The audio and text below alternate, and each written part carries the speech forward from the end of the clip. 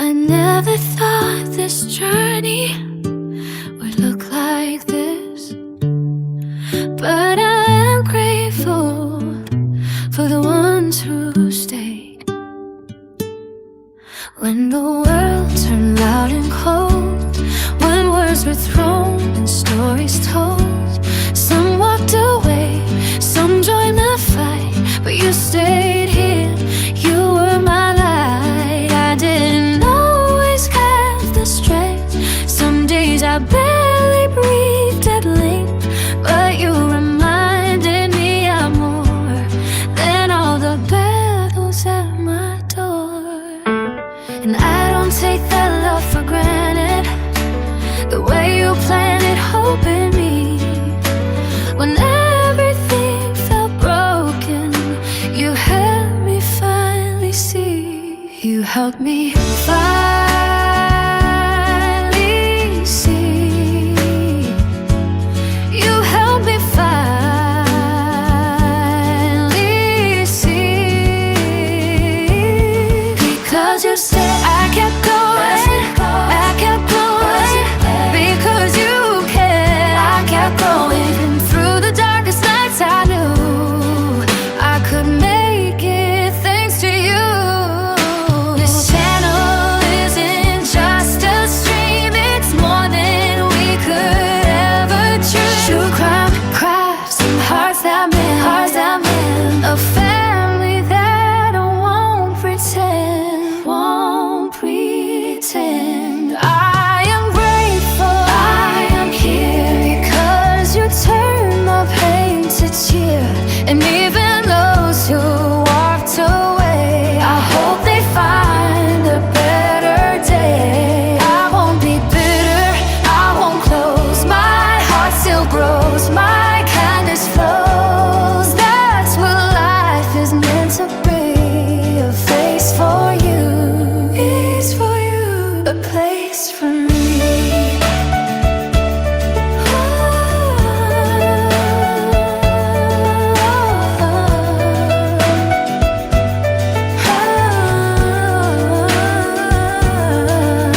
I lost so much I won't deny. Some days I still just wonder why, but purpose came and so did you.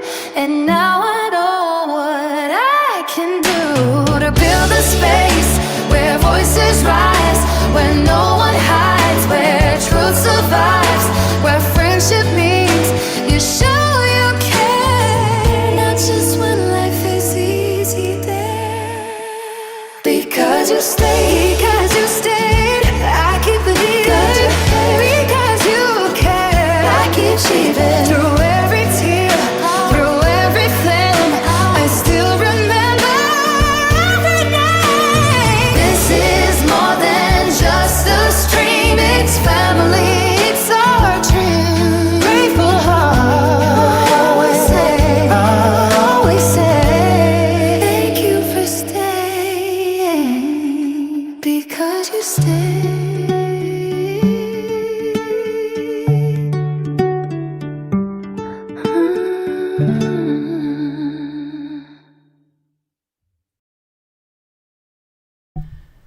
Hey, whoopsie. Oh, why is that? Oh, hey, Echo.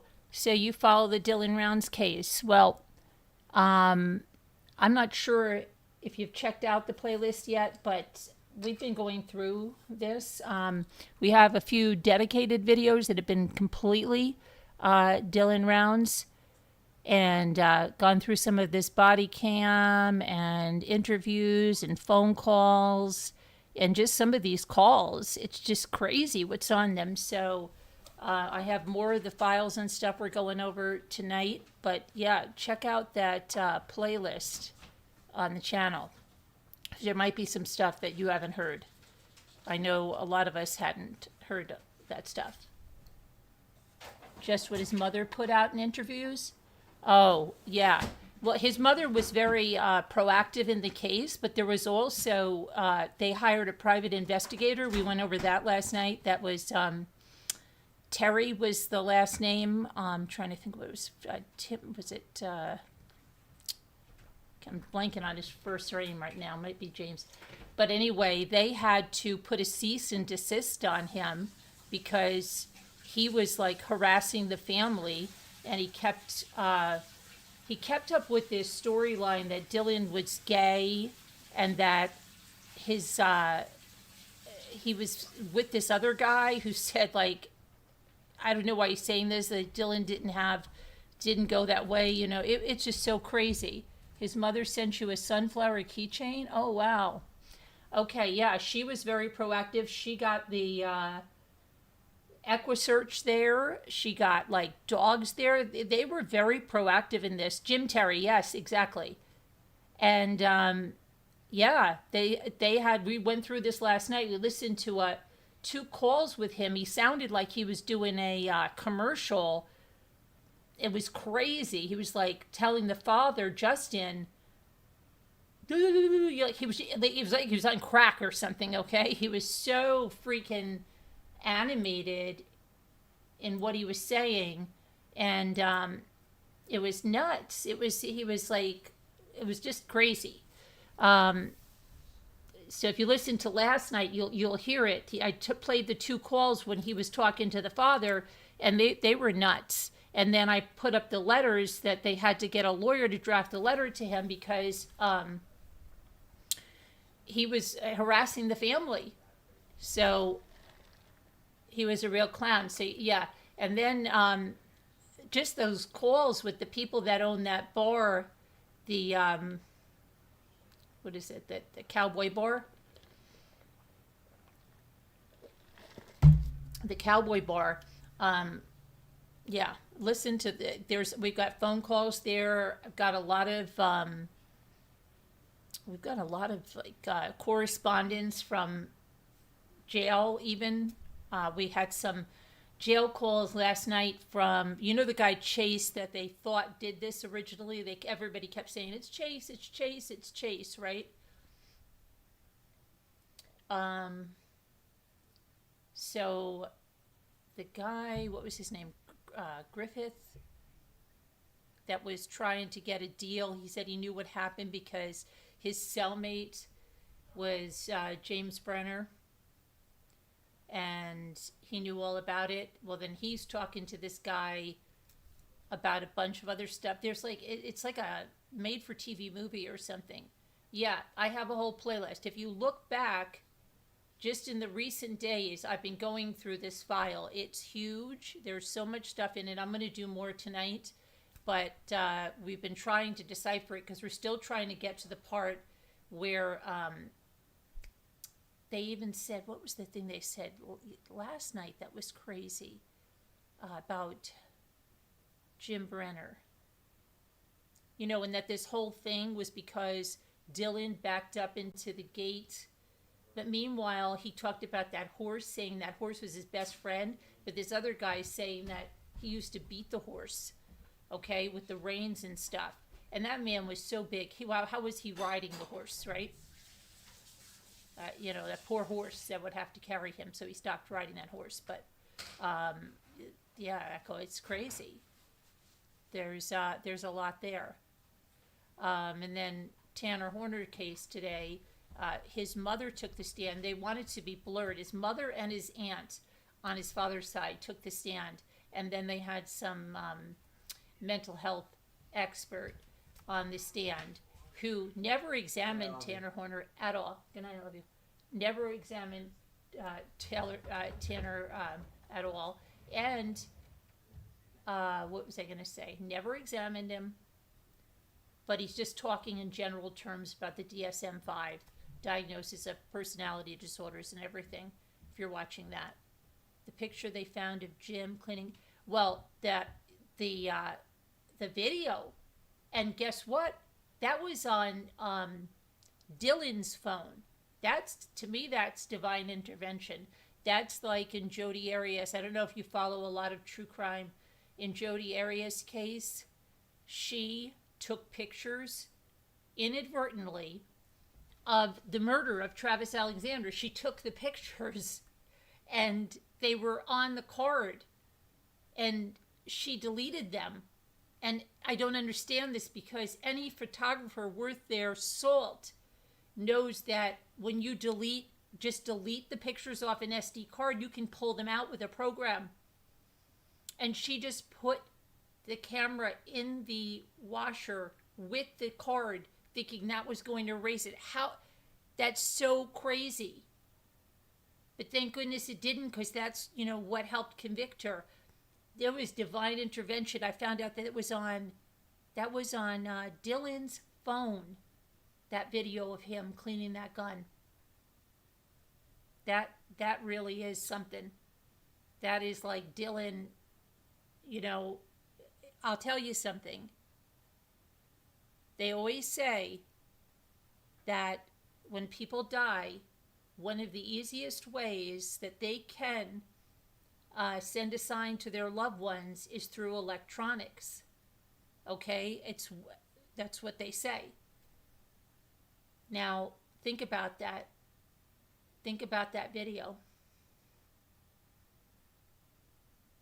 How did that video, did he just inadvertently hit it, or did something more happen?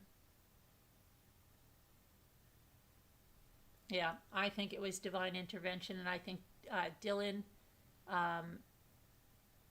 had something to do with that, definitely. Yeah, but it was a recording. He didn't know it, and it was on Dylan's phone. That, to me, that's everything. Hi, High Speed Drifter. No, you don't understand, High Speed. This is after Jim Brenner killed Dylan, okay? There was a recording taken on Dylan's phone of Jim cleaning the gun that he killed Dylan with blood. You could see blood on him. You tell me how that happened, High Speed. You're not going to, you wouldn't be able to, you can tell me whatever you think, but you won't be able to convince me that that's not divine intervention, that Dylan didn't have something to do with that.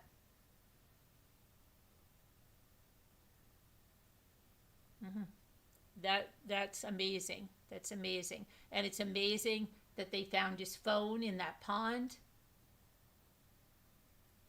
It's just absolutely amazing.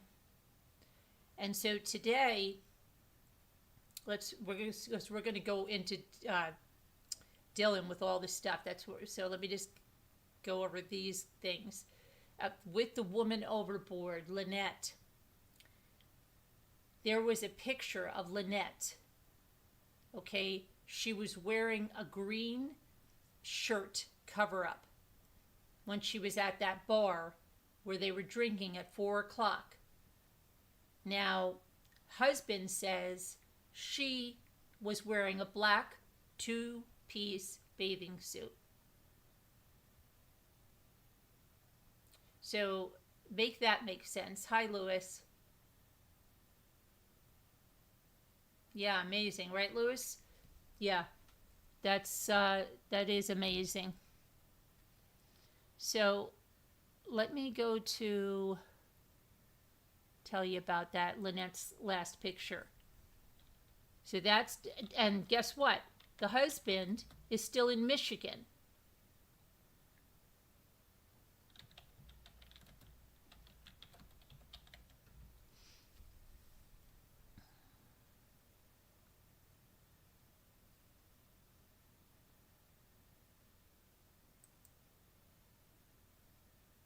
Okay, so exclusive photos from Lynette Hooker's last night alive show her at the Abaco Inn just hours before she vanished. And it's crazy because she's wearing like this green shirt and they're poolside sitting there, but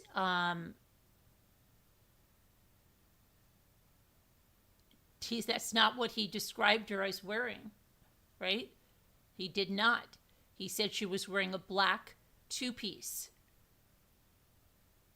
So why would she, let's just say someone's going to say, oh, well, maybe she took off her cover up and was on there. Really? At night when it's windy? It's not like she's out there getting sun. She's not didn't take it off at the pool where she could have got sun, right? So what? You know, it doesn't jive at all. So that's something that's really sus about that. And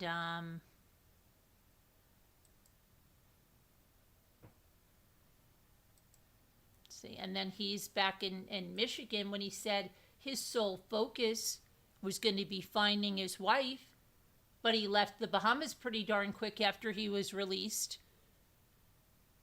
So yeah, that doesn't make sense either. So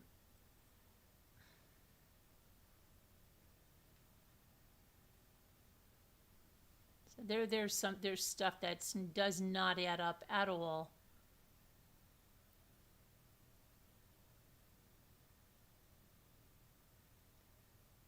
And then let me see here. We have one other thing to talk about Lynette.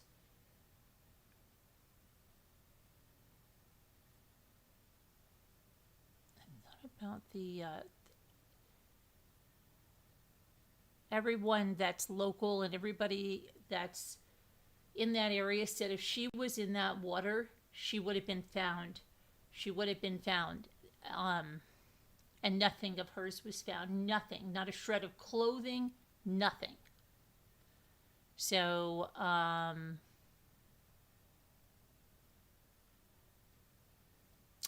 it doesn't add up. It's not adding up. And her daughter's looking for answers. And I think her husband has hired another lawyer. Is what I'm. Let me see if that's. So.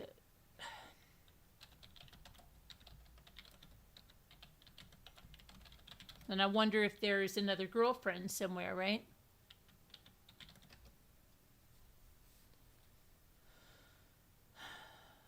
Yes, he has hired another lawyer, a Michigan-based attorney, Crystal Marie Hauser. So why does he have another lawyer, right? Because he's not guilty at all. He stated he may return to the Bahamas. He may, but he said it was his focus when this happened.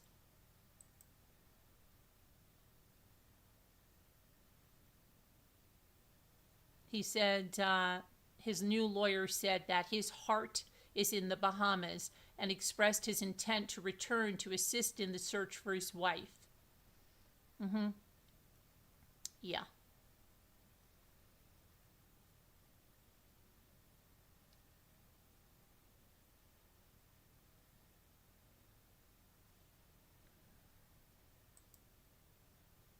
So that's really suspect.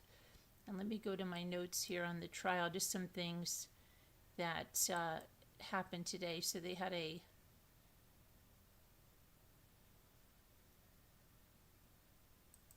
Dr. John there on the stand. He never examined Tanner, and he was going to testify in general terms. So why this is highly suspect to me. Why, if Tanner has all of these things that they're claiming, why didn't they get someone to really examine him? Wouldn't you think that would be the thing? Maybe they did. And maybe the person that examined him said he didn't have those things. Because why would they have their so-called expert that never even examined Tanner, didn't speak on Tanner, didn't read through his file and provide, no, he spoke generally about studies that he did and about people with personality disorders. It was ridiculous. So they just went over personality disorders, and the DSM-5 includes a section for personality disorders, and he's done lots of research. And in the broadest sense, pervasive impairment tied to personality, features they exhibit that can cause problems in their life, long-standing set of personality problems that cause problems with their relationships in life. In contrast with other psychiatric disorders, the personality disorders do. So he's saying the other psychiatric disorders like major depressive, or it's not ADHD. Is not that one that we're talking about. What did he's saying? Even bipolar waxes and wanes, right? But these personality disorders, they just get late adolescence, adulthood, and kind of just get a little worse. Then they get a little better as the person gets older. That's the gist of what he was saying. And he said that you would never diagnose, a young person with a personality disorder. You wouldn't do that with a 12-year-old or 5-year-old. But these other things like the autism spectrum, Asperger's, yes, you would have diagnoses like that very young. ADHD is another one, young. And let's see. They asked him more about the DSM-5, the Manual of Diagnoses for Information for the American Psychiatric Association, and then the International Classic Diagnosis of Diseases, sometimes used. There is also a personality disorder section in that, but usually the DSM-5 is the one that's used. It's the standard usual that they usually use. Then many of the disorders in the DSM wax and wane, like mood disorders, major depression. It can be present for months and then go away for a time, right? Manic depression, cyclical, he says. There's periods of time where the patient is essentially non-symptomatic. And personality disorders usually occur late in adolescence, early adulthood, but they're long-term, and they are unstable because of the history of stability of psychiatric diagnoses has been relatively poor, it says. Example, 2 practitioners. Oh yeah, this is the thing. He's saying that a lot of time you'll have 2 practitioners that don't even reach the same diagnostic conclusion. So he said you do not make the diagnoses until someone is approaching adulthood, but then sometimes it's not made, and because it's so subjective, I guess, that he said you have 2 professionals and one can make a diagnosis of something and the other one says it's not that. And then he said psychological assessment is used to try to make a prediction about someone's future behavior. A psychological examination is to predict whether someone what they'll do in the future. And one of the ways that experts have tried to predict future behavior in inmates is these studies. But he said, this what's very common is this antisocial behavior, antisocial disorder. But how does that predict someone's future behavior, an inmate future behavior? And what he found is when they collected the data across 4 prisons, that any inmate with antisocial disorder findings, it turned out to be irrelevant, he said. He said there was a certain percent that never even got written up for any infractions, and it was a very poor indicator of who would do anything, who would be, if anybody was predisposed to act in a certain way. They found out it was a very poor indicator, is what he said. And then he also said that in cases where someone was put on death row, information about their functioning in prison was gathered in relation to violent acts in the prison system. And they were saying, like, with 155 inmates, less than, the result was 20% of those didn't even have one infraction. So he's going on and on with this, okay? But it's like he didn't even examine Tanner. So everything he's saying is just in general. Then that's got to make you think, why didn't they get somebody, anyone, to examine Tanner? And maybe they did. And yeah. So the real, I think, crux of the day was Miss Horner, his mother, who wanted to be blurred. And it was quite a testimony. A lot of people in the chat felt it didn't help Tanner at all. Okay, she had 2 neck surgeries. She said that screws fell out and they were working their way down her back. She was born in Fort Worth, Texas. She went to school until about the 9th grade. Her mother was very young when she had her. Essentially, there were 2 kids growing up together, was what she said. They asked her what her grades were like in school. She didn't remember. She says she has problems with her memory. They talked about dreams that she might have had and all that stuff, and she said she doesn't even remember having any dreams for a future. You could see she was crying. At one point, you could hear her say, "Oh, Lord." Now, they showed some pictures of Tanner. Let me see. I have them here. As a kid. Hold on. Let me get my thing up here. They talked about, her becoming pregnant for Tanner, and she said she found out at 8.5 weeks. But okay, so this here,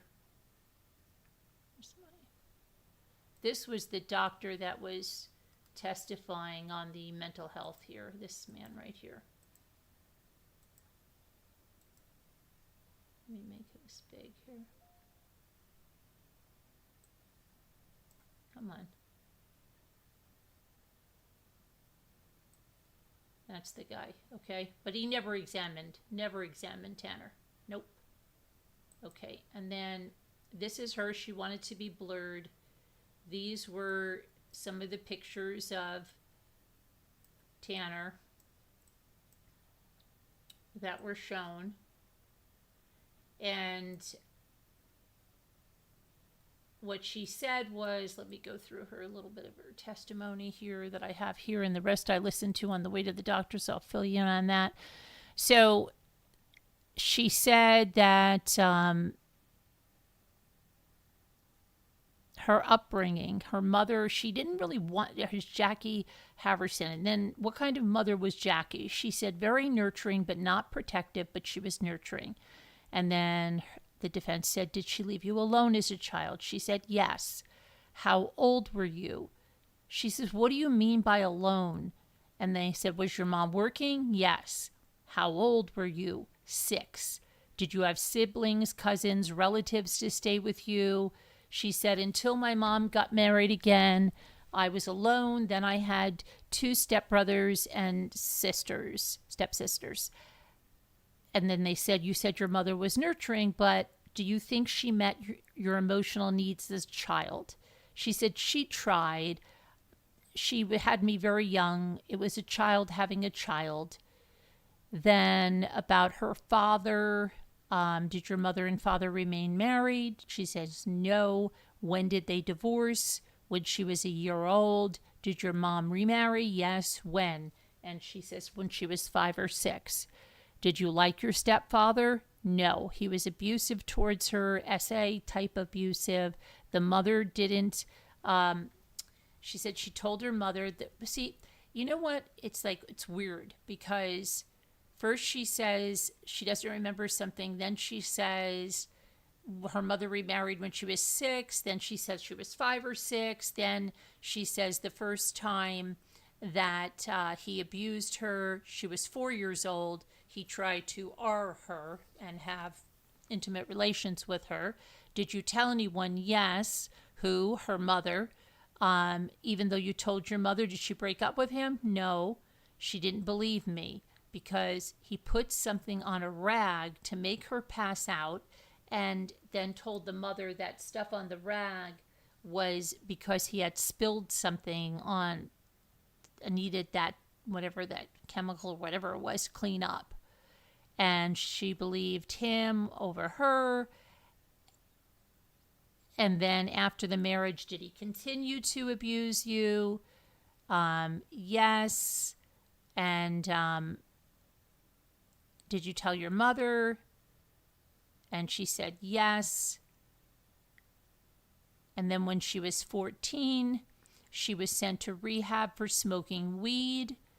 Okay, and they said, when you got out, what happened? Well, the mother had to leave the stepfather because when she was in the rehab for smoking weed, she talked about the essay and it all came out, and they told her, look, you have to leave this man. He's doing this stuff. So the mother left him.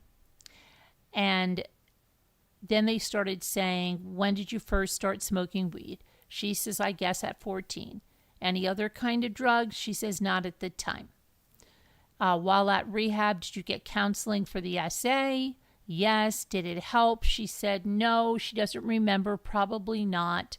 She couldn't remember when she dropped out of school, but then earlier had said the 9th grade, remember? So she said she can't remember. There's a lot she doesn't remember. Were you still a teenager? Yes. And they asked her, without saying what your mother said, how did she feel about you dropping out? Excuse me. About dropping out. And she couldn't remember her mother saying anything about that. They asked her how she earned a living after that. She said Jack in the Box and Wendy's, and then Sinbad's, which was a club, a topless bar. Did you start stripping? They asked her. She said yes. How did you feel about that? She said it seemed to fit with her life. When you're abused at such a young age, she said it's like you start to believe that's what you're here for, okay? That's what she said. And she was very emotional with this stuff, crying. And she says she wishes she hadn't, but she did. Did your mother discourage you? No, she doesn't remember. And then she got very upset. She says, she's not a bad mother. I don't want anything bad about my mom said. And they asked her how long did she work doing that. And she said about 12 years until she turned 30. And she had started at 17 or 18. And they asked her if it was easy to go on stage. And she said no. So what did you do? She said she drank heavily, mostly Jack and Coke, but drugs too, like meth. How old were you when you started to do meth? She didn't know.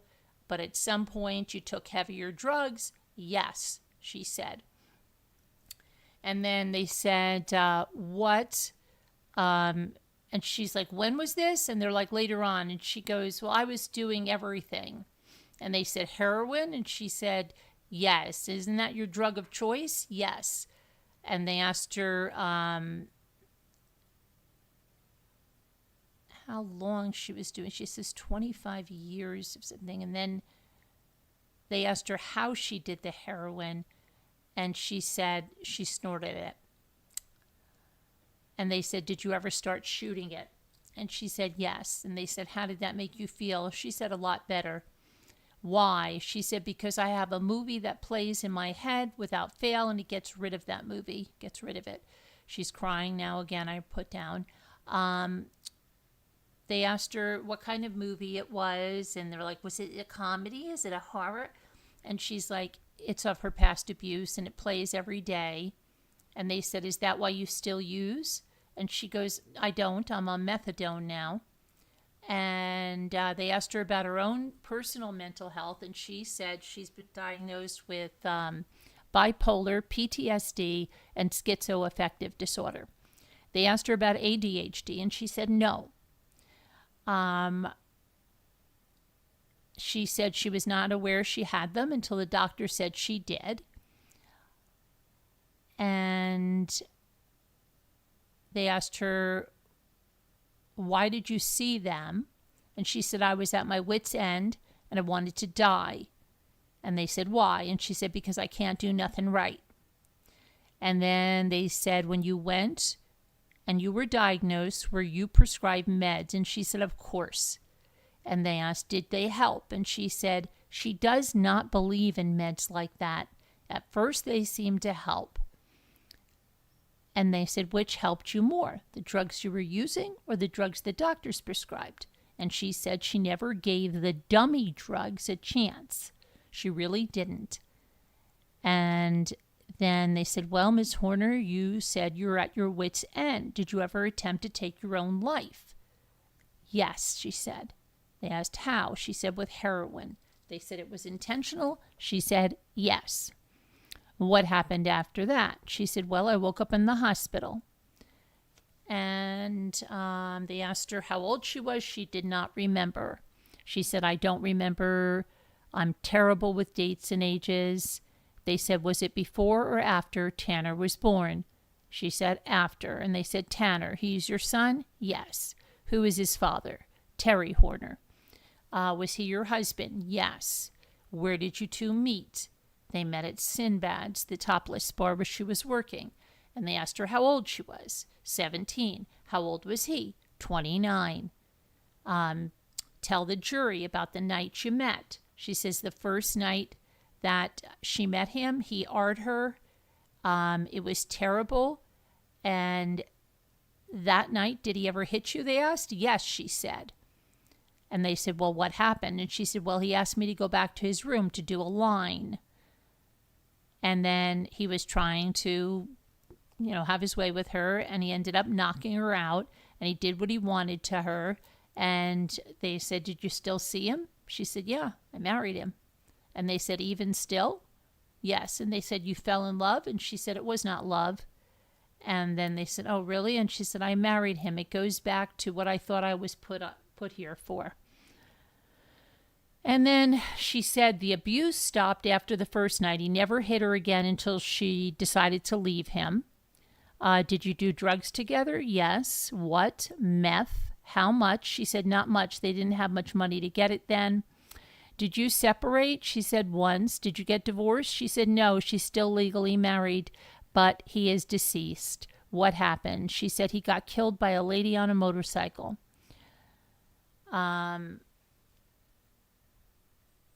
Did that happen while Tanner was in jail? They asked her. She said yes, 2 years ago. Then they said, let's switch gears and talk about your life before Tanner. Had you been pregnant before Tanner? Yes. How many times before? And then she got very upset and said, is there anything I can refuse to answer? And then the defense attorney said, I'll just move on. So then they said, when you became pregnant, were you still dancing? Yes. Drinking alcohol? Yes, until I found out I was pregnant.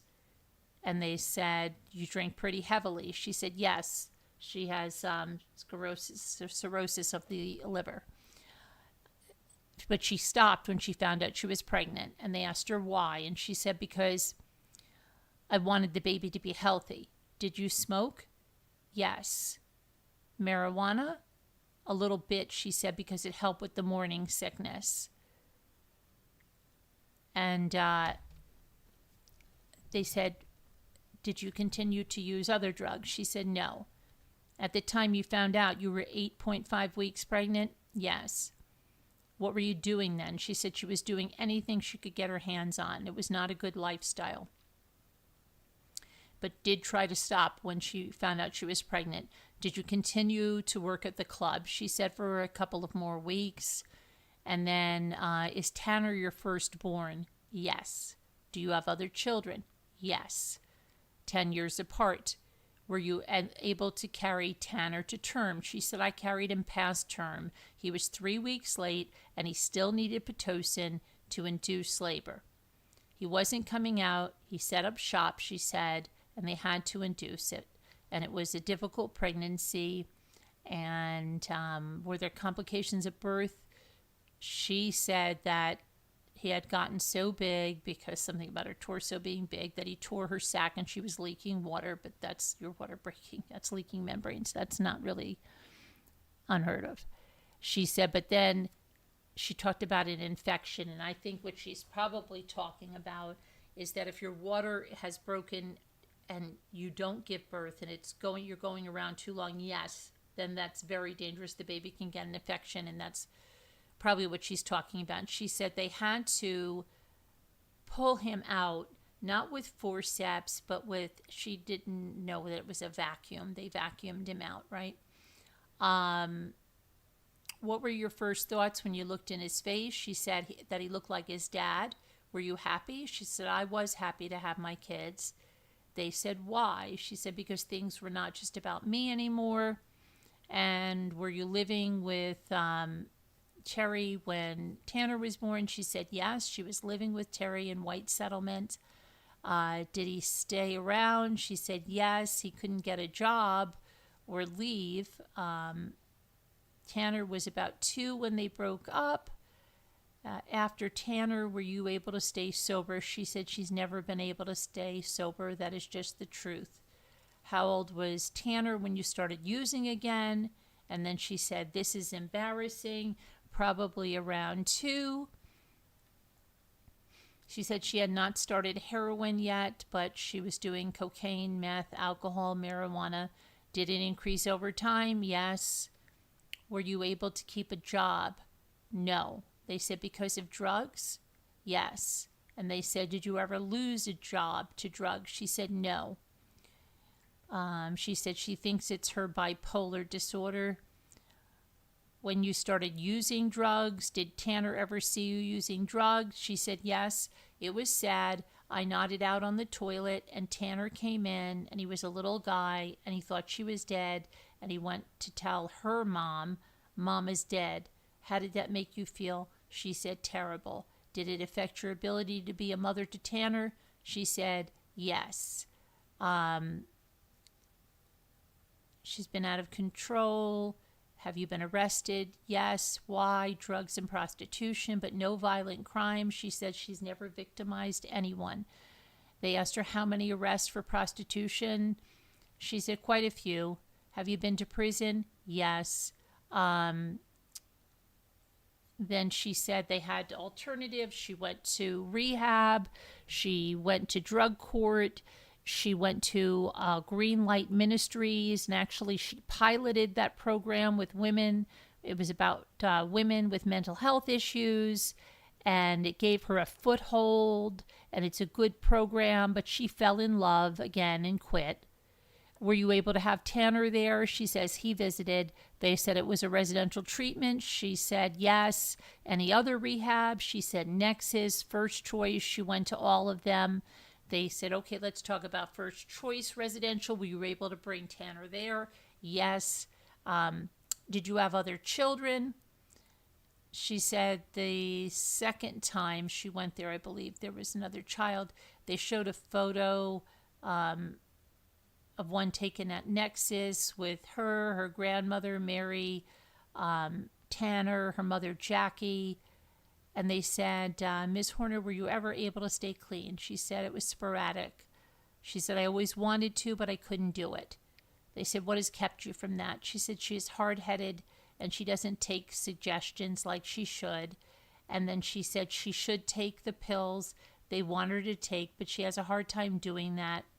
They asked if Tanner stayed with her mother when she was not around. Yes. How was she as a grandmother? She said she spoiled him. She loved him. Did you still try to be present in Tanner's life? Absolutely, she said. I always made sure they had insurance. I always wanted him to be taken care of as a child because I was not taken care of very well. Then they started up on her mother again. That was with your mom. And she's like, she was just very young. When you were able to stay clean, did you enjoy being a mom? She said, yes. What did you enjoy? She said, going to the park, hacky sack, and something inaudible. Then there was another photo shown. That's when these photos here, Tanner about 3, Tanner around, and then they showed Tanner, but they don't show all the pictures to the to the media. she showed a picture of Tanner right when she had her other son. And they said, was he excited to be a big brother? And she said, actually, he was kind of jealous. And then they asked her about her physical health beyond her neck surgery. And she said, they said, other than that, do you have any medical problems? She said, cirrhosis for sure. And she's recently been in the hospital for anything they asked her. She said for her neck for 7 weeks. And then they said something about because of drug use, did you have to go to the hospital? She doesn't remember.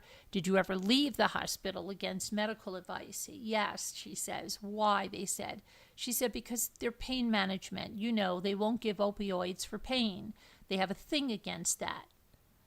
And they said, was it to go get heroin? Is that why you left? Yes. How many times? She said like once, she thinks. Then they go back to Tanner as a child. Did you ever notice that he was different than other kids? Yes. Like how? Well, he didn't get along with people. He wanted to, but they just didn't like him. It was sad. And then she said when he started school, it was sad to watch. What did you see? She said, well, he doesn't talk the way they did. You could not hear when you were looking, but you saw their faces. He didn't know how to talk the way they did. How did you feel with that? She said, I wanted to get him help. Did you? Yes. What did you do? She took him to some center where they tested him. What was his diagnosis? She said, Asperger's syndrome. Any others? She said, ADHD, but it wasn't that. She knows, right? It wasn't that. Always tried to treat him for what he didn't have. The meds would always change him and make him something he wasn't. Did you try to get him services?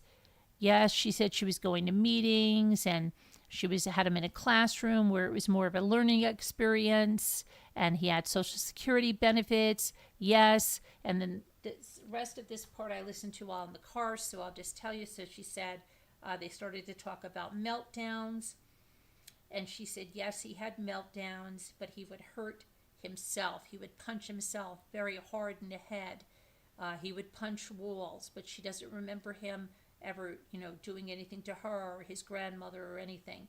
When she talked about bullying, she said sometimes the grandmother's husband, who was a grandfather to Tanner, would bully him, okay, would berate him and stuff like that. So it could be abusive. She mentioned another time that someone was attacking her, and she said, and Tanner pulled the guy off of her, and she thought, oh, I have a protector, but this should not be my son. He shouldn't have to do this or see this. This is terrible. Then they talked about, they went to go say anything about her other son, and she's like, no, he said I doesn't want to be talked about. So they let that go. Then they talked about Tanner. Did he play sports? Was he in extracurricular? She said, well, he tried. I just had a rule. You have to try. He did try. He did do the band. But there were, if he practiced at home, there were neighbors there. They talked about the birth of his son. Was he excited to be a father? Yes. Did he know much about being a father? No. At one time, something she said, he asked her to come over because he was scared he was going to hurt the baby. They showed like a little video of them, and then they said, what did he tell you about Athena? And she went into the story that he said he had backed the truck into her, and they said, but he admitted his guilt, that he killed her. And she said, yes. And they said, do you still love your son? She said, of course I love my son. They said, are you upset with him? She said, I'm very mad at what he did. And then she said, I want to tear his arse up. Okay? And trying to think what else. there was a brief cross, but it was just more that I think what the prosecutors were trying to say is that, Jackie was loving grandmother, that he had services in place, that, it wasn't,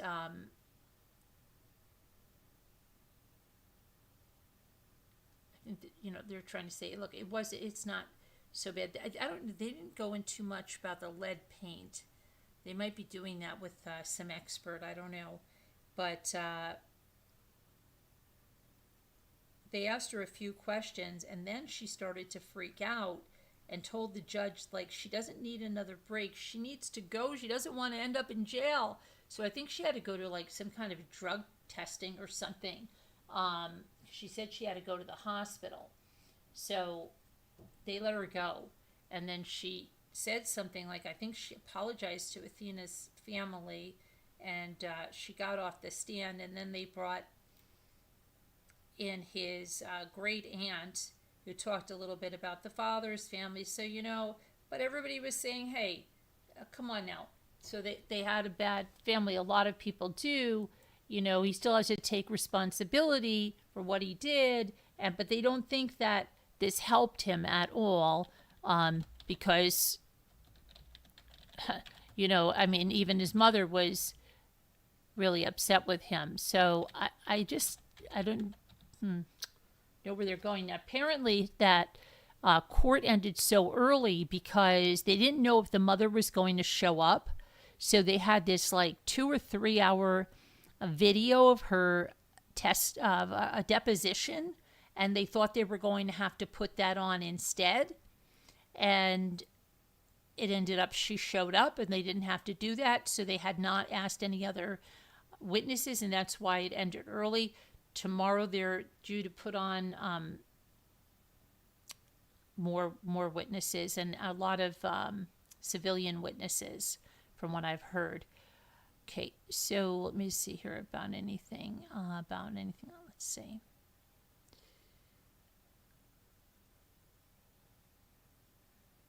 She said, like I said, he loved his son.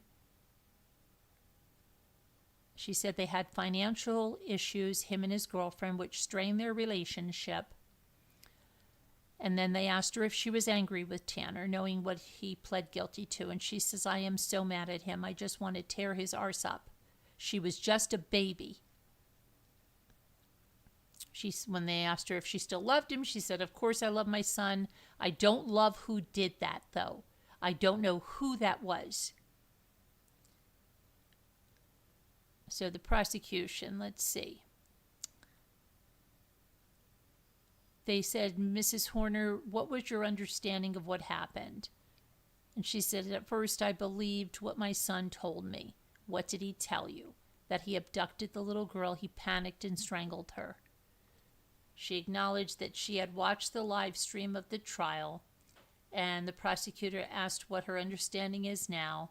She says, I don't know what to say. I'm so sorry. And that's when she left the stand. Then his great-aunt Dottie came, and she testified that her brother had a drug problem, spent time in jail during Tanner's childhood, and then, her brother did, Terry's father. So you need a whiteboard here. Tanner's father's father spent time in prison. He had a drug problem. And then shortly after that, it ended. So, for the day. This is very abrupt the way this trial ends, at least on where it just ends. Like the judge doesn't really do that much to explain what is going on. But anyway, that is the end of that. So let's see where we are in the chat here.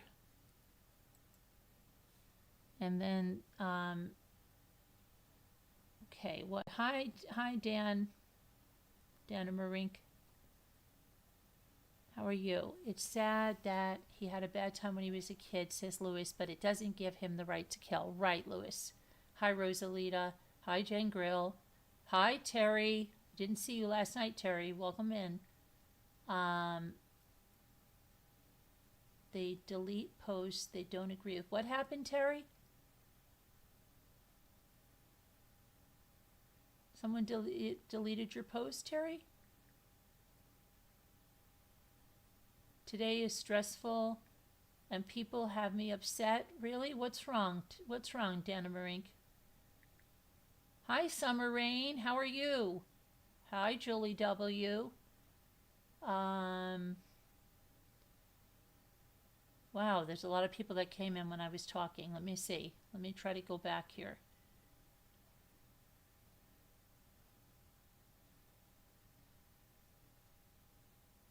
Okay, let's see.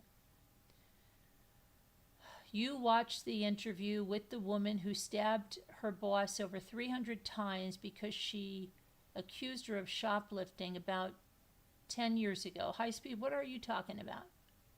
YouTube has been recommending a lot of... Oh, okay, I see. Julie says, a little behind playing catch up. Hi, Frilly Farmhouse. I thought he went to Cali to his mom's because she's sick. Well, I thought that was Michigan, they said. He went to Cali? I thought his mother was in Michigan. Okay, let's see. A lot of people called borderline personality, it's an umbrella term, says High Speed. There's a lot of borderlines on YouTube, let me tell you, and they think they're not, and they, boy. Let's see. A lot of mental conditions can go away if they're the result of environment, says High Speed. Summer Rain, welcome in.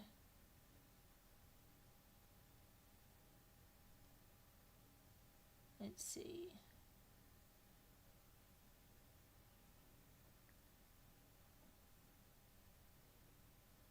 YouTube does delete posts.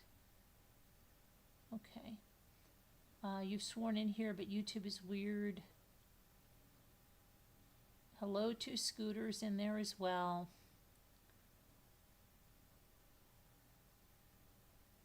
Hi, Nora Woods. How are you?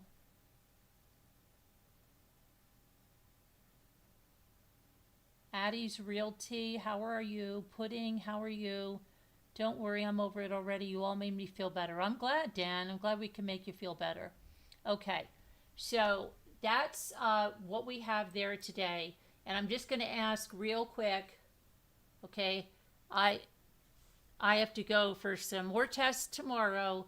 Please just send some prayers and good thoughts my way. I would appreciate that. And I hope everything will be okay. Anyway, hello, White Angel. So then we have... Dylan Rounds, and you know, we have someone new here, Echo, who's followed this, even received a sunflower keychain from Dylan's mother, and that they treasure. So we're going to look at some more in that case, Dylan Rounds, and there's nothing new on Nancy Guthrie. Nothing that I've seen on Nancy Guthrie is new at all. Been following you a long time. Prayers and thought. Thank you, Addie. Addie, are you Addie from Law and Crime? You were from Law and Crime, right? Is that the right Addie? Because I used to have also somebody in here that used to come in from Pretty Lies and Alibis, if I'm correct. They had a podcast, Pretty Lies and Alibis. But that wasn't you. But I think you're from the original that you sold to... Yes, you sold it to Law and Crime, correct? See? Sometimes I think my memory is... But then some things I remember. Hi, Marianne. How are you? Oh, it's comforting to listen? Okay. That's good to hear, Marianne. We all love you and are praying for you. But I'm trying to remember because she came on panel and I remember she was from Pretty Lies and Alibis, and if that is true, she's doing very well right now, because I think she was like brand new when she would come on here, and I think we might have been doing Gabby Petito then or something, but yeah, she was very nice. But yeah, so yeah, you sold that. So welcome, nice to have you here. I'd love to have you on panel sometime to talk about some cases. That would be fun. Maybe you're up to doing that sometime. I always have a great memory. Sometimes I don't. Like it's like I was just talking to Jimmy about some things that we did with the kids when they were little. I said it feels like almost like a dream. It goes so fast. Anyway, I'll tell you a funny story today. We had to go after I had my endocrinologist visit, but then Jimmy and I went to Sam's Club. And Sam's Club is big. It has those cement floors, right? And I had the cart, and I just started, I don't know why, I just started doing like a flat ball change, so it sounded like, that you do when you tap dance. And Jimmy goes to me, "What kind of cart do you have there? Why is it making that noise?" I said, "What noise?" And and then he goes, "What are you doing? Tap dancing? Do you have tap shoes on?" And they're not tap shoes. But I was just fooling around in the store. Anyway, yeah, so now Dylan rounds. Dylan, if you're just missing this, I think that even like people that followed the case, like Echo, haven't heard a lot of what is in this discovery. And what is there is just crazy. Like, I don't know who would want to live there. It sounds like the most dangerous place where people just do the most crazy things to each other, like burn down their houses and hit kids with the butt of a gun and kill kids. So, and poor Dylan, he had all hopes and dreams of being a farmer and, was like a very hardworking kid, didn't do drugs, and he was just killed by that squatter. It's just terrible. Addie says, when I was with the network, we worked with Pretty Lies. Well, are you the one that came on my panel a long time ago? You will always love her. Yes, I'm that Addie. You started the Law and Crime channel for Dan Abrams. Oh, and then Dan Abrams. Okay. But you're not the one that came on my panel, right? Because I know the person that came on my panel was telling me about that Pretty Lies and Alibis, and she had a partner, but you weren't her part. I have to go back in my old videos. I liked her a lot. Do you remember her, Scooter? Do you remember when she came on, Scooter? I believe it was Pretty Lies and Alibis. Who's this? Hey, senorita. How are you? You're subscribed for 8 years. Hey there. Thank you, Eli. Let me play you a song. No, you're not that person. Okay, let me play you a song. That is so nice of you, senorita. You've got to say hi more often, Eli. Thank you so much. That is really nice. I appreciate that. Let me play you a song. A little thank you song. I appreciate that. That is very generous of you. Thank you. Make good. Where's my little thing? The hamsters are running very slow in my computer tonight.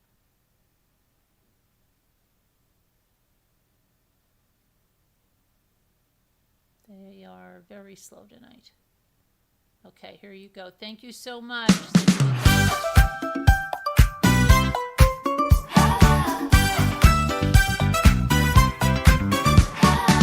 Whoa, Super Chat, look at you.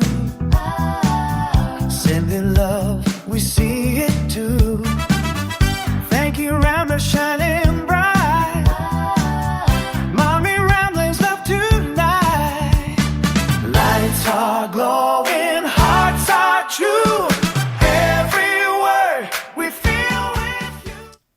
you so much. That goes out to you, Eli. So let's see. Terry says Sunday night they were deleting posts for no reason. Really? Now I've heard from other people on YouTube that they delete posts. I don't agree. Yeah, sometimes when we do the word game, they delete murder's words. It's terrible. Now Addie says I created what everyone now knows as the Law and Crime channel. I know you did. You're YouTube true crime royalty, as Joan Crawford would say, right? That was the first court chatter. You know, I'd love to hear you come on and tell us about that. That's amazing. Number one, I would like to know how you did that.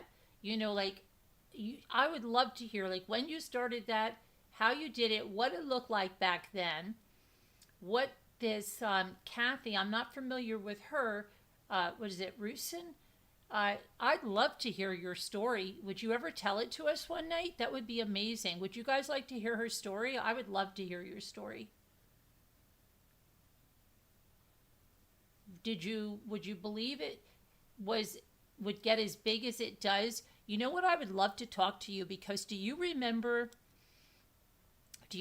back in like 2019 when they would have trials on Law and Crime and there would be only 400 people watching, sometimes 300 people watching, and do you know what made it explode? Was the Johnny Depp case.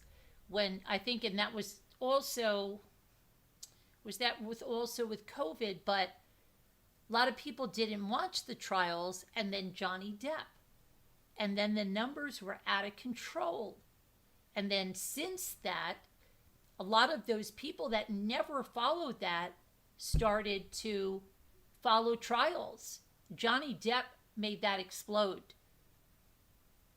because there were never numbers. I remember back in 2019 when we were like doing the McStay case and all of that, and there'd be 400 people in a Law and Crime chat.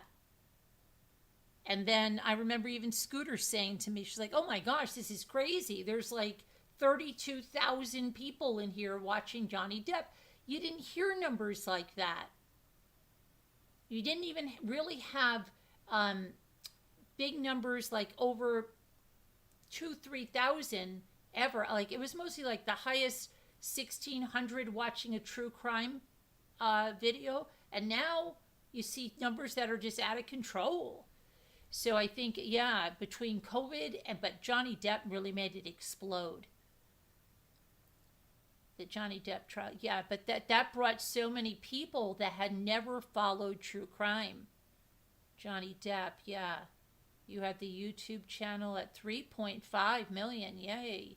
Live viewers, wonderful. I almost crashed 3 of my computers with 6 monitors. Really? When did you sell that? When did you sell it? What year was it? Did you sell it? Do you regret selling it? Did you ever believe it would get as big as it is now with all those, you know, now they bought Court TV, right? So you got Vinnie Politan and everybody, they kept Vinnie Politan, but they axed a lot of people from Court TV. Hi, Amy's Justice League. How are you? Hi, Sassy Darcy. I'd love to hear your story. How you got into true crime, when you started this, what did you do before, what...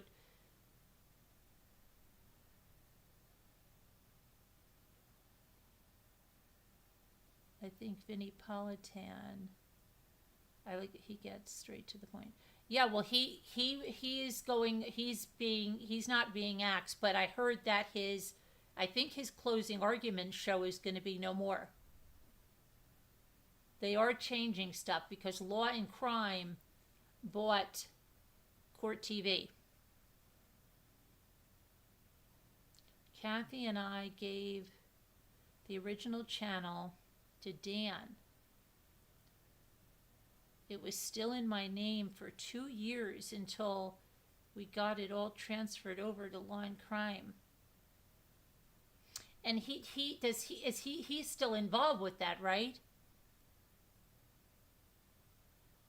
Ignore my typos. Yeah, don't worry about it. Yeah, look, Sassy said she'd love to hear the story also. Court TV must be doing poorly in the ratings. I think they're just, what do you think? They just want to merge it together and be this huge thing, right? Make it even bigger. But are they going to change Court TV's name, or are they going to just leave it as a subsidiary? Yes, he is. He's still there. Okay.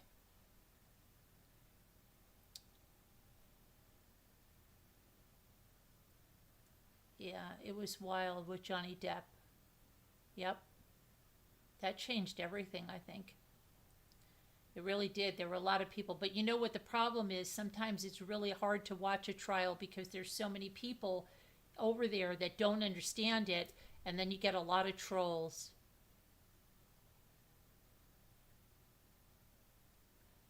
I don't know, Terry. I think they're not going to have, Vinnie Politan's show, The Closing Arguments. I don't think they're doing that anymore.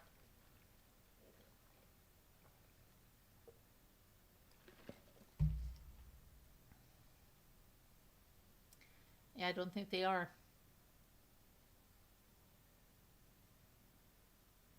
Do you ever regret it?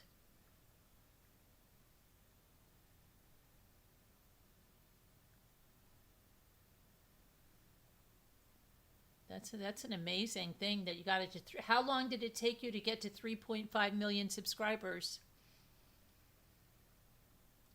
How many subscribers do they have now? I don't even know.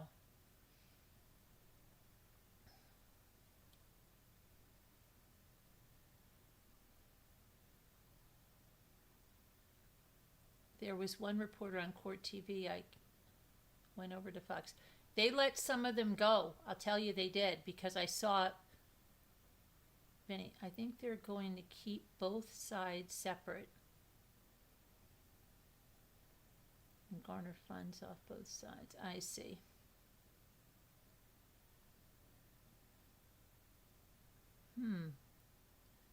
But what? Yeah, that's amazing.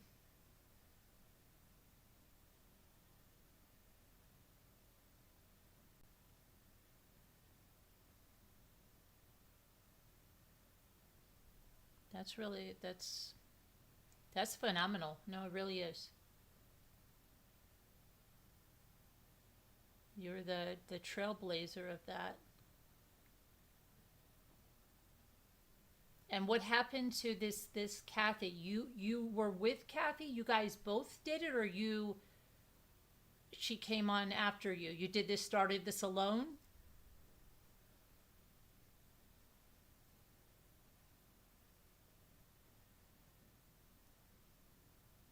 Remember, it was 3.5 live viewers on their live for Depp when I was let go.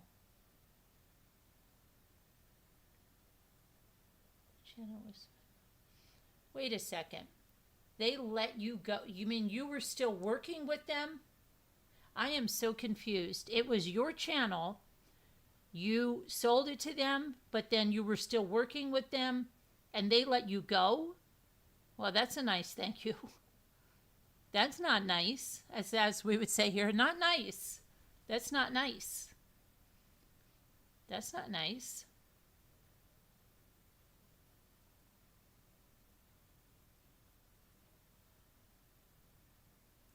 Did it go up to 3.5 million live viewers with Depp? Wow.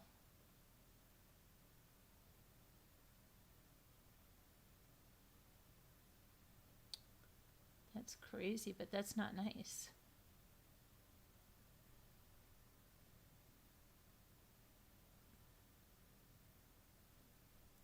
You did like the panels on Court TV. Yeah, I don't know. I had just heard that something about, and he said it, Vinnie Politan said it, I think, that they weren't going to be doing closing arguments anymore, and that they had let a bunch of people go. I'm just saying, you know.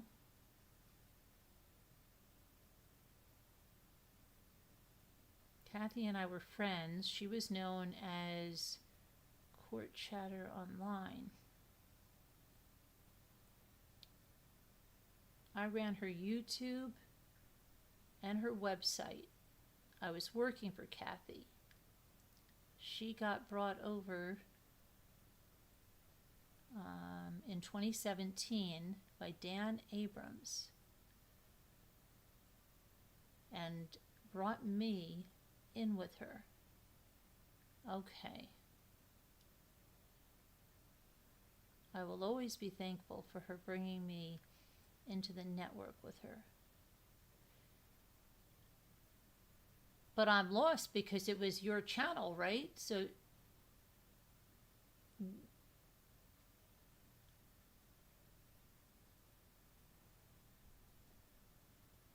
was the name of it Law and Crime when you had it?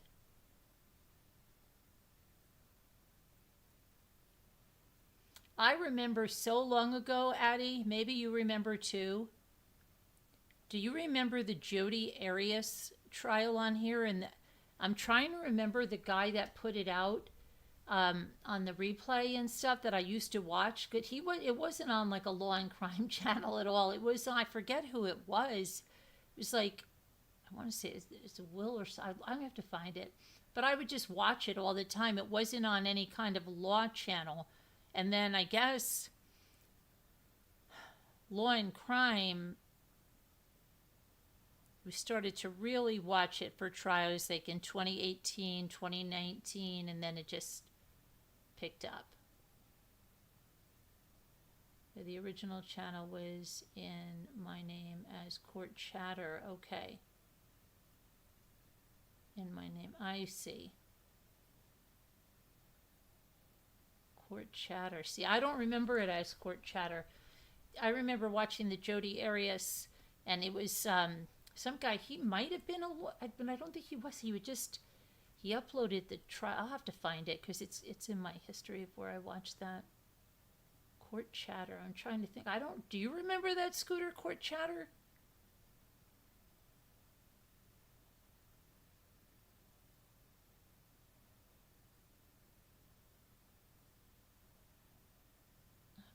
I don't remember that. I just remember it as Law and Crime.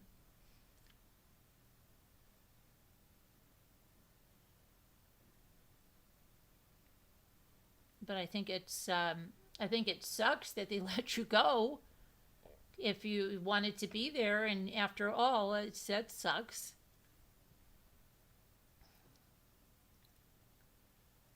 Yeah, I don't remember it either. So was that, when did the name change? In 2017?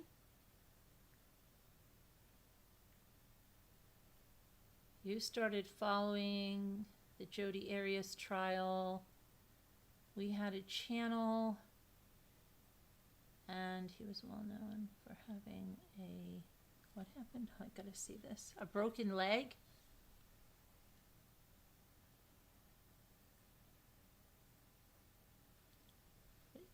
A broken leg and having to use a leg scooter.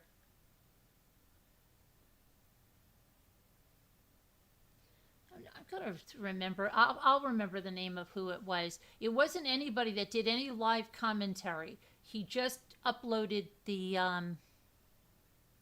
trial, and I used to just watch it, not even live. I just watched it on the replay, and I would recommend it to everybody to watch this trial because it was just crazy. 19 days she was on the stand.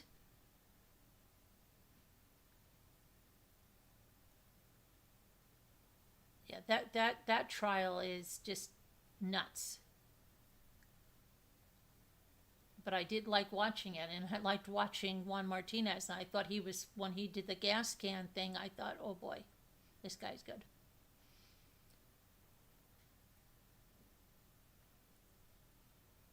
But yeah, court chatter, that's interesting.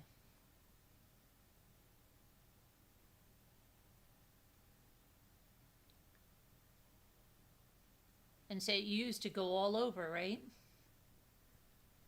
During the first Jodi Arias trial, when the broken leg dude, I can't remember his name. I wonder, it's probably the guy that I watched. And then I found another streamer where Kathy was, and that's when we met. That's amazing how you have meetings, right? And you meet people like that. That's just amazing. Remember the guy with those 3 girls hostage and he killed himself in prison? Forgot his name. Are you talking about the one it was in Ohio?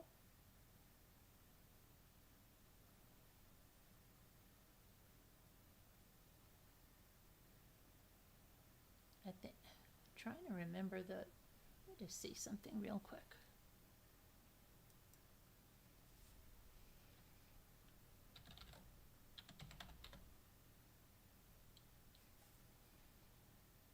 So weird.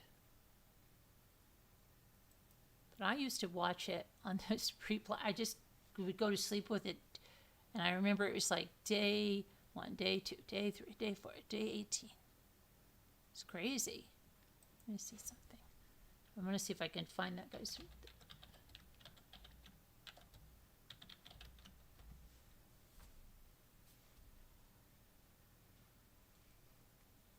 What is it? Let's see. There was one Croaker Queen, but I don't think it was that one. It was, you know who I watched it on? David Lohr. David Lohr, Lohr. That's where I watched it.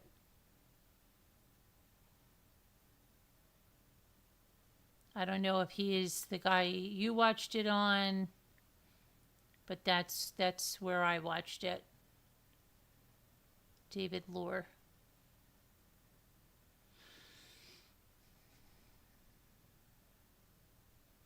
I knew I would, as soon as I saw it, I would remember it.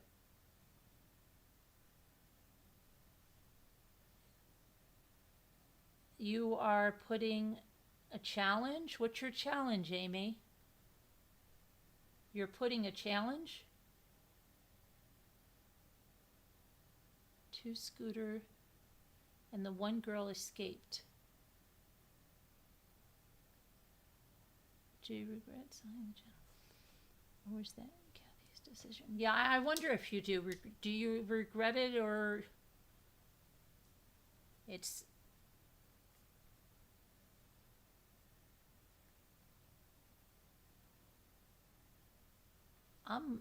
Were they the ones in Ohio putting? I mean, not putting, Terry?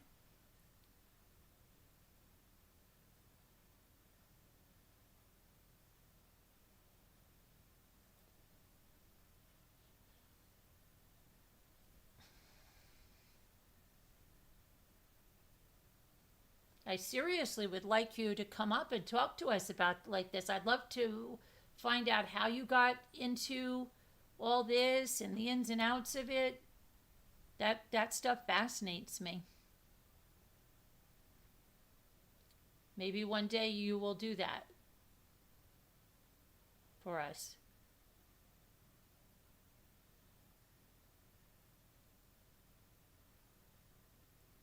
Something with the... Something with...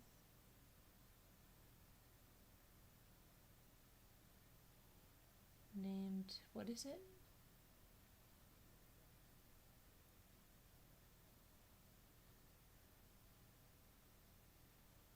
Oh, Ariel Castro. Yes, right? Okay. So did you say, Terry, that he just killed himself?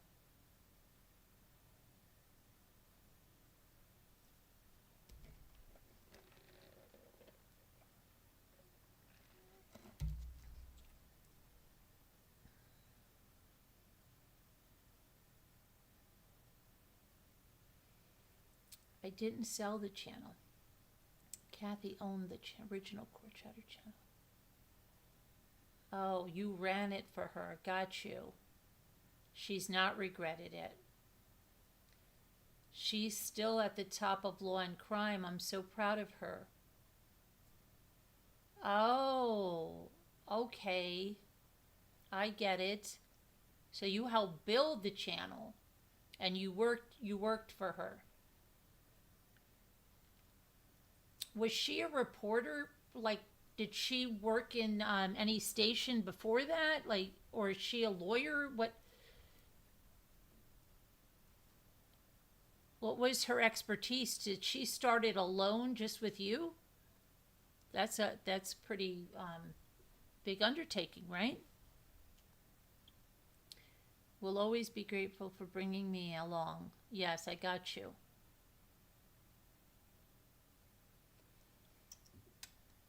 And then, how come they let you go?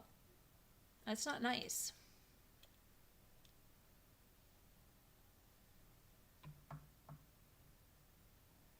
The one girl was recently mentally challenged. She was let go, put in that's what she just said, in 2024, right?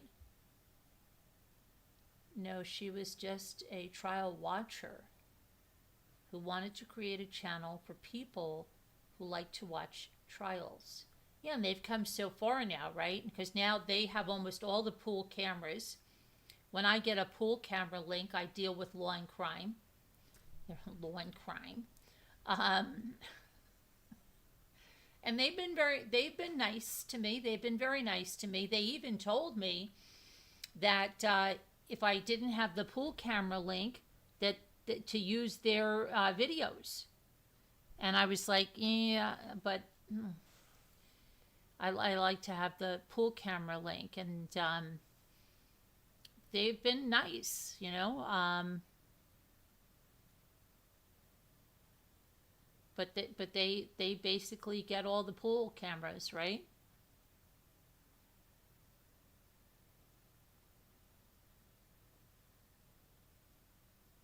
It was actually one of the higher ups in the Utah court that told me first about law and crime buying court TV. She's a very nice lady in Utah, really nice lady.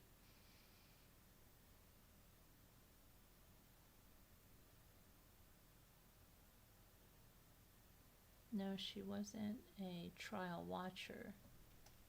Oh, no, she was just a trial watcher. Okay. Yeah, pretty recent. Because you used to go to the trials, right? Because I know when I was watching, it was like, oh, I like Addie. She's at this trial, that trial.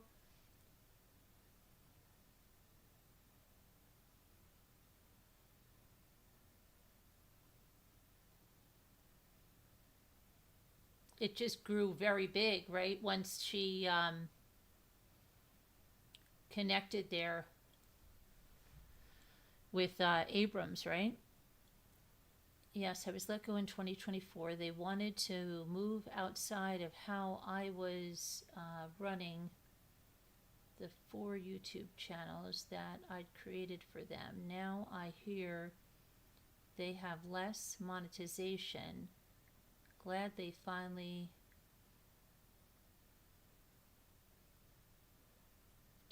but they also do a lot of sponsored videos, like they just start talking about I forget what's his name, like that what is it, the software or that thing that looks people up. They do like a lot of that in their videos, and they still do run ads in their videos.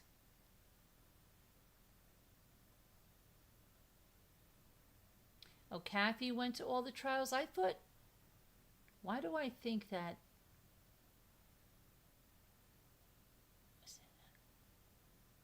You didn't go to any trials?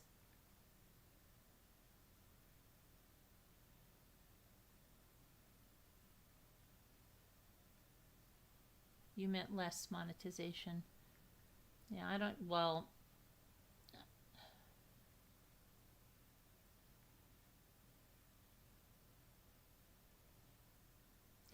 They might have some less monetization because they're doing more sponsors and with more viewers and everything.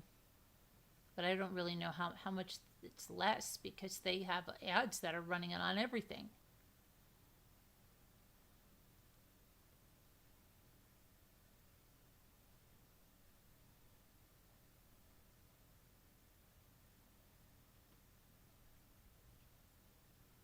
But I mean, they've come a long way. You know what I'm saying?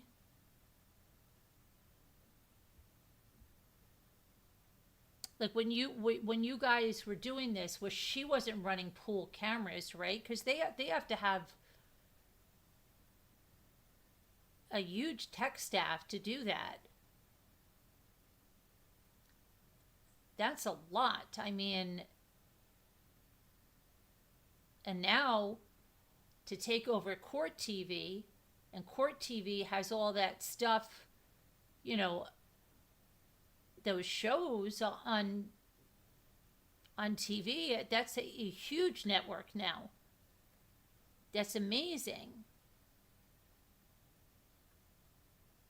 Oh, less moderation. Okay, you heavily moderated due to trolls. Okay, yes, they have hardly any moderation. It's terrible sometimes. I got it, Scooter. Thank you. I thought you said less monetization. I'm like, I don't think so. I think their monetization is upped. But yeah, I got it, Scooter. But you know, yeah, I mean, that's huge. I mean, that's something for both of you because you helped build that, but it's huge now. So huge.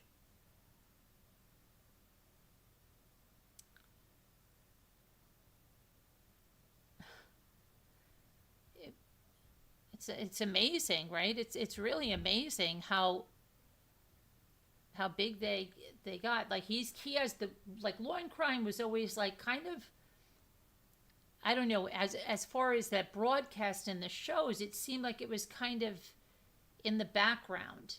Do you know what I mean? Did you guys think Court TV, that's the name you heard, that's was on the TV, and you didn't hear law and crime?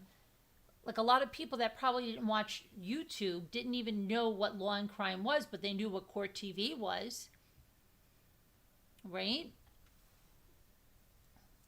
Court TV seemed like, if anything, that they would be buying law and crime. Moderation, yeah.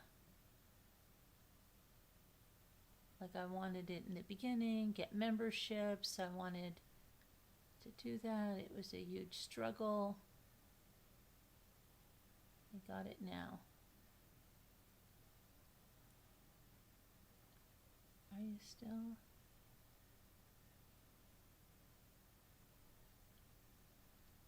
Yeah, I don't know. I think like YouTube has so many rules for moderation. It's crazy. Yeah, and you know when people say like, oh, smurder and unalive and all that stuff, that's like from TikTok, and they brought it here, and that's not the case here on YouTube.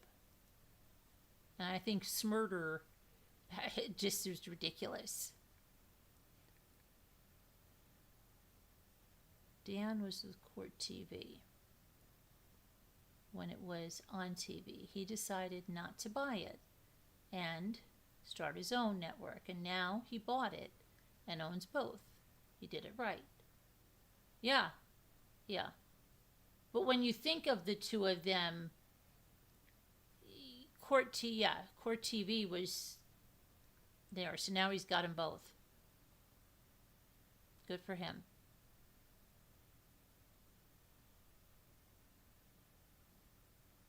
You wish they hadn't sold it, but they're gonna keep the Court TV name, right? Are they gonna? I think they're going to keep both of them, the names, because I don't think they're going to change the Court TV name. That would be stupid.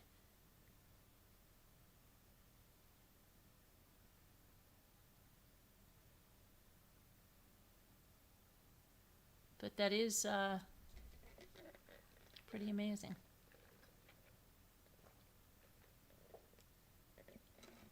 That's very interesting.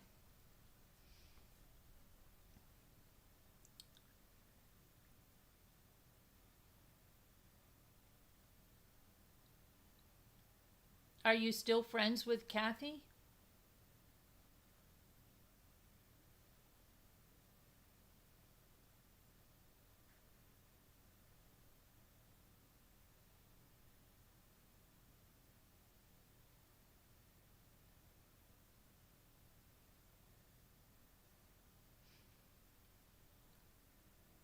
I think they will stay separate. Good. I don't know for sure, but I have a feeling they will, but I can tell they are naming the streams the same way. The name line. Yeah.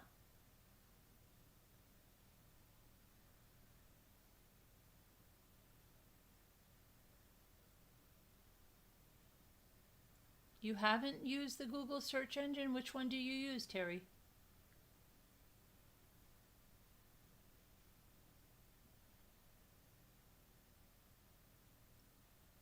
But that's amazing.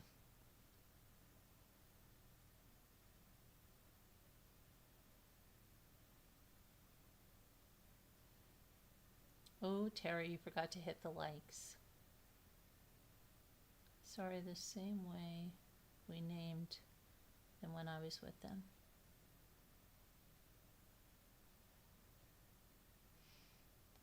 Don't they normally, they call it like, are you talking about when they say like the family murder trap trial or little girl taken, or are you talking about, is that what you're talking about? Like they put a little, they tag it, like, not tag it, you know, just put a catchy little phrase there. Is that what you're talking about? Because they usually start with like whatever, Utah versus blah, blah, blah, and the little girl taken trial, something like that. Family murder trap trial.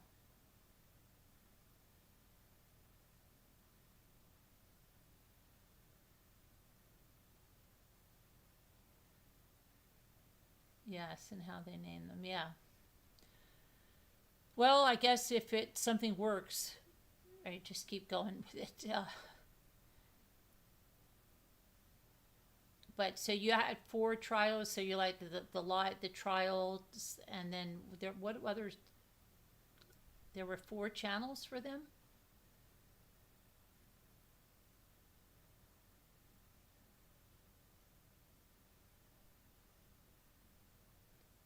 Hey, thank you, Amy. You sent 5 memberships. Let's see who got membership. Pam and Serena Spoon, Shenandoah, KJ Miller. You all can thank Amy's Justice League. And Amy, I'm going to play you a song that was really nice. Very nice of you. Very nice. Let me play you a song, Amy.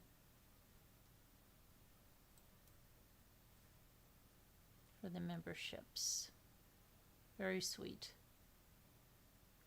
And if you got a membership from Amy, thank Amy for your membership.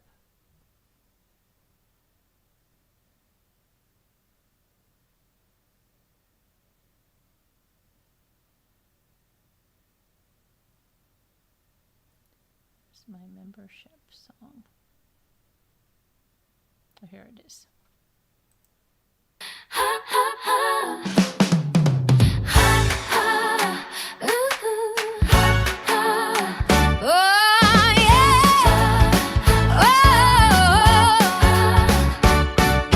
Hey there, Rambler, pull up a chair. You're part of the family, love's everywhere.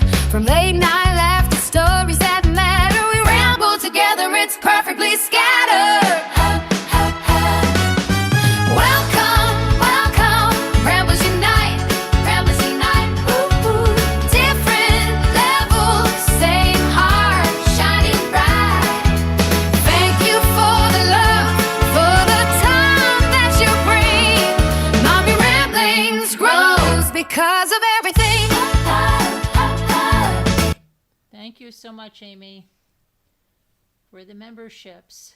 Appreciate that. Let me see, where the heck am I?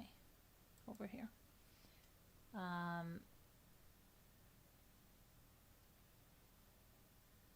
What happened? Yeah, you created 4 channels for them. They condensed them.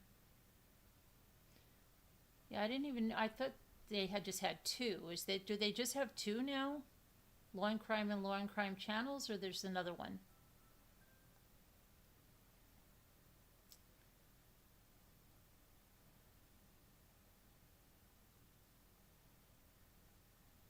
But they also have that, I think did they let somebody go, or somebody that was on, I think they had like some other male commentator or something that they let go who did stuff. Hi, Jillian. But that's a really interesting topic.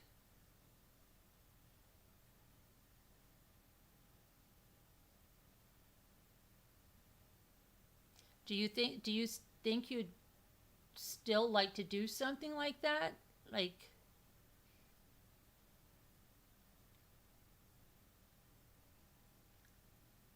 I mean, would you consulting or something on, you know what I mean, on that stuff? Because you obviously, I know YouTube has changed a lot. And it does have more like networks like that going in there with more big staff and everything. And sometimes it can feel like, how can you compete with that? But it seems like the playing field is not so level because of all of that, because they have such staff, you know. And then like sometimes you have, you know, creators, and they have like their own little producers. They say, this is my producer, who's there sitting there for them. And then there's others that have no one and they're doing everything themselves. It's funny, yeah. Because it's a lot. You've got to submit, you know, FOIAs. You've got to keep on track with the trials, and when there's a trial, you've got to submit the stuff to the court to get put on the list and get the pool camera link, and it's a lot. A lot of stuff that, yeah, I think they're restructuring. Terry, they did let, I don't know, I just saw Vinny's thing. It came up. I watched a few minutes of it, and I have to admit I didn't watch a lot of it, but I looked at the comments and they said something, oh, but I loved closing arguments or something like that. So I just figured that they were getting rid of closing arguments, and that he had said that a lot of people were let go. And where are all those people going to go? Another network, or they're going to start their own thing? Who knows? I don't know.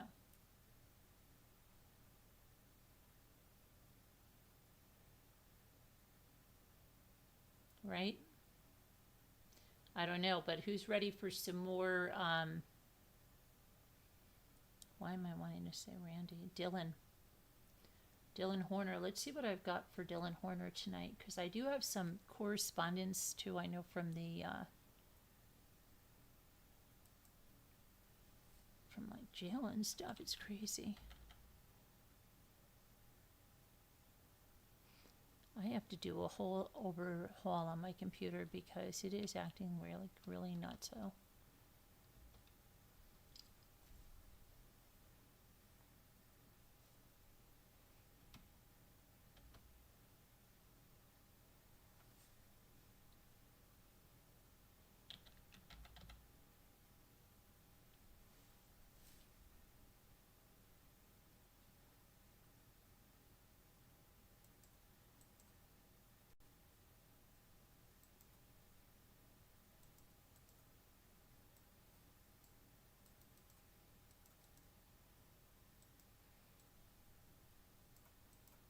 Come on.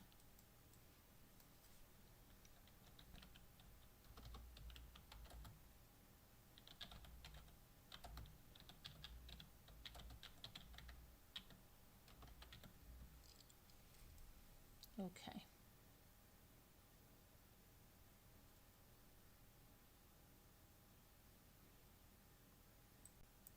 Shoot.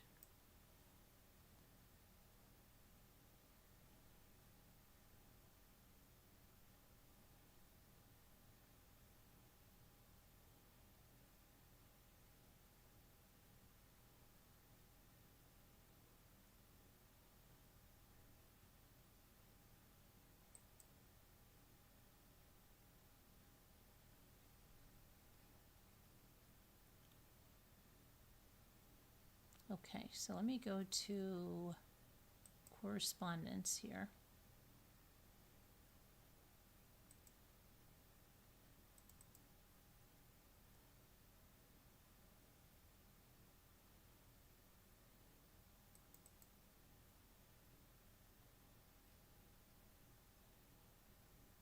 And we were looking at that we saw the Rounds letter to Terry, Jim Terry, right? That was the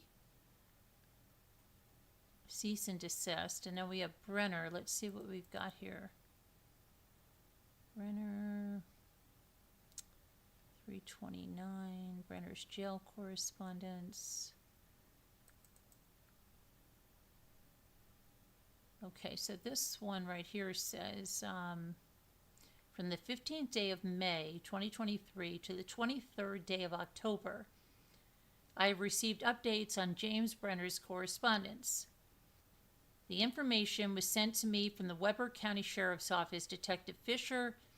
There has been no correspondence from James Brenner to anyone outside of the Weber County Sheriff's Office jail. Conclusion: the monitoring of James Brenner's correspondence will continue at this time, but it appears that he will not be making contact with anyone outside of the jail.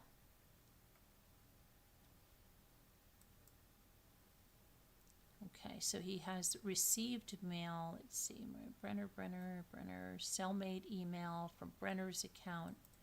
Let's see what this is. Here's an email. It says, from James Brenner to Larry Rounds. That's the grandfather. That's Dylan's grandfather. My name is James Prophet. Now, this was the guy that we saw the interview that wanted to solve the whole case and get, some time off and stuff. I'm Brenner's new cellmate. If you want to talk, I can make sure he hurts deep. Okay? So he wrote that to Dylan's grandfather on October 23rd of 2023. That was that one. Now let's see what else we have. Brenner, what is this?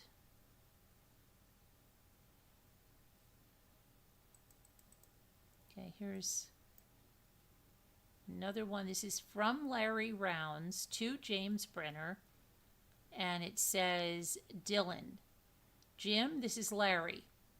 On May 30th, you said Dylan should learn how to use a gun. A gun can't do you any good if all you know how to do is throw it at someone. Did Dylan throw his gun at you on May 28th? What did he do to make you mad? I would really like to hear from you. I have some questions I hope you can answer.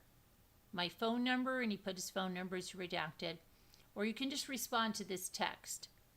There is money on this account for either one. So they just wanted an answer about what happened. Let's see what this other thing is. Now this is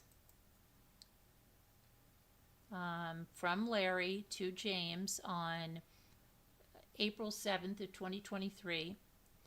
And it's Dylan is the subject. Jim, another question I have is, who did you ask to put Dylan's gun and key fob back in his trailer? Why didn't you just leave them in Dylan's pickup when you used it to dispose of Dylan's body? It's hard to imagine you feel okay about just throwing him away like trash.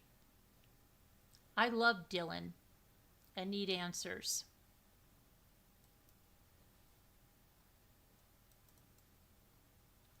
And then let's see, that one we went through. That's that cellmates. Okay, so let's go received mail. Let's see what he's got here.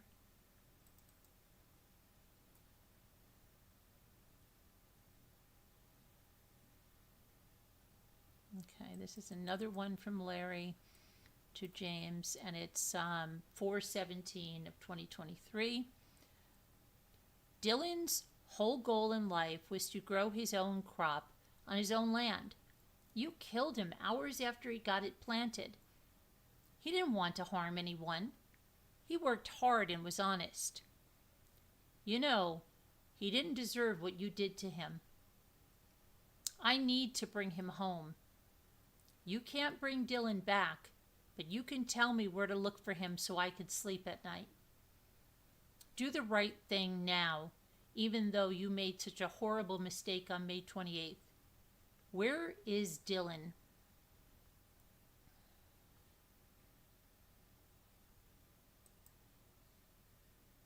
Terrible. Okay, let's see what this one is. This is 4/21, 2023. From Larry to James Brenner. This is Dylan's grandfather, Larry. You know the evidence, and so do we. We now know for sure that you shot Dylan. I need to know what happened. Did my grandson suffer between when you shot him and when he died? I have nightmares every night. Where is Dylan? We will see you in court on Monday. Do the right thing. Tell me where to find Dylan's body.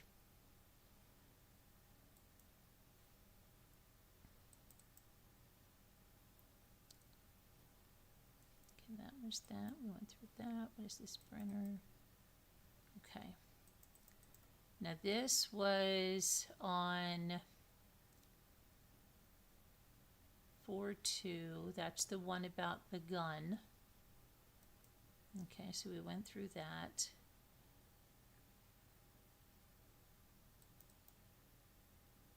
We went through the lawyer's cease and desist to that private investigator.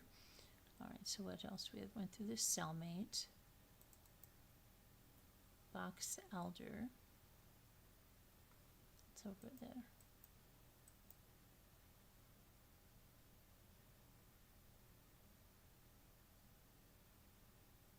Orders from the court.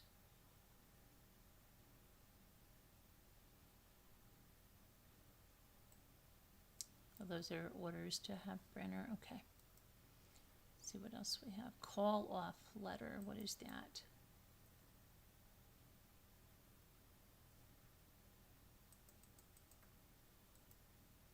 To Donald Hatley.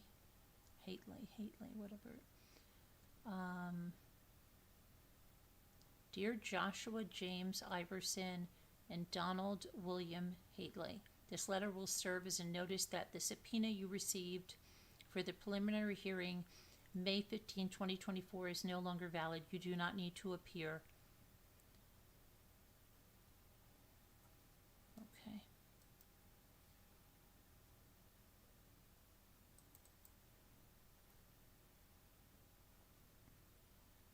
That's detectives. Let's see what else we have. Brenner, 4/6. Okay, what is this one? This is about the key fob in the trailer. Why did he put that there?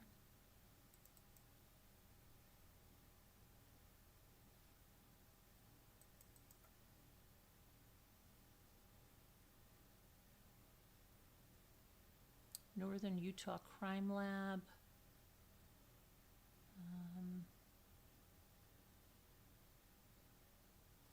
It's about the DNA samples. Okay, let's see what else we got.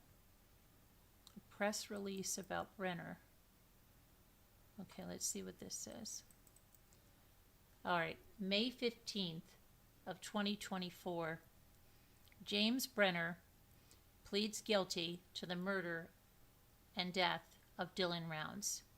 James Brenner appeared in the First District Court in Brigham City this afternoon.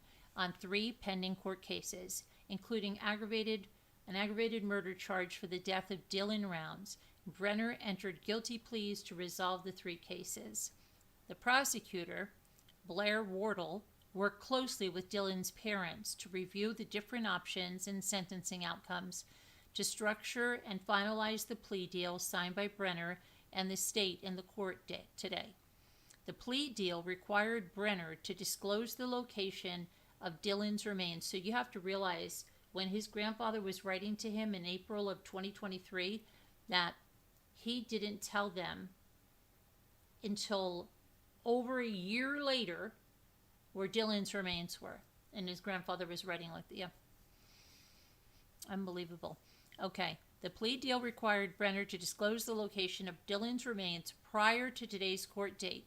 In exchange, Brenner received a reduction from the first-degree felony aggravated murder to second-degree felony murder. The second charge, desecration of human remains, was dismissed. Brenner also pled guilty to 2 counts of possession of a firearm by a restricted person. A third case for aggravated assault, which predates and is not related to the incident with Dylan, was dismissed. The plea deal also includes an agreement that the sentences for each of the individual charges run consecutively and that prison is mandatory. Brenner provided information that led law enforcement to the location of Dylan's remains in western Box Elder County near Lucin. With the help of the FBI, the sheriff's office recovered Dylan's remains on April 9th, 2024. With today's so it was about a year they made them wait. He made him wait. With today's change of plea, Brenner is scheduled to be sentenced in the 1st District Court on July 1st, 2024. Box Elder County Attorney Stephen Hadfield had this to say about the outcome of the case. Being able to bring Dylan home and bring this prosecution to a successful conclusion is a great relief.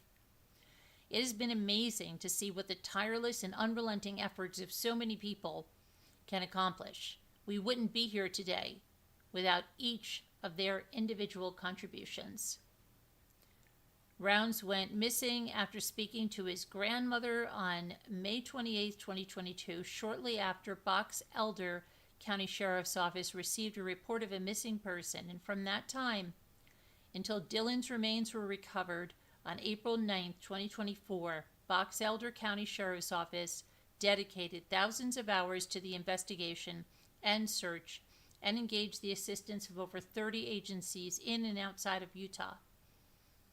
The Box Elder County's Attorney's Office wishes to share its deepest condolences to the family of Dylan Rounds and expresses immense gratitude to the friends, volunteers, the multitude of law enforcement agencies, and all others who assisted in bringing a resolution to this difficult and heartbreaking case. And then they attached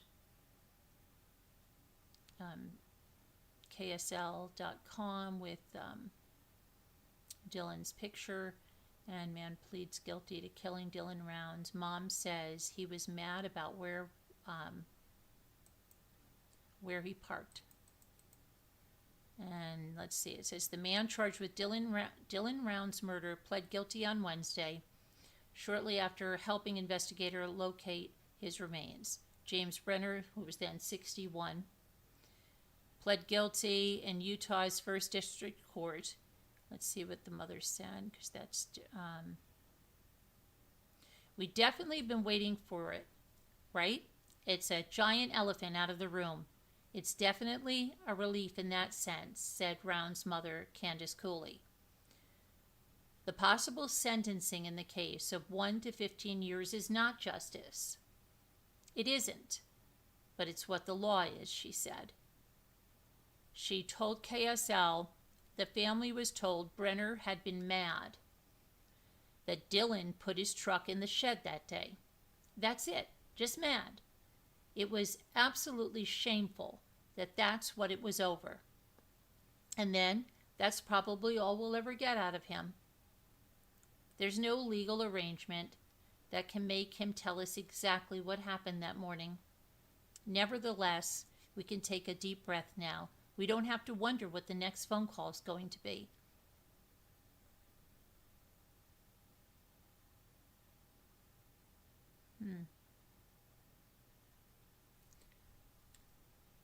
Let me see. In the plea deal, attorneys agreed to recommend a mandatory sentence, and the sentence for different charges would run consecutively.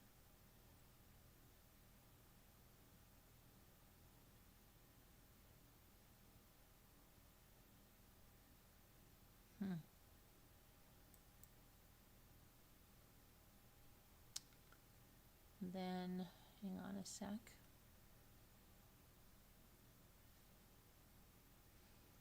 So about his remains being found, skeletal remains were found in Box Elder County. They were confirmed as Dylan Rounds.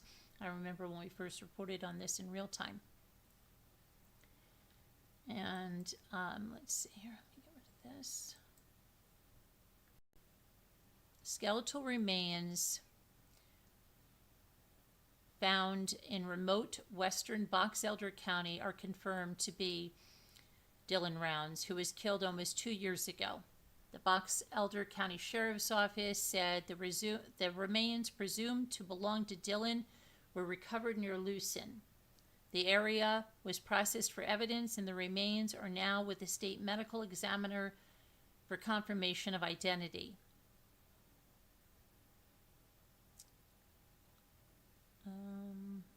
Let's see here. Our hearts go out to the family of Dylan Rounds. We offer our sincerest condolences for the loss of their family member.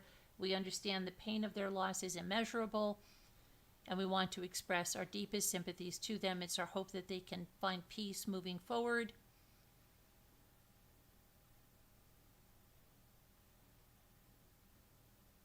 Okay, so let's go back to the records here. I know what happened.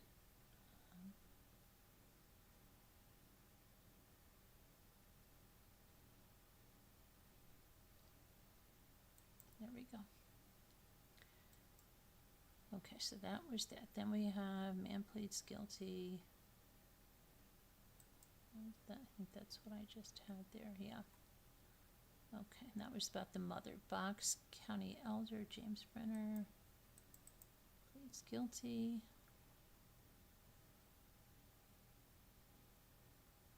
That was just a letter going out to there. Okay. Call off letter, Yates and Moore. Call off letter, Iverson. Okay, that's.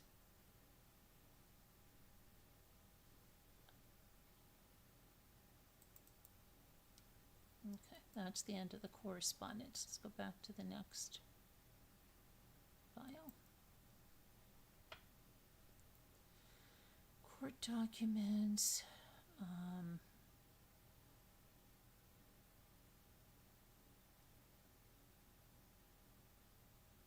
Lab reports. Where's that?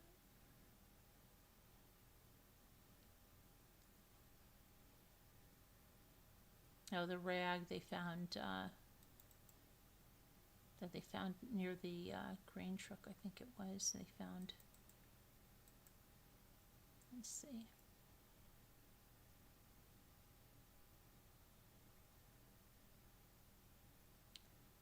The following presumptive test for blood, identification of blood.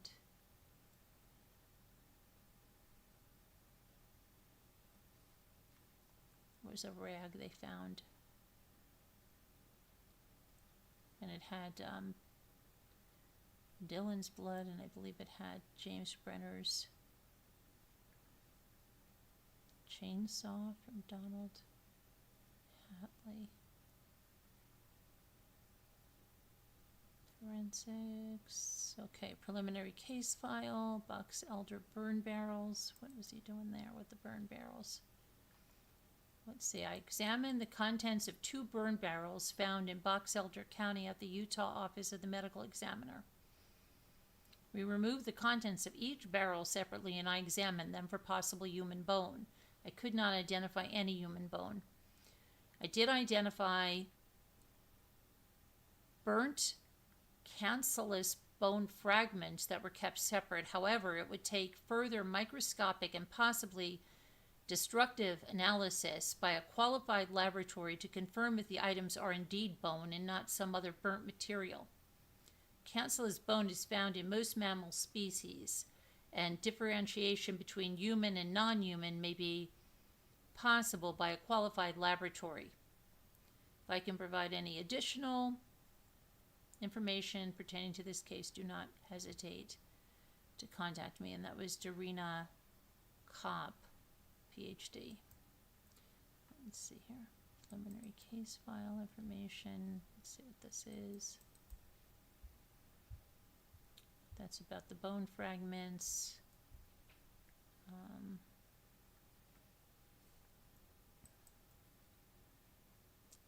Sealed brown paper bag with a sticker.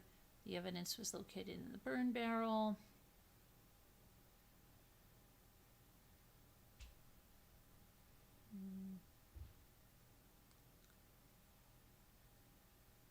This is, I don't know. There's a bunch of numbers here. Let's see.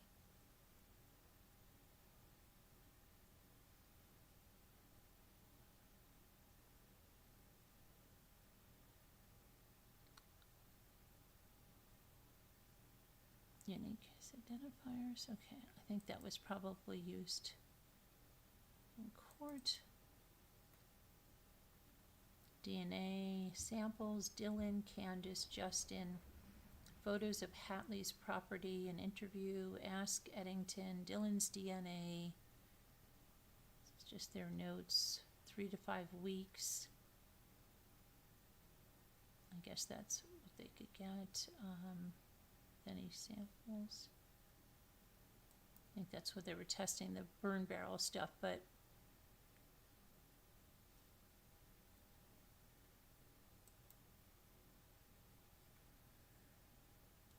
investigation records, photos. We've gone through most of the photos, because I put the photos out when we're listening to phone calls. Let's see what we have here.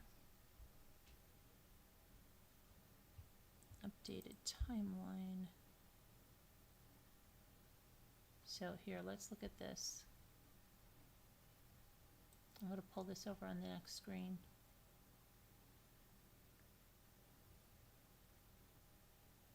I already have this. I don't need to download this. Let me get into the file.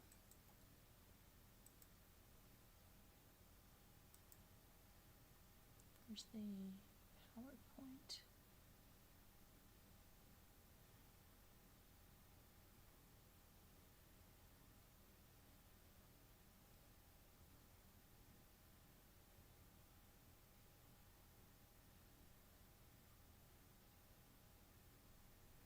Where the heck is the PowerPoint that's in here? Where's that going into the other?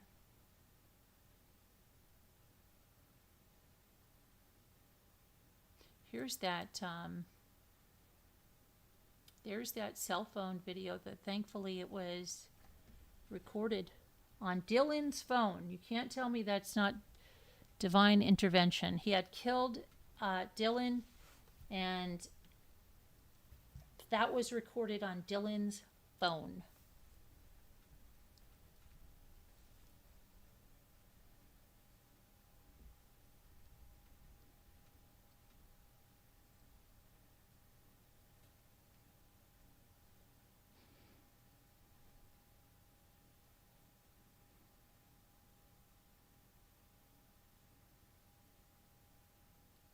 That's just crazy to me, yeah. It's something unbelievable. I guess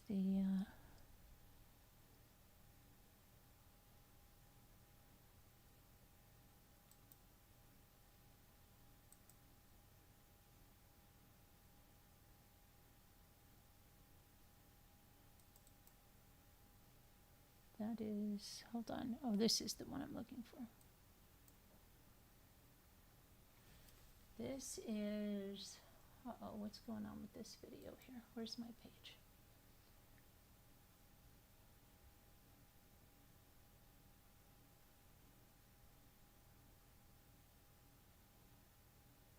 This April search. On the 10th day of April, I responded to the Lucin area. So they were right around the Lucin area. I met with Dylan Round's family to stand by while they conducted a search via a track hoe.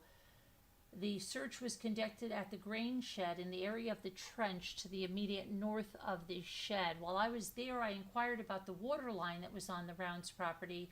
Justin, that's Dylan's father, explained that sometime after we had been searching for Dylan, he pulled up at the property and Donald Hatley and Kurt Wadsworth were working on the line. He said that he kicked them off the property and Justin and his friend buried the rest of the line. Justin showed me the area that he was talking about, and it was a small section of the line. Nothing else along the line was searched in any way. I pulled up the location on the Cal Topo map, and there was a location where Dylan's cell phone had shown movement. That plotted point just so happened to be part of the area that would have been unburied around the time frame of Dylan's murder. He explained that they were having a few problems on the water line that would have been unburied as Dylan was having problems with the line breaking. Okay, so they went there and they dug that up.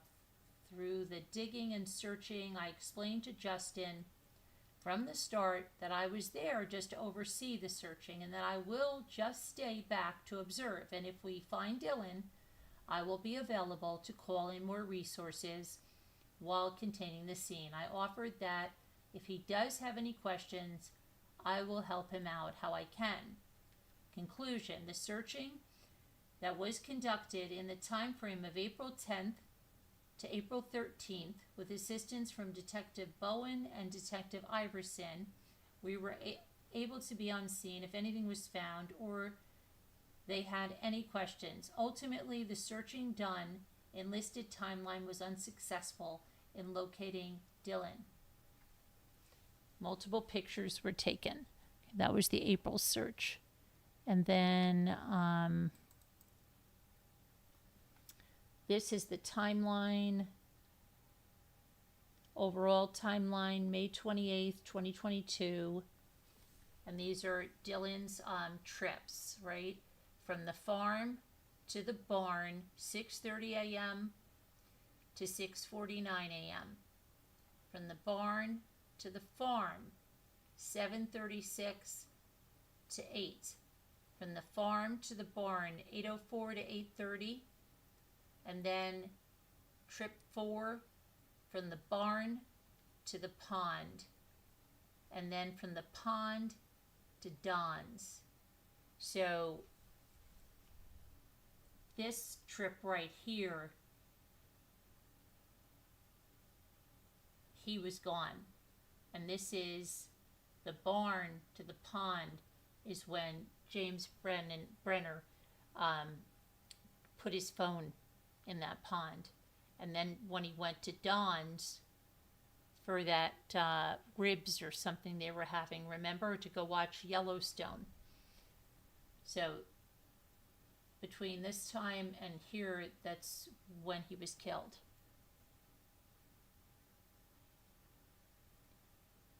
Okay, Dylan Rounds was driving on trip 1. On trip 2, James Brenner was driving, and was Dylan Rounds the passenger, they're saying. On trip 3, James Brenner is the driver and is Dylan Rounds the passenger, but after that, the grain truck is in the barn, Brenner's truck is by his trailer, Dylan's truck is unused, vehicle theories. Dylan Rounds was the driver for trip 1. Dylan Rounds was the driver for trip 2 with James Brenner, the passenger. Trip 3, James, driver. Trip 3, Dylan Rounds, driver. After trip 3, the grain truck is in the barn. Dylan's truck is near the barn. It leaves Brenner with the task of returning Dylan's truck to the farm. Brenner's truck was unused. Vehicle theory 3, that Dylan Rounds was the driver for trip 1. For trip 2, James Brenner was the driver. Trip 3, James Brenner was the driver. Unknown trip, James Brenner, driver. Unknown trip, James Brenner, driver. Trip 1 from the farm to the barn. They started at 6:30. Missed calls, Dylan Rounds to James Brenner on the 27th of May at 5:53 and the 28th at 6:27.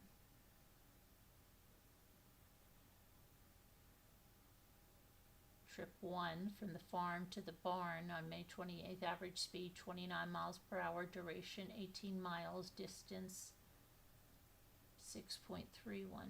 18 minutes, 6.31 miles.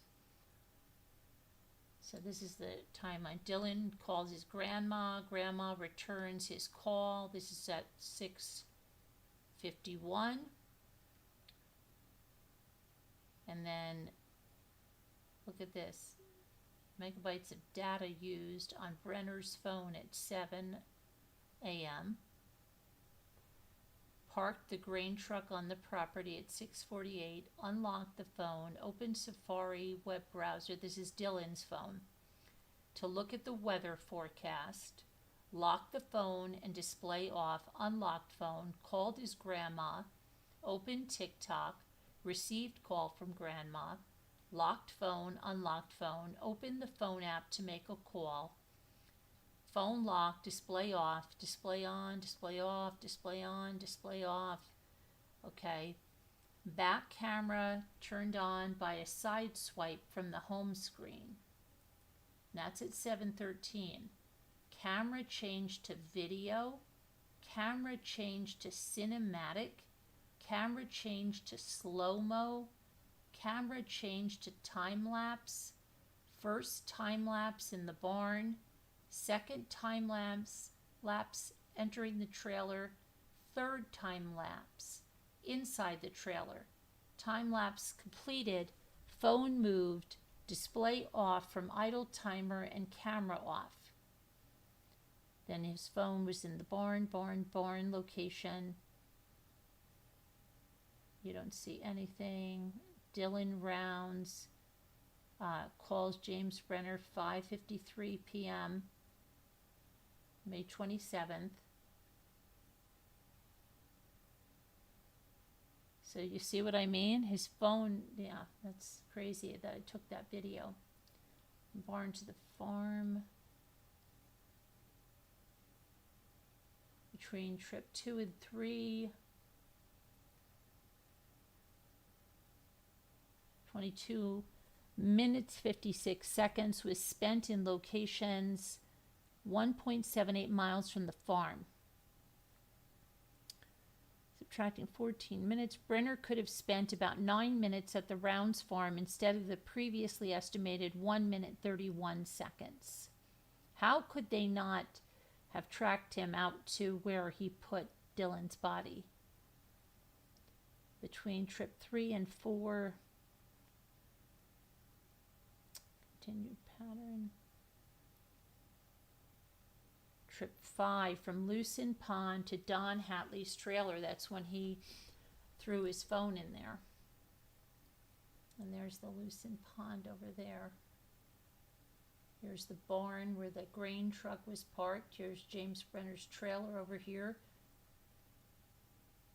Here's the Lucin Pond. Locked fences.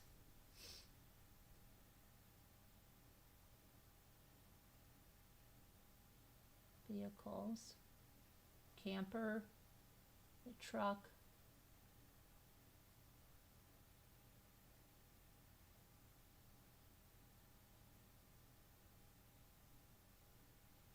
backhoe,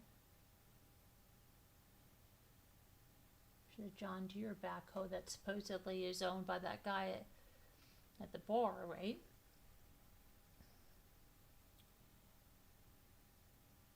And then this is where, isn't this where his boots were found? Property where James Brenner lives, right here. Grain truck over here. Dylan's boots found over there.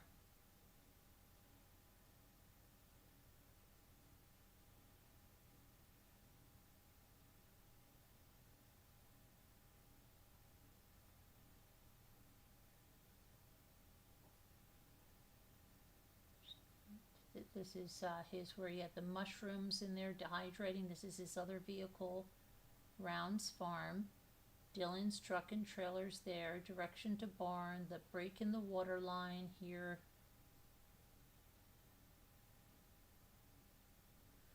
That's all there is on that. And let's see. I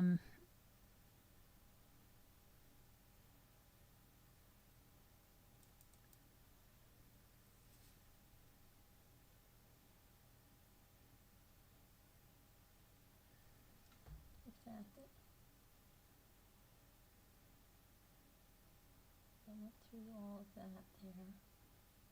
Trying to see where that was with Chase.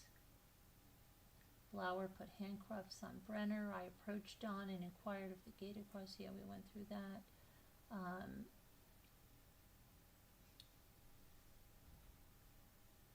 Pointed that their statements were almost identical, yet Hatley took a lie detector test too, because I think they didn't know on either one of them. There's the activity on the cell phone that Dylan attempted to contact Brenner by cell phone again, but was unsuccessful. Dylan's phone moves in the barn back to Dylan's farm. Let me see where about. I just want to see about. If they say anything about that video.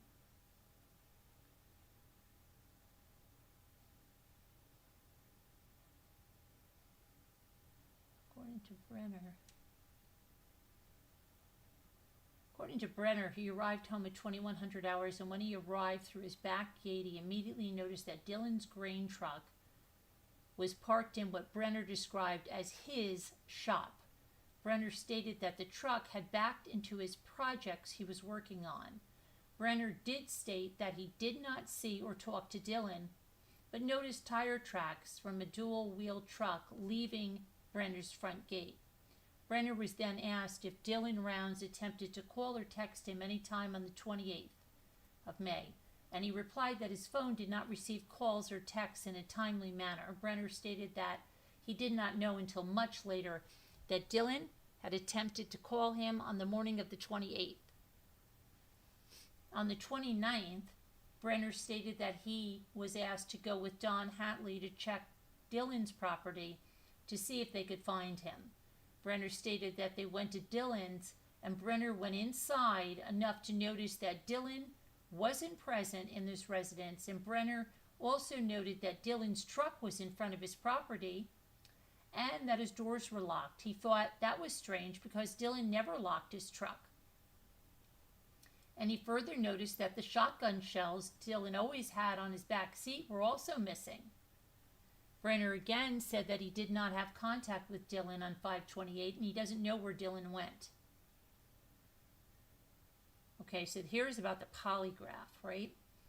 After the above information was obtained, the polygraph examination was concluded, and Brenner was told that he did not do well on the examination, and deception was detected in the examination.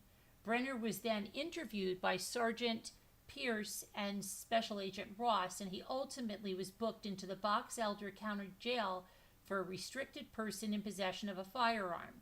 So here's the follow-up interview. Once the polygraph was concluded, Brenner was interviewed by Special Agent Ross and Sergeant Pierce. Brenner was asked if there was anything other than Dylan's boots inside Dylan's truck that could have his DNA on it. Brenner told investigators that Dylan's trailer is another item that would have his DNA on it. He also included the tractor. Brenner was also asked if he had ever handled Dylan's cell phone, and he told them he has not. Sergeant Pierce asked Brenner if he witnessed anyone else on his property on May 28th, and was also asked if it would be fair to say he would know if someone was on his property, to which Brenner said he would. Brenner replied to investigators, "I had the gates locked south," and confirmed his locks, the north gate with the same key. Brenner further told investigators that he never saw anyone at the loosened pond, and specifically that while he was there, he was at the spout. But that's where he was there where they found Dylan's phone. At this point, Brenner was confronted with the fact that investigators know that Dylan was on the property where Brenner lives on the morning of May 28th. And phone records show that Dylan's phone was there approximately 6:50 hours until 14:30 hours. Investigators also told Brenner that Dylan's phone called him, and the phone records show he missed the call. Brenner was also told that Dylan's phone traveled the same path during the same time frame as Brenner, traveling through the back gate where it continued to Loosen Pond. Investigators told Brenner that Dylan's phone was recovered by the water spout, and that was the location that Brenner confirmed where he went for water and firewood. Brenner's timeline was challenged by investigators, and it had inconsistencies with any other credible or rational explanation for the timeline when it is compared to Dylan's phone records and locations. Investigators note in their report that they continued to interview Brenner. He appeared to be tearing up emotionally. It was declared that Brenner also gave firearms to Donald Hatley and told Donald he was afraid that they would be taken by law enforcement. After Brenner's timeline was challenged, he made the comment that he wasn't going to be leaving the Box Elder County Sheriff's Office tonight. When Brenner was asked where Dylan was, he replied that he did not know where Dylan is at. Brenner then was asked why he threw Dylan's phone in the pond, and he replied by asking, "Did I?" But he did not actually deny the allegation. Brenner told investigators that he did not want to talk anymore, and the interview was concluded. Detective Bowen took Brenner into custody and took him to the Box Elder County Jail. I assisted in searching the property where Brenner was living after Brenner was transported to the sheriff's office. I stood by and assisted while 2 canines searched the property at separate times from one another. Search and rescue was also out in the area, thoroughly searching the entire property with further assistance from the FBI. The previous owner of the property had dug a large trench with the intent of putting in a sewer line for the trailers. When the property was sold, the trenches remained unfinished as they previously were. Parts were even containing piping. The fuel tank that it appeared they were going to bury was not in the ground, but was located by the trench, north of the shed. As the canines went through the area, they both indicated on a spot where the trench appeared to have been caved in. In looking at the area closer, there was a junction of the trench that had been freshly filled in, and backhoe tracks were located. The area of the trench that was filled in was not logically in a place where the trench would have recently been buried. There was not any piping in that spot, which would mean that it needed to be dug out again to complete running the piping. However, the trench has not had any type of work done on it for a substantial amount of time. There was a backhoe that was on the property just north of the shed by the trenches previously mentioned, and it was apparent that the buried trench area was recent due to the soft dirt. And the areas around that soft spot were a hard crust from the weather. Once the canines completed their search of the area, we briefed with the handlers and the FBI to determine what course of action we should take with the information that we had obtained while searching. We made plans to come back the next day with a backhoe and assistance from the FBI and their CSI team. It was also planned that Box Elder County Sheriff's detectives and our search and rescue would respond out to assist. All agencies cleared the area with plans to return back early in the morning. 6/21/2022. On the morning of the 21st day of June, the detectives from Box Elder Sheriff's Office, FBI investigators, Box Elder County Search and Rescue, and the FBI's CSI team all arrived on that property that Brenner was living on. The areas of interest that we developed from both canines and from detectives were searched with a backhoe that had been taken to the property from the sheriff's office. The location at the trench was the only place where the canines gave any type of indication, and it was excavated by backhoe and shovels. The area was dug down to a depth of over approximately 7 feet and a substantial width. No items of evidence were located at the time of the searching. Other searches were being conducted while the excavation was taking place, and other areas were identified that would warrant further searching. While investigators were out in the area, Donald Hatley gave a .22 caliber rifle to Special Agent Ross. Donald had received the .22 rifle from Brenner, but did not originally turn the gun over. 6:23. On the 23rd day of June, I served a search warrant on Chase Venstra to retrieve a sample of his DNA in relation to the investigation. Multiple items were taken as evidence. They were transported to the crime lab, blah, blah, blah. On the 24th of June, I responded to Lucin, Utah area to assist in searching areas with the backhoe. I arrived in the area early and responded to Dylan's property to look at the area. When I arrived at the property, Donald Hatley was there. He was working on Dylan's sprinklers. Don told me it was his job to keep the water going. After a short time at Dylan's, I met with Detective Bowen and other individuals that were going to assist with the search. The first location identified as a place to search was a location north from the shed and past the trenches. They were across the road that Brenner identified as being the road he used to come and go from the property. As the digging started, I received a call from Sergeant Yates. He explained that he had an individual contact him by the name of Ty Corbin, and he told Sergeant Yates that he has a tablet that had been found. Ty wanted to turn the tablet over to law enforcement. Yvette Avila's, Robert Avila's mother, had reportedly found the tablet in some garbage and was unsure if it was something related to the investigation. Sergeant Yates gave me Ty's information and requested I contacted him by phone to retrieve the tablet.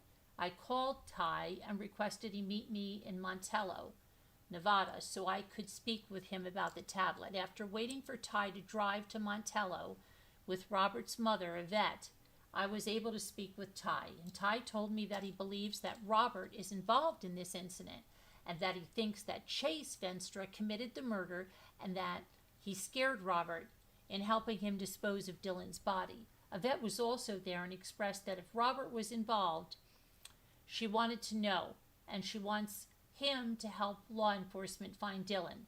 She expressed that she felt bad for the Rounds family and would like to help them any way that they can. Ty and Yvette both said they believed that Robert would come clean and tell Yvette everything if she came down to see him at the jail. Ty was adamant that he thinks that Robert was involved in Dylan's disappearance and stated this to me while he referenced that Robert gave Chase a ride to Lucin Pond. Yvette stated that she believed that if Robert had any involvement, it would have to be because he was scared of Chase and that Chase would have forced him into it. I took the tablet to law enforcement and placed it in my truck to take back to the sheriff's office to be booked into evidence. At this time, nothing of evidentiary value was located on the tablet. And once I finished my contact with Ty and Yvette, I responded back to the location where Detective Bowen was digging. They had completed excavating the areas they were searching. At one point in my time out in the Montello, Nevada, and Lucin, Utah area, I received a text message from Candace, that's Dylan's mother, identifying some property in Montello, Nevada, and stating that it's something we should check out. I spoke with Sergeant Yates about it, and as it was in Elko County, we did not have permission to search the residence. We would not go there at this time. The house would potentially need a search warrant that cannot be obtained from our department. Then 6:27, Yvette Villas arrived at the Box Elder County Sheriff's Office to meet with her son Robert and speak with him to see if he was involved in Dylan's disappearance. I spoke with the jail about allowing Yvette to speak with Robert, although it's not a procedure that they commonly do. Robert was taken to the interview room to speak with Yvette. No evidence was obtained in the meeting, and Yvette did not ask Robert questions about the disappearance of Dylan and essentially used the meeting as a way to talk to Robert and tell him that she knew he wasn't involved at all.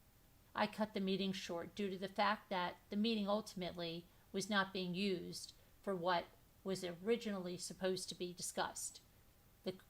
The correction deputies responded and took Robert back to jail at my request. Nothing of evidentiary value was obtained in the meeting. I made contact with 2 farming equipment companies in an attempt to gain an understanding of the ECM information stored on newer tractors and if it would contain any GPS locations. Specifically, I was asking in reference to a tractor that Dylan borrowed from Randy Ketterling. The tractor was a 2009 Case 245 Magnum, but in talking with both companies, I was told the tractor would not have that type of technology and would only show the hours it has run. 6/28. On the 28th of June, Robert Avilas requested to speak with deputies. Detective Iverson and I spoke with him in the sheriff's interview room, and Robert stated that he thinks Paul and Annie, that's Paul's girlfriend, were trying to set him up for something. Robert told us that he thinks that Chase and Paul are the individuals responsible for Dylan's disappearance. Robert admitted that he was under the influence of meth throughout his entire involvement in the Dylan's Rounds disappearance up until he was taken into custody, which may have contributed to the paranoia he was experiencing.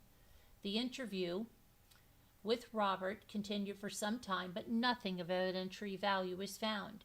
Robert's interview appeared to be the result of paranoia, and he asked multiple questions that he didn't have answers to himself.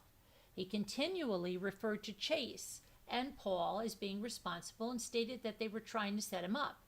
Many of the statements made did not have any information that was related to Dylan. Robert further gave us information, and he said was something he had heard from other people but did not understand and had nothing to do with the investigation. On the 29th day of June at approximately 14:35 hours, I received a phone call from Karen Rounds, the grandmother of Dylan Rounds, who wanted to know why Box Elder Sheriff's Office did not go and search the house in Montello, Nevada that Candace texted them about. I explained to her that we needed permission.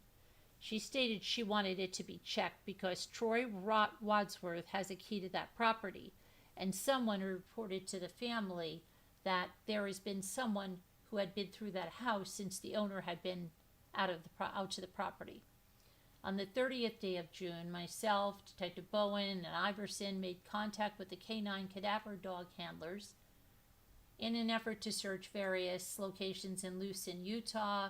We searched washes and other locations. Okay, nothing happened there. While on call on the first day of July, I was called out to respond to a call about an individual who located what they believed to be a fresh grave.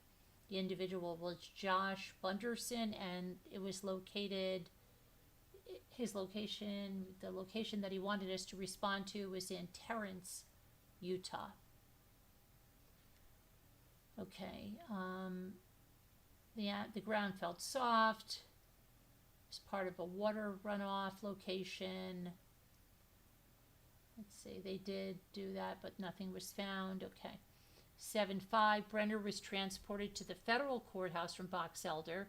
At one point in the drive, Sergeant Pierce asked Brenner if he could help Larry by providing the location of Dylan's body. Now, we heard this. We played this when they were in the truck, and they were begging him practically to help Larry out, and Brenner said no. He didn't know anything, and he wanted to exercise his right to remain silent. On the 6th day of July, I served both Brenner and Chase Venstra a notice of execution of warrants. While at the Davis County Sheriff's Office, I was able to take pictures of Chase's cell phone so I could correct that information. Okay. On the 7th day of July, Detective Iverson and I responded to Idaho to interview Dylan's brother and his friend.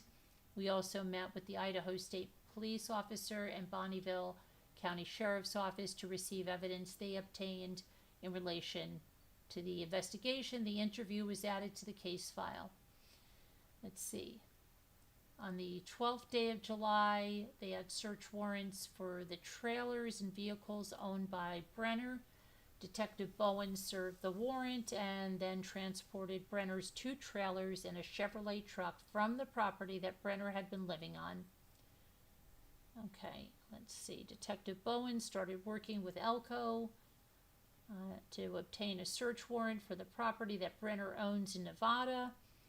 Detective Bowen has worked on obtaining a warrant for an extended amount of time.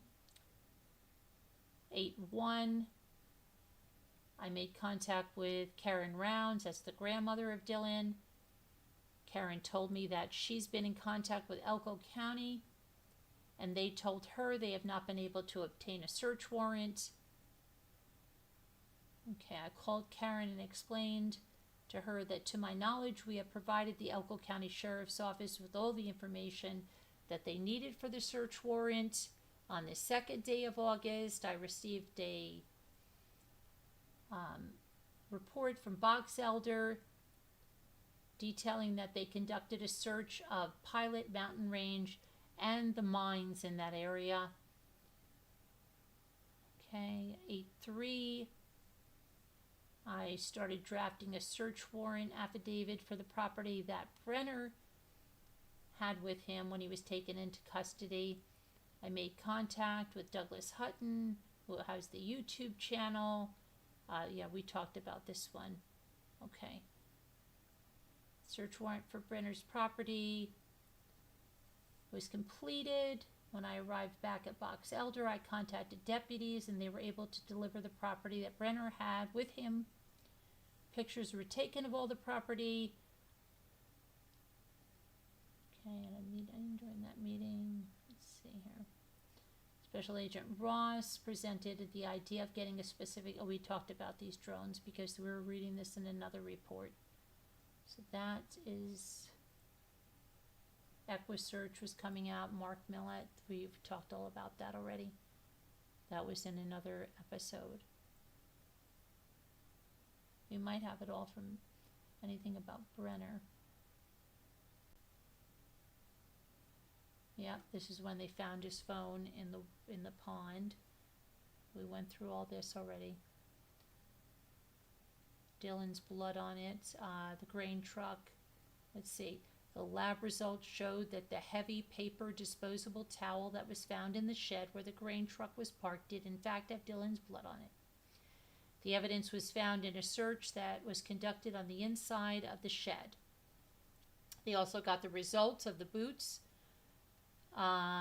They were identified as Dylan's boots. The results of the boots, that there was a blood spot containing Dylan's DNA, and Brenner also had touch DNA on Dylan's boots. And what they never talked about, that John Deere hat that he was wearing.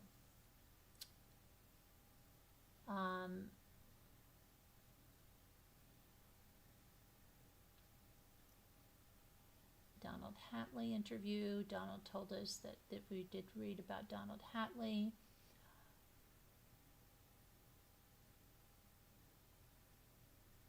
Voicemail from someone with Brian Zimmerman. Yep, we got that one. And flying the drone. Yep. Because we went through all this in another, it was another document. This was all included in.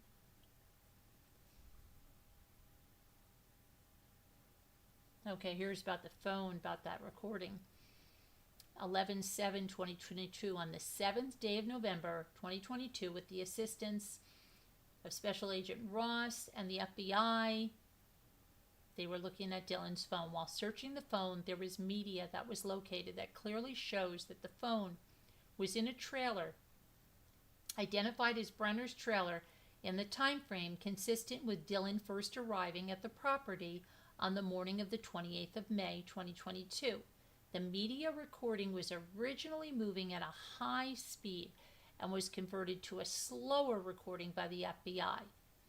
In reviewing the video, the stair railing can be seen, as well as the window of the door. Brenner can be seen wiping off a revolver consistent with Brenner's black powder revolver, and a red substance consistent with blood appears on his left elbow, his wrist, and his hand. Brenner is seen wearing a camouflage t-shirt, and at multiple points in the recording it appears that he is standing over the phone. 11/15/2022, during the processing of the trailer, multiple items of evidence were gathered. The shirt that Brenner appears to be wearing in Dylan's iPhone recording, and then multiple knives. While processing the trailer, luminol was used on specific parts of the trailer. Based off of the information, parts of the trailer floor were also taken into evidence. The items were booked into evidence to be taken to the Utah Forensics Laboratory to be analyzed further for DNA or anything else that may further the investigation. 12/15. According to the report, the camouflage t-shirt that was taken in processing Brenner's trailer had DNA that was consistent with the DNA profile of Dylan Rounds. This investigation remains active. It is actively being investigated, and information is being obtained to further the investigation into Dylan's disappearance. There is an extremely high volume of information that has been gathered and continues to be gathered in the course of this investigation and is being analyzed by me and added to a case file. More information will be added to this case as the investigation continues. Also of note, through multiple items of evidence that were obtained by investigators, it was determined that Chase Venstra, the one everybody thought, was in fact not in the area at the time and date that was identified to be Dylan was murdered. James Brenner's charges: aggravated murder, first-degree felony; abuse or desecration of a human body, third-degree felony; obstruction of justice in a criminal investigation and proceeding, second-degree felony. And this is all the stuff they had on him, and then he was charged. Okay, so we got that. And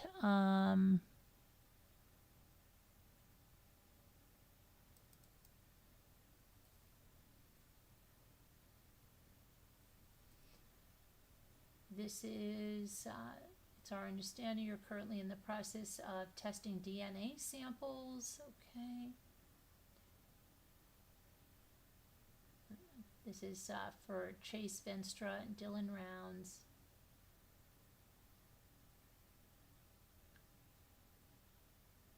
James Brenner, cutting of swabs from the key fob. Okay.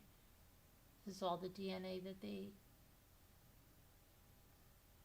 process. Conclusions. Let's see here.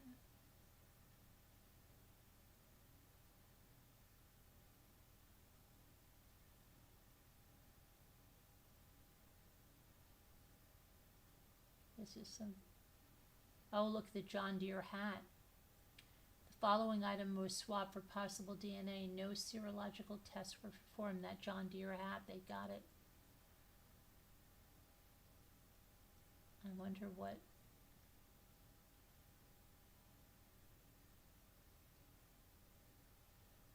No DNA profiles were entered into CODIS.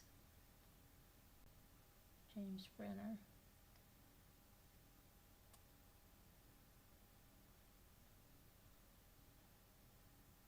Truck bed, all this stuff here. Palm prints bearing the name James Brenner. Okay, let's see. Flooring from the kitchen area, Timex watch, that camo shirt.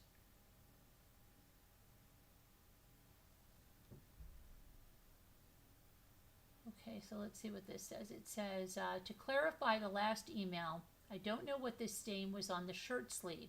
It could have been blood that was washed, or it could have been something else, but finding Dylan's single source profile there indicates the stain was likely from him.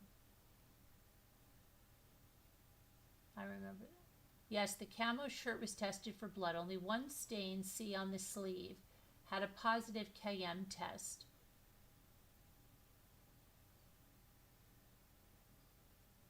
Our HemDirect test, which is used to test for human hemoglobin and confirm the presence of human blood, came out negative for the stain. We technically had to report out the shirt as not having blood because of this. However, the stain was still tested for DNA and ended up having Dylan's profile.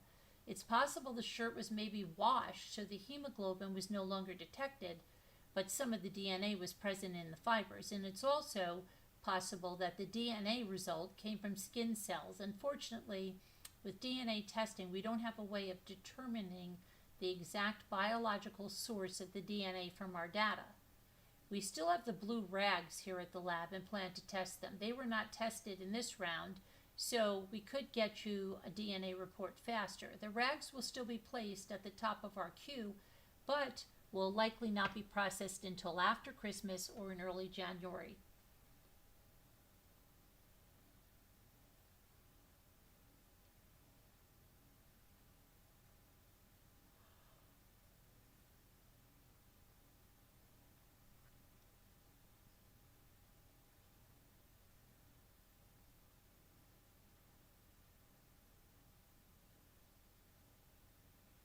All the evidence.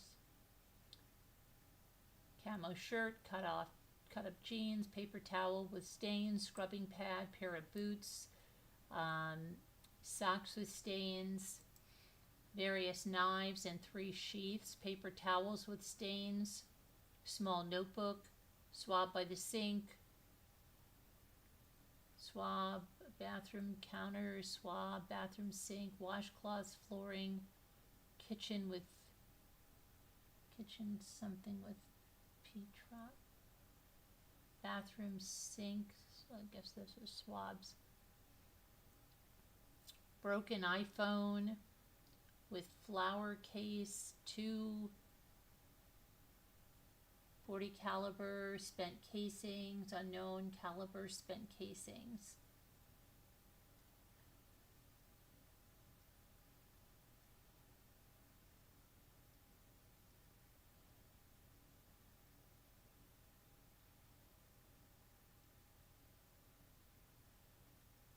Just all the evidence items.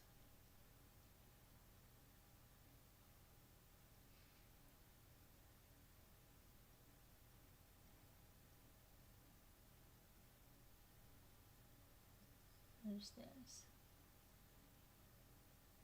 This is about photographing the truck after removing the truck. Presumptive blood test. I told Justin what we found and informed him that we will tell Box Elder.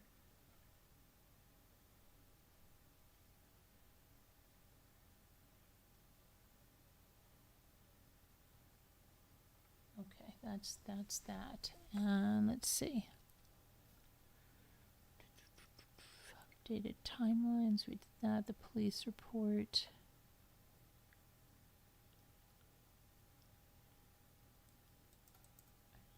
This is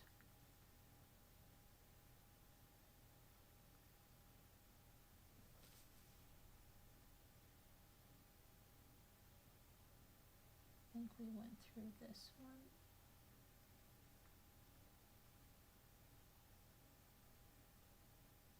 Yates spoke with Grandma. She was asked about the boots, the gun, the fob. I told her that they are at the lab. She asked if anything came back.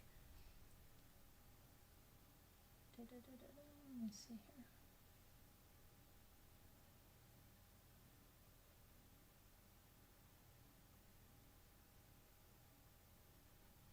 This is Chase.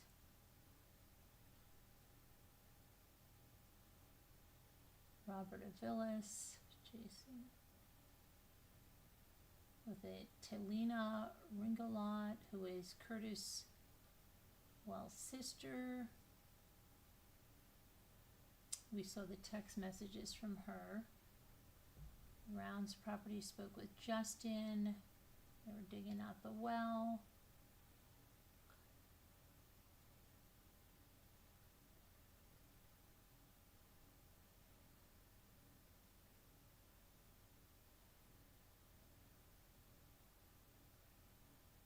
was all included, like in the other things. It's kind of redundant. So I'm not just trying to see if there's anything that they have that wasn't in there. Got the warrant for Brenner's property.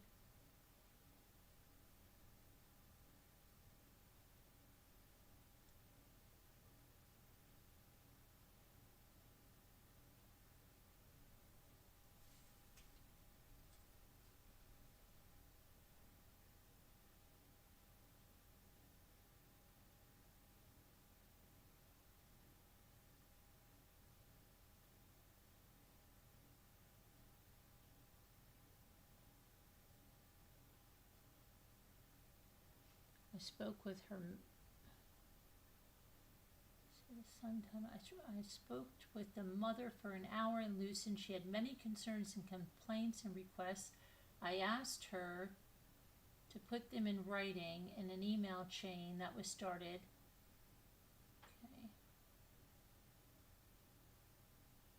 That already went. The ride with Candace, yeah.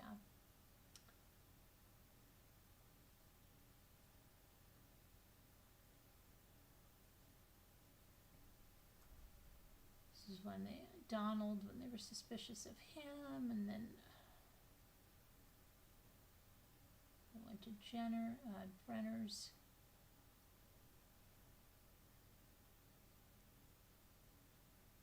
That's when they went to the bar.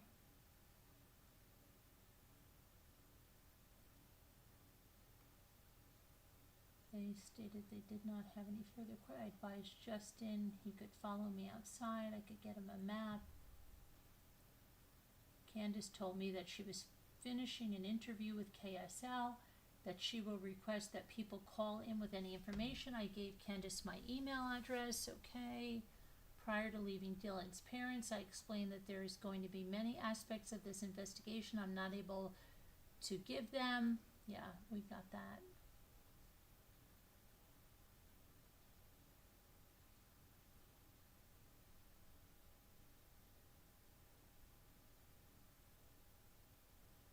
It's all about Chase.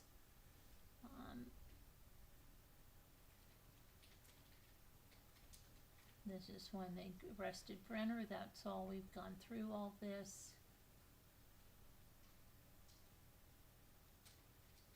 Brenner was interviewed once the polygraph, right? Brenner was advised of his rights. Brenner signed an advice of rights form stating that he understood his rights. The polygraph was administered and Brenner was asked questions by a David Brown. A brief synopsis of the polygraph stated that Brenner claimed that the last time he had contact with Dylan Rounds was 3 to 4 weeks prior to the Memorial Day weekend, that he went when he went missing. Brenner stated that he woke up around 700 hours on the 28th day of May, and after breakfast did some work on his property, and Brenner listed that he was digging out trusses and doing some fence work and building a chicken coop in the shed where Dylan parked his grain truck. He continued that he did not hear from Dylan at all that morning, and around 13 to 1400 hours he got in his blue truck and he headed out to Lucin Pond to gather wood and get clean water from the spigot or pipe. Brenner detailed that he always went through his back gate because it was a direct route to Lucin Pond. He stated that he was there for 30 to 60 minutes and then he left to go to dinner at his friend Donald Hatley's house. According to Brenner, he arrived home around 2100 hours, and when he arrived through his back gate, he immediately noticed that Dylan's grain truck was parked in what Brenner described as his shop. Brenner stated that the truck had backed into his projects he was working on. Brenner did state that he did not see or talk to Dylan. Okay, let's see here. But noticed tire tracks for a dual-wheeled truck leaving Brenner's front gate. Brenner was then asked if Dylan attempted to call or text him any time on the 28th of May, 2022. And he replied that his phone did not receive calls or texts in a timely manner. Brenner stated that he did not know until much later that Dylan had attempted to call him on the morning of the 28th of May of 2022. On the 29th day of May 2022, Brenner stated that he was asked to go with Donald Hatley to check Dylan's property to see if they can find him. Brenner stated that they went to Dylan's house and Brenner was inside enough to notice that Dylan wasn't present. We went all through that one. Okay, in the polygraph they told him you didn't do well, right?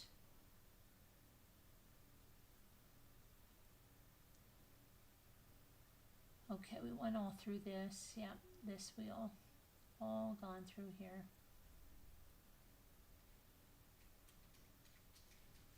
Let's see. So that basically we went through all of that. That's crazy. Let's see what this is.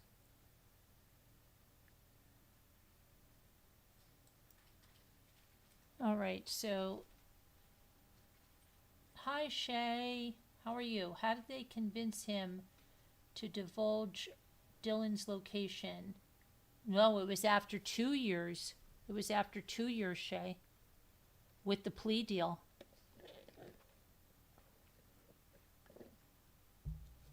Yeah, with the plea deal. You would like to hear Jason's take on the Tanner case. I don't think Jason's following the Tanner case.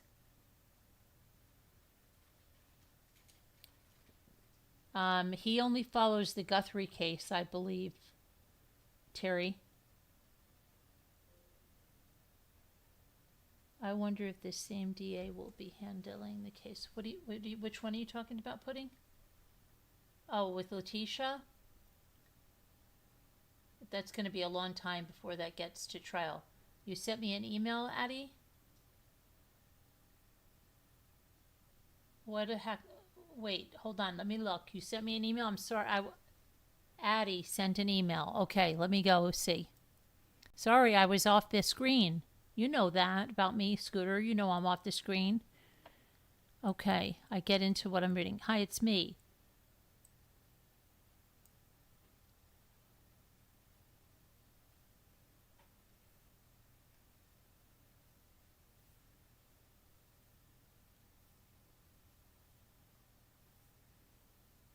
You got to find out.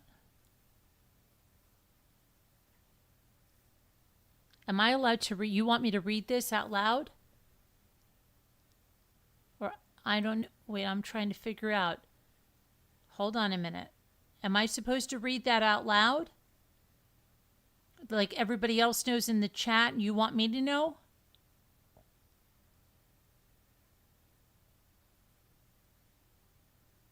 Okay, wait a second.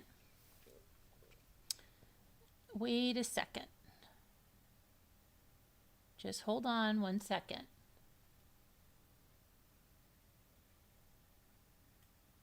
Hold on. Let me see something because I just saw something.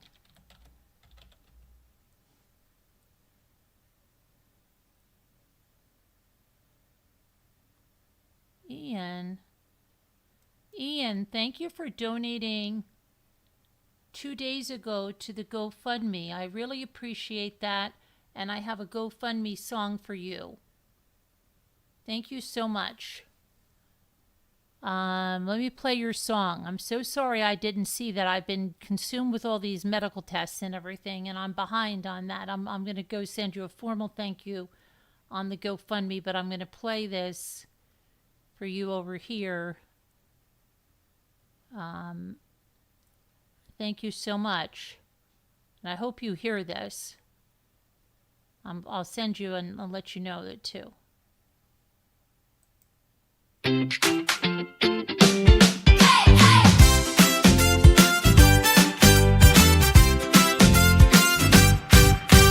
Hey, we see you, thank you so much. Sending love, we feel your touch.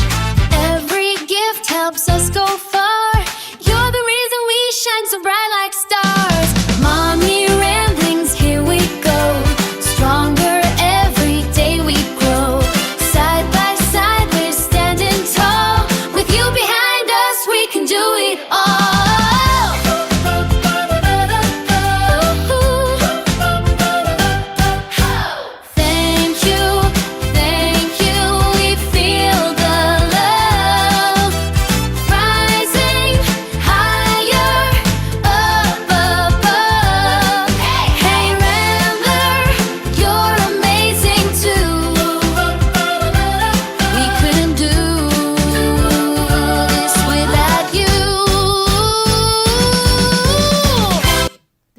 so much for the donation to the legal fund. We really appreciate it.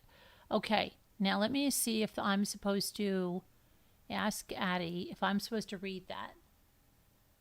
So I don't want to read something if I'm not supposed to read it. Okay. Hi, Shay. Pet Nanny Nancy, hi. How did they convince? Okay. What am I supposed to do? Does anybody know with Addie's email? Let me go back and see. She looked like that girl in the scary movie. Addie, do you know how to get her email? Hold on a minute. I'm lost. Hold on. I don't think Addie is seeing the email. All right.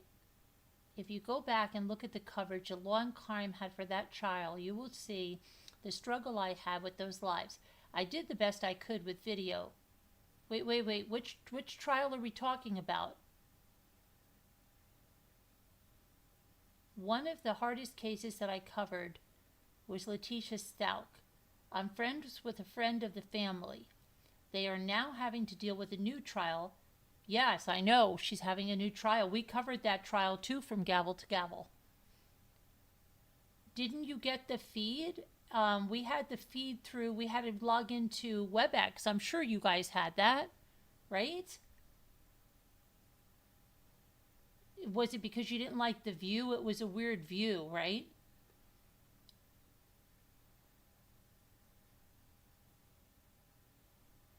You will see the struggle I had. We had a WebEx, remember that? We had to have the...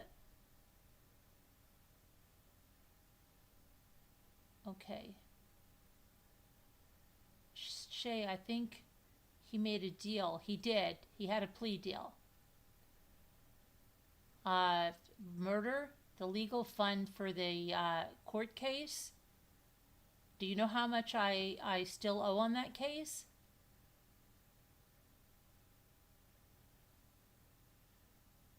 It was up to like $77,000 over that to have to defend ourselves in that. Yeah,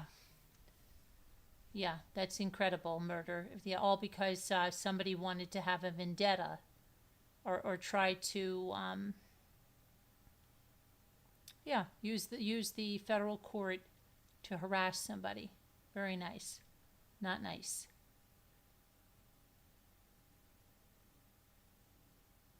Not nice at all. We're trying to get the money we've put in, to recover the costs because they lost and they dragged us through there. It's ridiculous. But the judge still hasn't issued his decision on that murder, so the lawyer still has to get paid.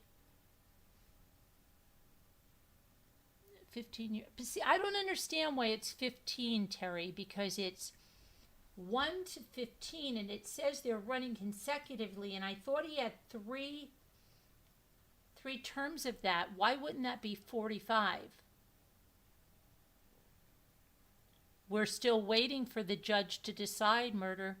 We have our motion in. My lawyer even wrote another letter, like, what was it, like 6 weeks ago or 8 weeks ago, asking, what's going on here, because this is ridiculous. It's very ridiculous. It really is. You highly doubt the... No, she wasn't. Didn't you hear me say what the mother said, Terry? She was not happy at all. Not happy at all.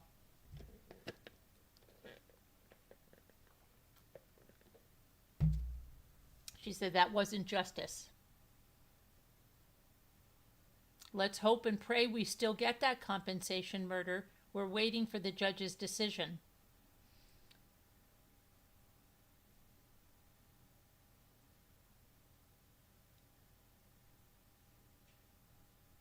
They should absolutely murder. They want to even say that we're not even... They're pissed like crazy that we even filed that. Okay? Because according to them, we shouldn't be entitled to anything.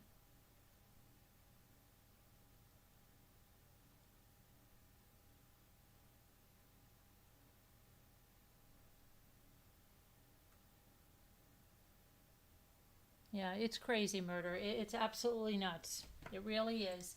You know what? All that money wasted for what reason? The only reason? You know what it is, murder. Right? It was done to harass. It's obvious.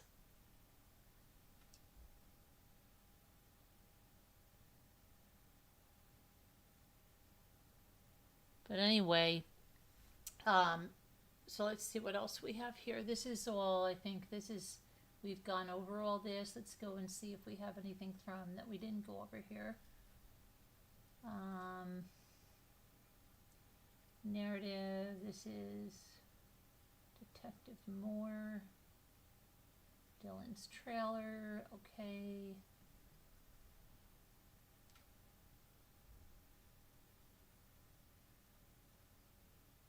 On January 23rd, the Lucin Pond was completely excavated. Nothing was found in the pond.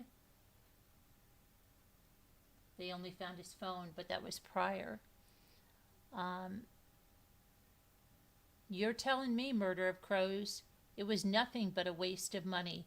And you know what? What are the odds that they had someone that was willing to fork over $80,000 because they had hurt fifis, basically? That's what it was. It was my content. I did everything the way that YouTube gave me the tools to do it. They did this for what reason? You figure it out. I can have my opinion. It's even the lawyers that I read, they said that this it's futile. They said F is for futile. And the lawyer took the case and kept pursuing the case.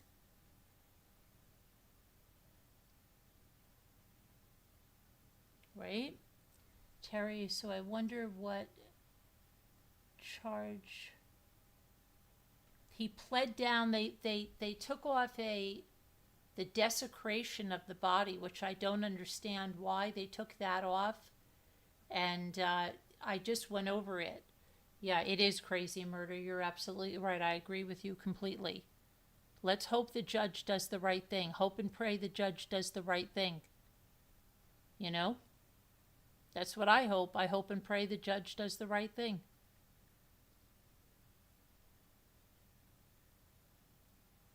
Okay. So let's see. Where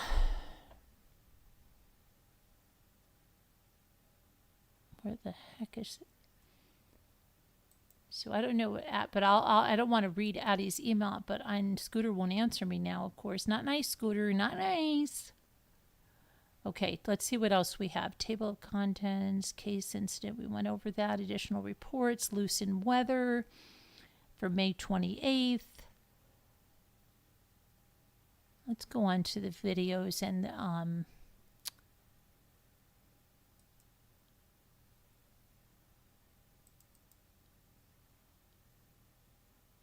not nice, Scooter.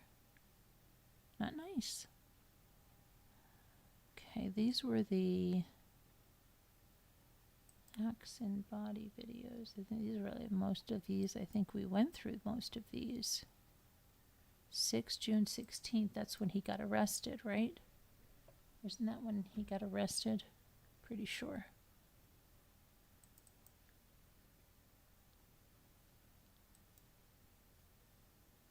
Let me see.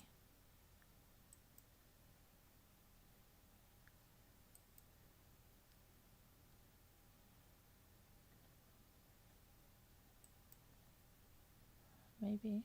Let me see what this one is, because I don't think I showed this one. It's weird. Downloads. problem with them, they have so much body cam, but they have so much wind noise. I'd have to put them all into a thing and like try to denoise them with that.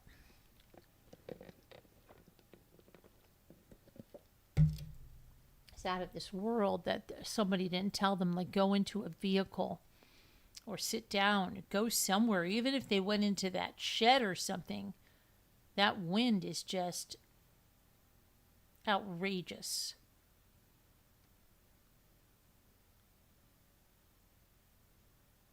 Hold on, I'm trying to pull this one here and see what this is. So I don't think we saw this one. It looks like it's from 6/16. I think that's when he was arrested, if I'm not mistaken.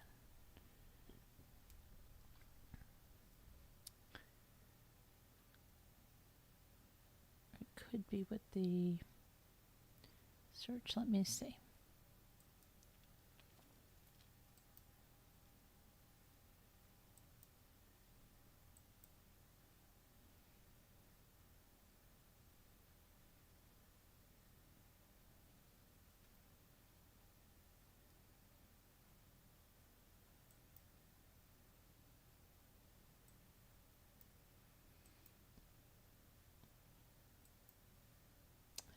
This is, why is this not playing?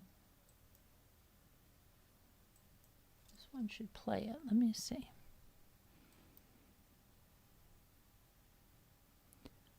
Open with, let's see.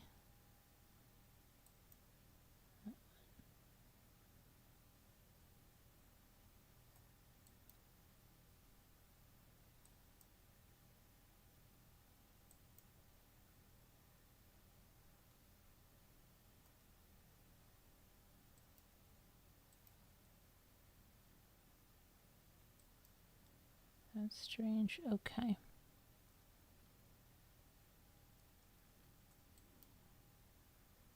Open with.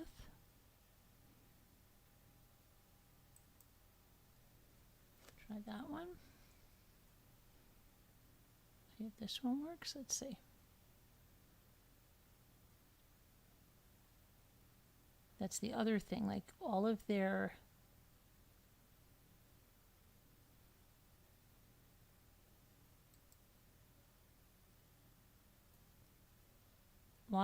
body cam is ridiculous.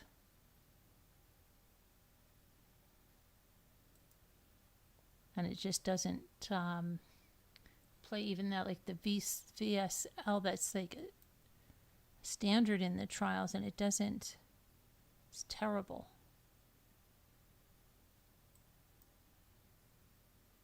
Well, that one won't do it either.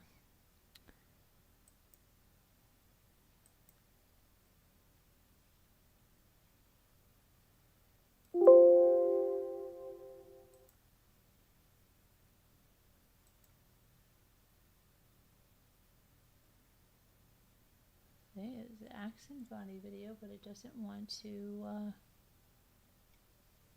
play there. Very stupid.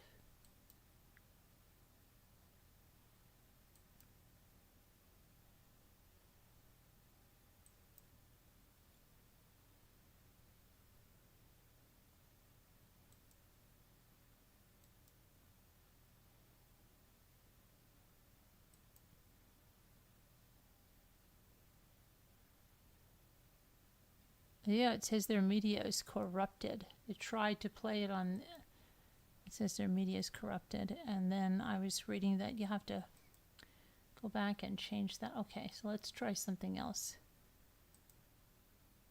Let's see.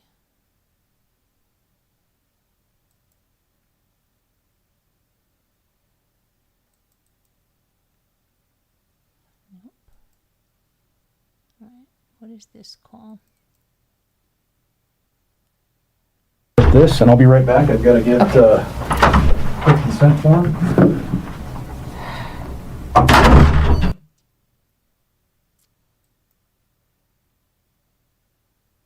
In Utah, and I read on the social media that we you hadn't given it to us because of the search and rescue stuff over here. The reason why we want to get that information on where you searched in Utah is if we get any phone data, anything like that, we want to make sure that all the areas that you've searched, we want to be able to compare it to that. So there's a login to CalTopo that you Okay. can log into, and it's got all the pins that people sent us. So as we search, they were just Okay, this is just. seek, cleans it up, no gun. Katie's in there even.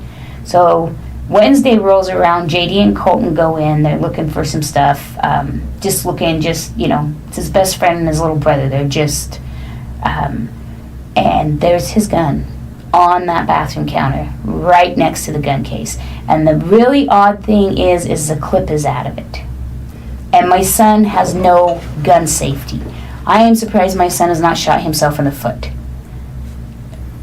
So the clip's out of it is so oddly enough, but I'm thinking, whoever has put this back, the clips, why would you take the clip? I mean, I know Dylan wouldn't. I know 100% Dylan wouldn't. So we get the gun bagged, and I start thinking back. Kurt was out there all day Tuesday helping us. He easily could have gotten the trailer. Nobody went in the trailer that day. And then Wednesday, so then we get sent on the wild. Where's the gun at now? With Box Elder. Okay, and do you know what they're doing with the gun? Supposed to be DNA testing it. Okay, sorry to interrupt. No, you're fine. So, Dawn, we all get sent on the wild goose chase to town. And then, so you got Dawn and Jim out there. They've got full access to the trailer. And Kurt can get into it from the back in his motorcycle, but, somebody put it back. It was not there. So just so I have the dates right, we're talking about Tuesday the 31st. Wednesday the 1st is when we found the gun. Right, Tuesday the 31st is when it was cleaned. Clean. When was the bathroom cleaned up? Yes, by the Tuesday the 31st. Okay, so the 31st it's cleaned, and then on the 1st is when the gun showed up Yes. right next to the cleaning Yep. products. Okay, or we're on the counter where the Yeah. cleaning products were. Yeah. Okay, that makes sense. I'm sorry, go No, ahead. you're fine. So then Wednesday, I told JD, I said, run to the trailer and check Dylan's muck boots. Or Thursday. Because we're trying to so then we had people come forward. I got pictures of the rain. We're starting to put the picture together of there should be tracks. If Dylan made it back to his grain truck to move it into the shed with the timeline of when he called Grandma to when he moved it into he should have had tracks. So I told JD, go look at his muck boots. And JD goes to look at his muck boots, and then the key fob's sitting there. Sitting where? Right where the gun was. Okay, so And what's odd about that is when we first got there Monday, we're trying to guess his code on his pickup and, push the button to see if the key fob's around. So that key fob was close enough on that bathroom sink to unlock the pickup. So we know for a fact it wasn't anywhere in the trailer because we were trying to get in the pickup and ended up busting out the window. Okay. So once again, the only people that are left out there alone is Dawn and Jim. Okay. So,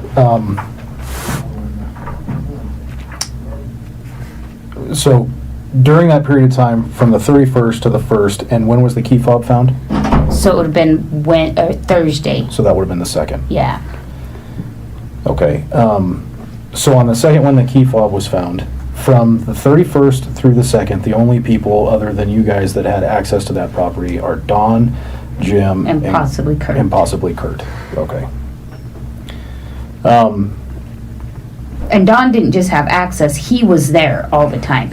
And see, when Detective Blower came back out with Officer Boca on Thursday, so there was myself, my mom, one of my Freds left in camp, running point, and so they'd go out and search for an hour, come back, go out and search for an hour, come back. Every time they would come back, it was literally within 3 minutes, Dawn would be there right in the middle of us. And so we knew Jim was up watching and calling Dawn. It's amazing the cell service out there. And calling Dawn and saying they're back. Every single time, all 6 times. Even Officer Bocut's like, what are they? This is, just getting right in the middle of us. Not being able to talk. I'd have to physically... Dawn and Jim? Just Dawn. So it's like, so here's our camp, and then Jim's up here on the hill.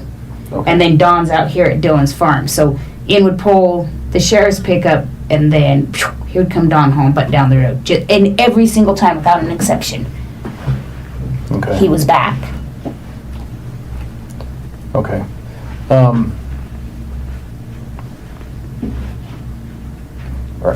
Sorry, go ahead.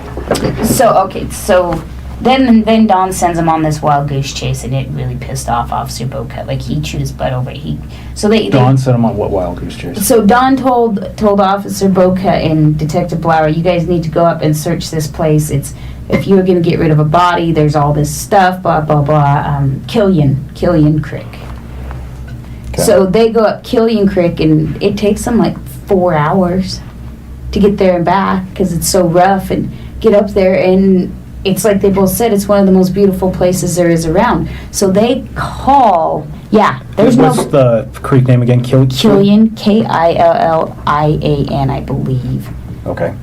So they get back, and Officer Bokehead is hot, and he says, he calls Don out, and he says, you sent us on a wild goose chase. We're out here trying to find a kid, and it's like, there's no garbage up there. There's no empty semi-truck. I mean, he just made it sound like it was and Don, he got all freaked out and kind of backpedaled, and he's like, well, that's what it shows on Google Maps. So after Bokehead, he says, you directly told us you go up there. And so all these guys are just lying. And I mean, I was right there when he told Officer Bokehead all about it. It's like, go search it. So these guys, they're consistent. I mean, they're just lying and lying. They're just pointing into places that don't even exist. But they've still yet to question them. They have yet to sit either one of those men down who have access to everything at Dillon's. And when we got there that morning, when we got there that afternoon, Monday the 30th, Jim was adamant to me and my husband, Mike. I had to get in that truck and move it because Dillon backed it in too far. I had to get in that truck and move it. Yeah, I had to drive that truck. He had to tell us 15 times. Make sure we knew he had been in that truck. I don't think Dillon's even the one who took that truck. With his pickup seat being moved the way it was, with it being in four-wheel drive, with it being pressure washed, none of that adds up. But so this timeline, search and rescue's there. So before we get back to the timeline, since you brought up the truck, you said that for Dillon's truck, the seat was moved forward. Tell me about that. Okay, so when I got in Dillon's truck on Sunday to bring it out, I got in and I did not have to adjust the pedals, the seat. Okay. How tall are you? 4'11". 4'11"? Okay. He's like 5'11". And I've gotten his, so then I thought to myself, I'm like, okay, well, these pickups go back to a setting a lot of times. You get out of them and they just go back to a certain spot. Maybe this is the spot. No, Okay. it wasn't the spot. So here, usually when I get in Dillon's pickup and he kind of sits with it back, I can reach the steering wheel, but I am unable to see over it. So it was set up, which all those Wadsworth boys are about my height. Maybe an inch and a half taller if they're lucky. So then I look down and it's in 4 low. I'm like, why in the hell is it in 4 low? Because he got a new transmission, the transfer case is all screwed up, the 4-wheel drive hasn't worked since like January. And he's cussed it and he knows it. Dillon would not put it in 4 low. And B, if you have no mud on your tires, if you have no mud on your pickup, why are you driving around in 4 low? It doesn't make sense. And you can clearly see on the pickup when they pressure washed it, like, when you get a pressure washer really close and it does a really good job in that spot, and the other spot you just browse over and, it still leaves the grime. You can see it all over the pickup. So you're talking about, like, the vertical lines or horizontal lines from where the fan is? Yeah. Okay. Do you have pictures of the truck? Yeah. I got a full video. That'd probably be better. Okay. And that was... that was Sunday when I got in that. Sunday the... 29th? No. Or, I mean, the next weekend. Yeah. Yes. Sorry. Yeah. And then on his pickup also, so there's, and like I said, I'll just send you the video. It shows it a lot better. But there's no tracks.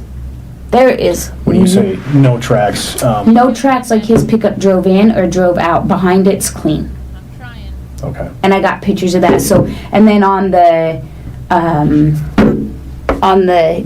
rain, the people that helped me out with the rain, so it started raining at 5 o'clock in the morning. They were out there camping. They just dry camp in their tent. They're cavers. They go out to the caves and the mines.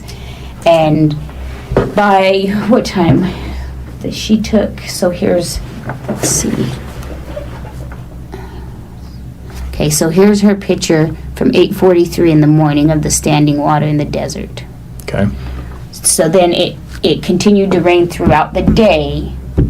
So And that was on which day? this is Saturday. The 28th?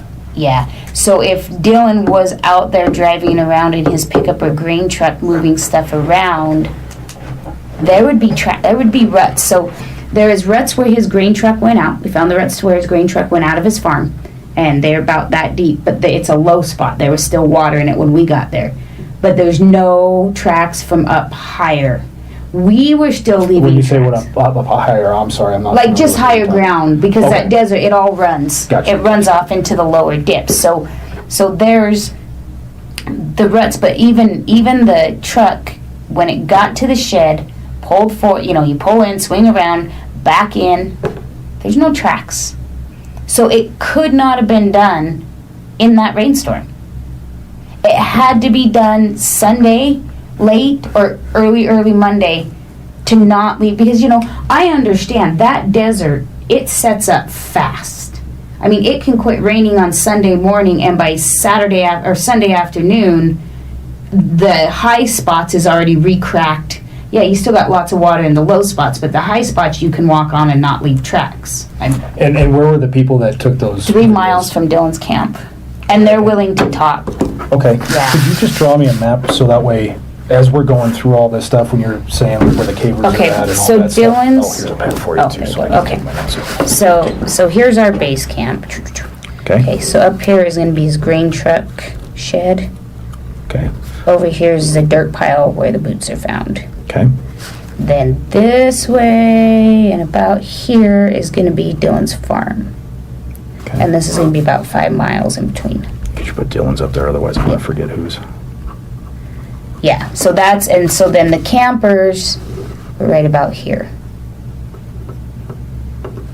Okay. And that's the Yeah. cavers. Val Caver campers. Okay. Yeah, so like I said, this was our original thought, is take his truck and have to walk back to his pickup because he doesn't have a ride. Okay. And where is, how do you get to this location? Like, is there any other roads? Yeah, you just come out. This is going to be Little Pigeon. And which way is towards Montello? Hang on. This right here is going to be Grouse Creek, and then that runs into the highway. Going back to Montello? Yep. Well, Okay. yeah, you can go this way to Idaho, Mm-hmm. and that way to Nevada. Gotcha. And from here, so from where Dylan's campsite and from where this is, the Nevada border across the mountains only about 13 miles. Right. And then, Montello's, it's 29 total from location to location. So Okay. that's why you go to Montello all the time, because he's like 90 miles it's about 75 from Burley, and that's only if you go over Grouse Creek on the gravel the whole way. So that's where you'd always go eat. Okay, and you said you had a picture of the truck with the pressure washer marks. I don't want to forget that. Yeah, I got a whole bunch. Yeah. And like I said, it's in the video too, and Yeah, whatever. just trying to see the ones where I circled it. See, like here, it's harder to see but you can see where it's nice and clean, and then see how they didn't get as close. Okay. And then you can see the dirt running down. But I'll just send you the whole video. But see, look at that. There's nothing. You can see where the water was running. It rained so hard. There's nothing. Okay. So I don't know. Like I said, I don't think Dylan ever made it back. And here's another one, and you can see where they'd pressure washed, where you get the rundown. I mean, the rain does stuff, but it doesn't. It's different. You'd know it if you've seen it. And then, so the only thing they didn't get, and you see it better in the video, is the wheel wells. They're still Okay. caked in mud. Okay.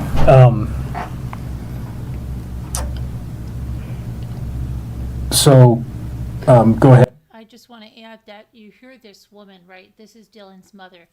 This is Dylan's mother that this is days after Dylan's gone missing. Now, she is completely like on it, right? So it's no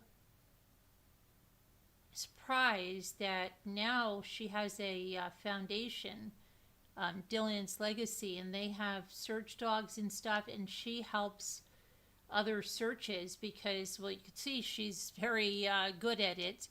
But she's also teamed up with Gabby Petito's parents, and they did some event out in Idaho about safety, finding missing people and stuff. So wonderful. And, she just has a little, one of those avatar things where she's out with her dog. She's out to California trying to help another family. So she's really,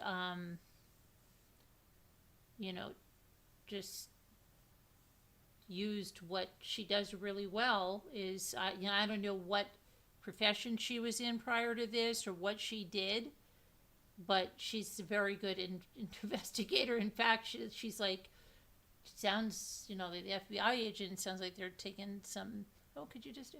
Yeah, it's just crazy. She got, like I said, she got EquiSearch in there. She got the dogs in, so she does a lot with dogs now. I don't know if they got their own dogs, it might look like to me. I don't want to, say the wrong thing, but that's what it appears to be.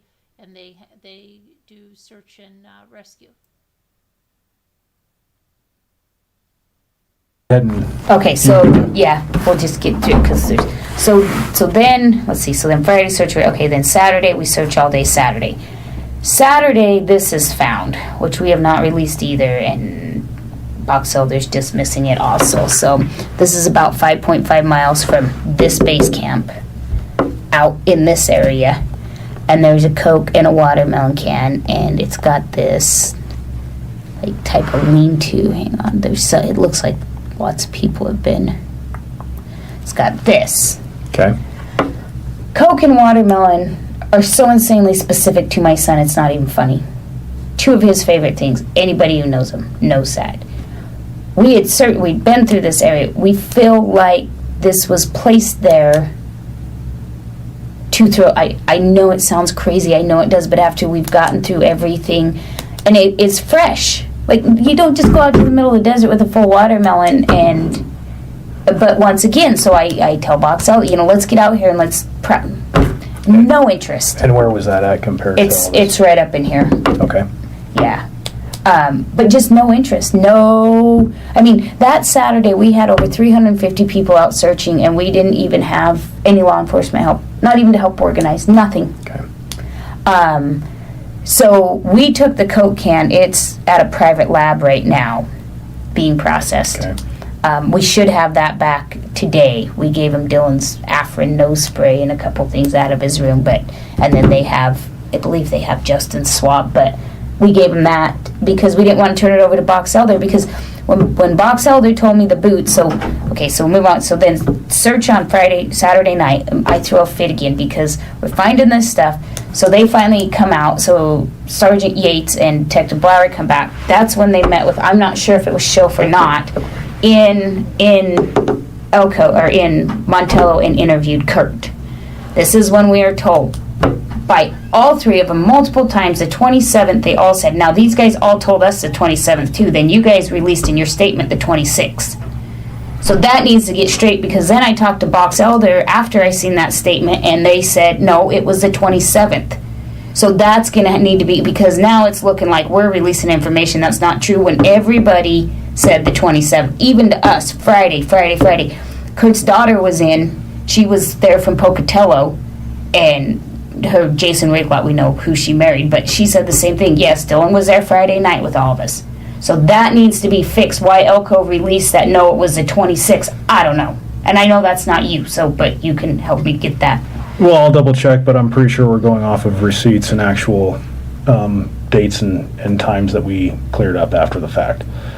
So, because I know that during interviews, people were saying Thursday, Friday, but then they were getting 25th, 26th, 27th, they were getting all those dates kind of slid, so there was kind of like the days were going this way and the dates were going that way. So if I recall, I'll double check here in a second. Okay, well, all I know is Box Elder is still telling me the 27th, and that's where we've had so many problems is, lack of communication and no communication.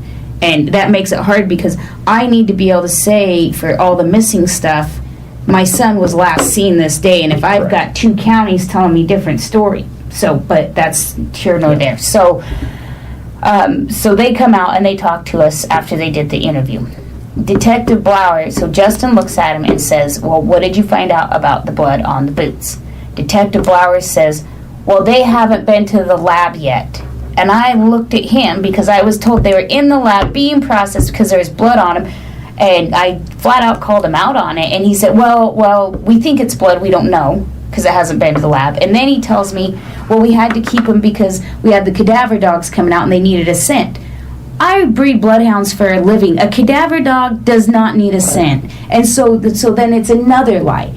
And so then Sunday, we start pulling out, trying to, so then I'm like, that's it, I'm going to the media, I gotta get something because we're not getting anything out of the detectives, and what we're getting, we're being lied to. And I understand that there's more stuff, like, there's not everything you guys can tell, like, I get that, I'm a realist, I totally get that, but they weren't doing anything. Right.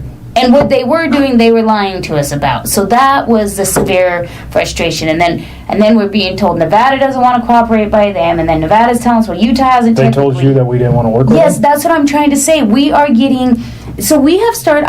Okay, well, first, before we get off on that, I can tell you right now, we've been totally transparent and cooperative with whatever Doc Elder needs. So I'm going to clear that up right now. I've been caught right in the middle of it. So yeah, and it's been a huge issue. I mean, so I told him, I said, can you not request Elko's, if you're lead, right? Box Elder's saying we're lead. Can you not request help from Elko Search and Rescue to come search the Nevada side, or get permission for the Weber County to come in and search the Nevada side? No, they're blaming it completely on Elko. They're saying, nope, that's Elko's responsibility, and if they don't want to do it, we have no pull. So this is what we're getting, and like I said, it's gotten to the point that I've had to start recording them because of the lies, because people think I'm crazy, and I'm like, no, this is happening out here. So fast forward, so Sunday comes around, we take Dylan's pickup, that's the day York came out. That's the day we flew that big wash. Mm-hmm. And the pickup tracks go, so you can see right where the Utah Search and we're talking about Sunday, the which date? Whatever, June, we're into June now. So this last Sunday? Yeah. This last Sunday? Yeah. Okay. So I send them the video, I tell them, look, we've got to get dogs in this wash. And the whole reason we flew the wash was because Johnny, so there's this old squatter out there, Kevin, and he's an old Vietnam vet, and he doesn't really talk to a lot of people, and he keeps to himself. But he stopped and spoke with Johnny, and I think my Uncle Benny was there for a minute, and he told him, you guys need to go further in the wash. This place is famous for wait till it rains if you want to dispose of somebody and put them in the wash, and So then we flew the wash, and there's the pickup tracks, and you can tell as they're driving into the wash, they're in a hurry, they're fishtailing. You can tell they're not in four-wheel drive, which Dylan's pickup's four-wheel drive did not work. And then they stop a couple places, and then when they come out, they're a lot slower, but they go clear to the end of the wash, turn around. You can tell a couple places that they stop from the air. I don't know if you can see those from the ground, but you can still clearly see the tracks. It's almost been a week. I can't get any help getting anybody out there. It's like we need to run a dog down this wash. I actually have a private dog coming tomorrow. Where's the wash at? So the wash, I just showed you on my phone. And did you guys take pictures of the tracks? Yeah. Did you put any sort of scale, like a... We're in a chopper. Okay, so there was nobody on the ground that actually... Yeah, so we stopped for a minute to search, because we found some, so here you... I guess what I'm asking is, do you have a picture of the tread pattern? Yeah, and the problem of it is we're waiting so long, it's going to be destroyed. Okay. And you can, so the whole wash, that one's pretty good too. So see, this is flying, and see the tracks? Okay, yeah. And they were after the rain, but while it was still muddy. So late Saturday, sometimes Sunday. But I can't get anybody to help me get out there. And where was that at? So this is just on the other side of Montello. I'll show you. It's on the Nevada side. It's all in Nevada. We searched the Utah side. So it's called Thousand Springs Creek is what they call the wash. But it runs, so it starts, like it goes, so this wash, so here's Dylan's farm, so this wash kind of comes like this, and then it goes out is where it starts, and then it just keeps going, and it starts somewhere out here. And then it ends, you can see, so it's got two veins it ends into, so it dead ends. See, it goes to there and dead ends and goes to there and dead ends, and we followed, I believe the tracks were in this dead end. It goes to the dead end, turns around, and goes back out. Okay.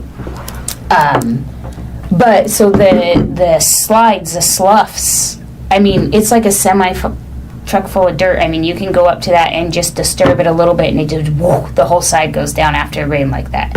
So we've been told multiple times, you know, and then that Kevin guy, he really put it in perspective. He's like, no, everybody knows, you know, that's what these guys do. Once again, Utah says it's not in our area, and Nevada won't send anybody. So here I am going, all I want is a dog. I mean, just get me a dog. I have access to bloodhounds all day long, but I don't have access to cadaver dogs. And that's what needs to go out there. And I hate having to think that way, but that area needs to be cleared and off our list if there's nothing out there. You know, we got to eliminate, but I can't eliminate these places by myself. I don't have the resources. I need help to say, okay, we looked here, like, you know, eventually we're going to eliminate the whole area, but I can't do it without the proper resources. Right. And you know, it's just like the bunker. Now we know where Kurt's bunker is. That's what I was trying to get Detective Shelf to get somebody up to, and he said, I'll send BLM. Well, then, you know, of course, I never hear from him again either. It's just a constant. I'm not asking. I understand there's stuff going on between the scenes, and I know this Wadworth family has way more dirt than I can dig up on my own. I mean, these people are unreal, but I can't do the search by myself. And that's all I'm asking for is you guys do your behind the scenes detective stuff. I don't even need to hear from you guys. As long as I got some law enforcement on the ground helping me conduct this massive search, you know, you guys, that's not your job, and I get that. But you guys are the only ones that I have, everybody else is just pushed it to the side. So, okay, so let me just finish running through this so you have all the information I have.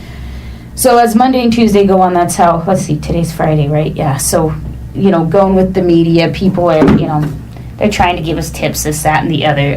Really good at sifting through all the crap. So Sunday night when we were headed home, and I really hit the PI, I'm like, look, I need to know where you got this information, blah, blah, blah. Well, okay, so I got into it with Blower again because I called, we met with a lady named Ellen, and she's willing to speak with you guys. She's been in the town a long, long time. She's had a lot of dealings with the Wadsworth. She's more concerned about the nephew Lionel than Kurt. She's like, yeah, Kurt, you know, he runs the meth and he is what he is, but she's like, he's not a violent person. But I guess the nephew and the other brothers. But I can give you her number. She's more than happy to talk to anybody. She just doesn't want him being seen at her house. So that's why we met her in Wendover. So she's the one gave us where the bunker was, and then she's like, I asked her, I said, look, I said, I don't care if my son's gay or not. I said, this is what we're being told by the PI, blah, blah, blah, and the detectives. She says, no. She says, your son was in and out of there. He'd eat his cheeseburger. Well, so then I get to Detective Blower, and I'm like, I need to know who told you this. I need to know where, if you guys are going to start saying this and turning this into a gay love affair, lovers quarrel gone wrong, I need to know. Well, Detective Blower, another lie. He heard it from the PI. He heard it from the PI, and then we finally track it all down, and the PI heard it from Kurt's ex-wife, Becky. So then I finally get a hold of Becky, and she says, that's not what I told him. She says, I told him Kurt was, I don't know, she kind of, but it was spun into this whole thing, and then, so I got the detectives telling me, you know, this PI's worthless, which I found out right away, but then he's going to them with information. They're coming to me, twisting it into this whole thing that it isn't, and the information's coming from the sleazebag PI. So I was furious again. So then I really started pushing the PI. I'm like, I want these background checks, I want these plates ran, just stuff that I'd gathered throughout the week of being there that just seemed off, you know, just in my head I wanted to clear. And so now the PI is on, I needed to laugh that morning because it was a really stressful one. Dylan is part of a vigilante militia group that is out there, and they have their quadrants, and he must have not done his quadrant right, and so he was shot for it. And your guys' sheriff, apparently, from the PI, talked to the PI for over an hour saying that, yes, he is aware of this supposed vigilante militia group. I mean, just totally off the... I mean, I recorded the conversation, and I just, like, I sent it to my family. I'm like, well, if you guys need some sort of lighthearted laugh today. But, so, you know, so I know this guy's completely off his rocker, but if he's going to go chase another area and he keeps my ex-husband appeased, then, you know, I don't communicate with him. I give him no information. I don't talk to him. So that's when I started with the media, and that's when I started calling here and calling. And I left over 4 messages with whoever answers the phone that just have somebody call me. Have the sheriff call me. Have anybody call me and tell me what the heck is going on. No communication. Then when I find out my cousin Jamie walks in here the other day like she freaking owns the place, they have no way to tie Jamie to me. She gets all this information, and I've still yet to be contacted. So that's what pushed the media deal. We're at a part on Finding Dylan where we are sure the Wadsworths are involved in whatever happened. And I think Don and Jim know what happened. I don't per se think they did anything. I can't 100% rule that out. But I think that whole group, they all know what happened. So tell me about Don and Jim. What does Don look like? Don's a husky, probably 5'9", really husky fella. He's got a beard that he wears ponytails in, and then his hair is the same way. Okay.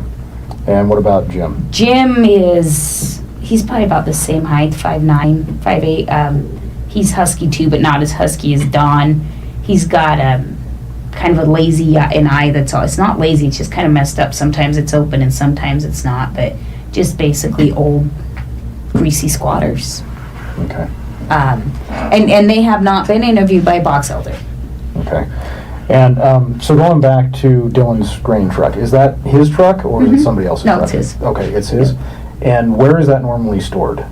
Wherever he's planting. Okay. He was just putting it in that shed. So the gentleman who owns the property, his name's Joe Cecchio. Right. So Jim and Don are just squatters. Right? So Dylan has, and that's he bought part of his farm from Joe Cecchio. He owns a ton of property out there. So he just has access to be able to use that. He puts equipment on that piece of ground. He stores stuff in the shed and stuff. Okay. So where was the truck initially at before it ended up here, supposedly? I cannot confirm that for you because I wasn't there, but it should have been out here because, see, here's his pivot right here, and this is what he was planting. So you would assume, it was out here because out here he's got all kinds of equipment, trucks, tractors, implements, and his grain drill and tractor were right here. So I would assume that's where and then the road that comes out this way, this is where the low spots are that got like the puddles that you could see the clear 10-wheeler tracks, but there was no 10-wheeler tracks up here or in between. All right, and then where does Jim live at on this property? He's here. He lives on and then Don's up here. Like when you leave Grouse Creek, you got the old railroad depot with the little spring. This road gets all windy. It's not straight.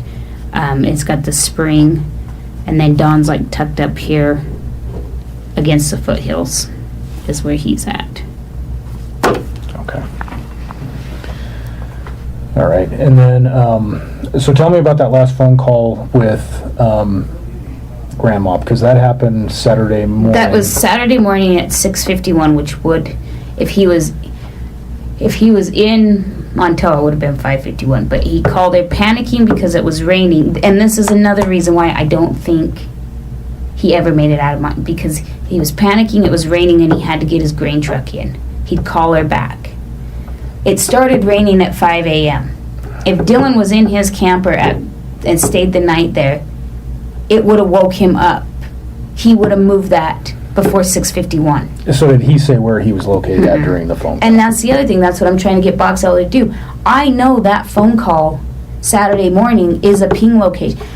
Montello and Lucin are different towers. All we need to say, okay, we know Dylan was here at this time. I can't get him to do it. Okay. And that's why, because that's why we got into his phone to see what the heck was going on. And I know you guys go off of the social media footprint, and I totally get that. But I'm telling you, this kid is not the same. It's not Well- going to give anybody anything. Well, but the problem, the social media stuff is not just the footprint of what's posted, it's what data is collected by your phone through all those different apps. Right. So right now, the other thing is that you have cloned the phone. So now if the other phone is reactivated, you've got two phones with all the same information. Right. So now all that information is going to get complicated if the other phone powers up for any reason. Yeah, the phone's not going to power out. So, okay, is there anything else that you Yeah, can so think of? not that's of important. It's just all. My main thing is I need some help getting search and rescue out there. I need to get Nevada out there to help me, or I need Box Elder to not tell me that they can't send Weber because of you guys. I'm getting, So this lady, and I was going to see if you could help me with that 1 second. So these guys, this lady, she reached out. They're out of Pocatello. They are the search and rescue canines of Idaho, and they've got access to, they can have me 10 dogs out there tomorrow. But the only way, and they've worked with Nevada a lot, not specifically Elko, she said, but and then Box Elder and everything, but the only way they come out is if law enforcement says, yes, please go ahead and come out, because she says if they don't get that officially, Right. anything they find can't be used. So they do everything properly. They're accredited. They have all their licensings. They've got everything, and they're willing to come out. I just need, and it's like I told her, I said, well, do we just need Box Elder to do it because Box Elder says they're the lead? And she's like, well, if Box Elder's telling you Nevada's not cooperating and nobody knows what's going on, she's like, I would prefer if both of them just said, hey, yes, go ahead, we'll invite you in to come run these specific spots that Candace wants ran. Our searching team rescue's busy or whatever, but we can get these dogs out immediately.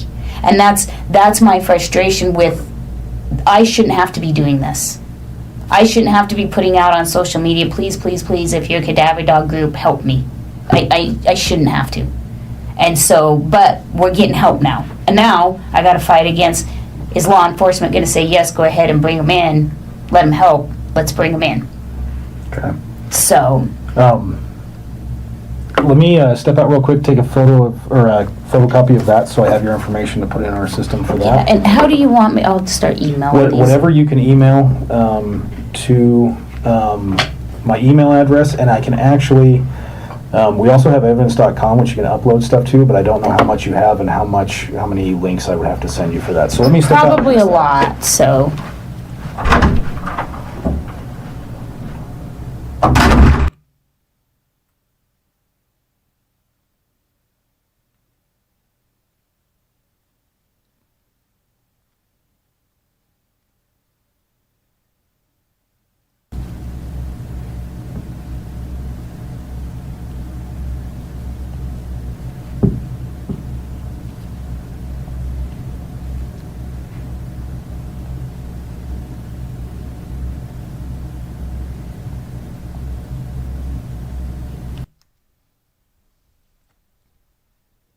It's still going, it's just redacting.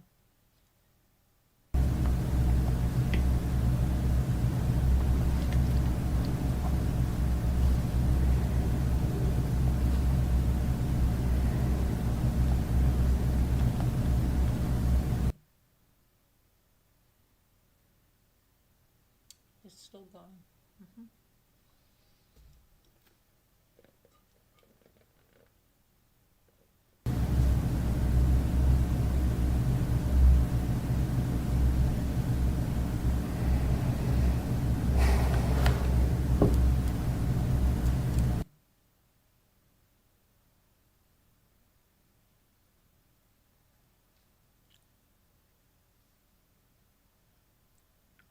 Come on.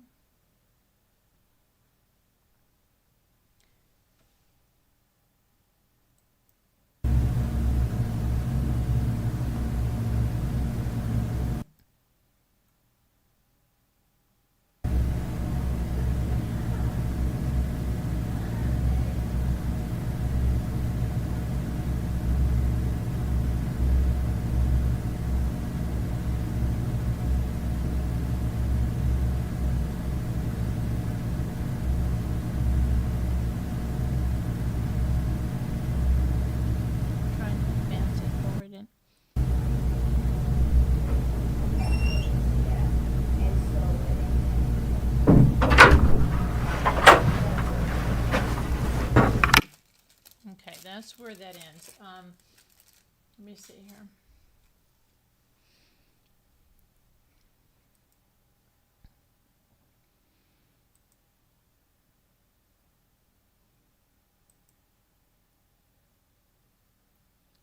Box Elder.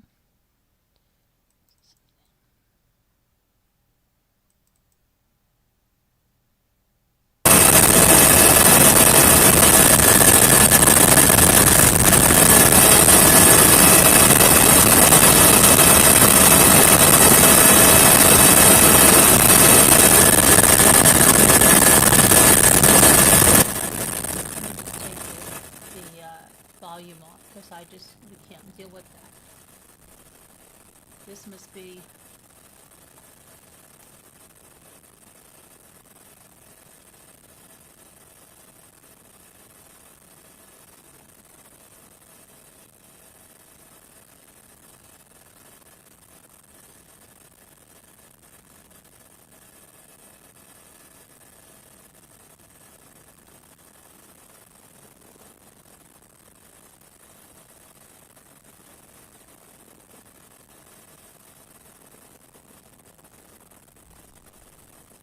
look at that. There is nothing out there.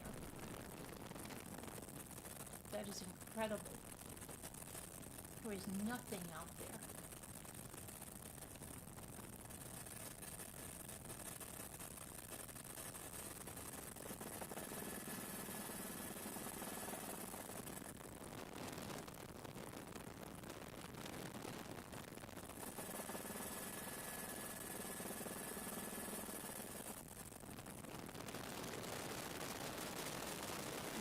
That is so dangerous out there.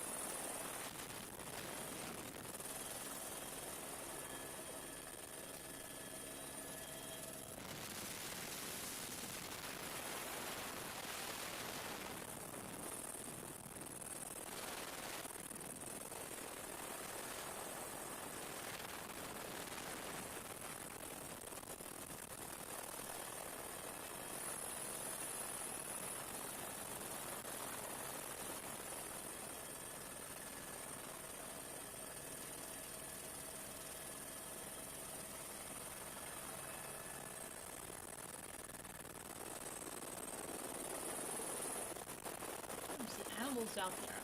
I mean,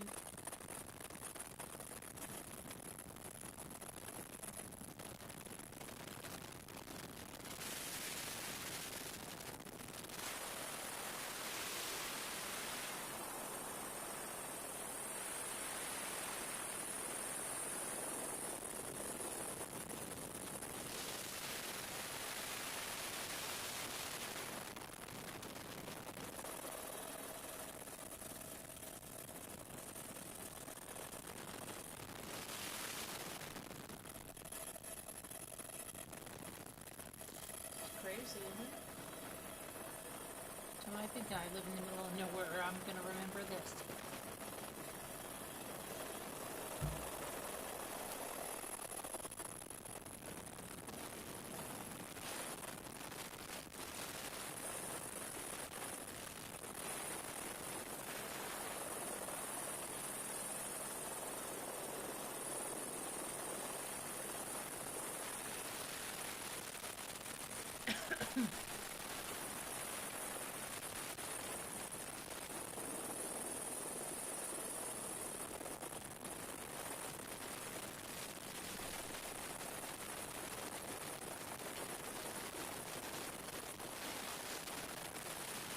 Who's driving those? Those tracks. What is it?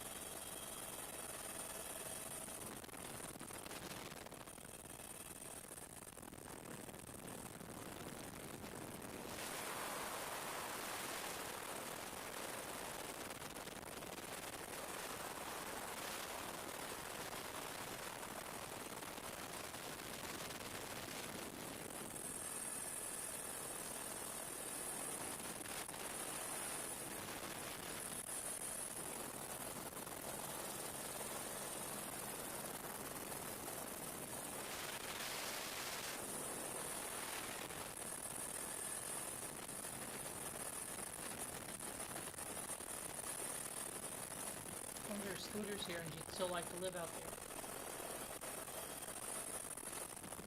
Scooter's got like a Dunkin' Donuts around the corner from her. It's going to be a long way to Dunkin' Donuts, Scooter, if you lived out there. You forget that one.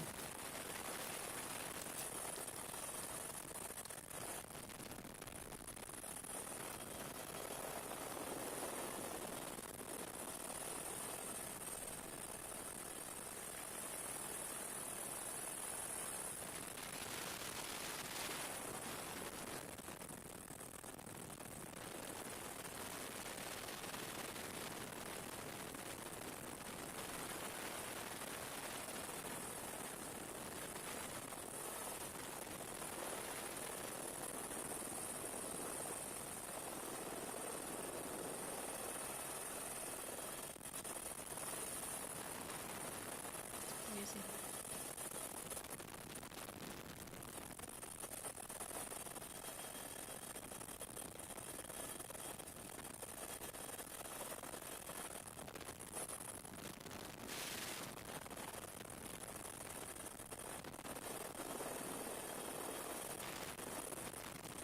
Can you believe there's so much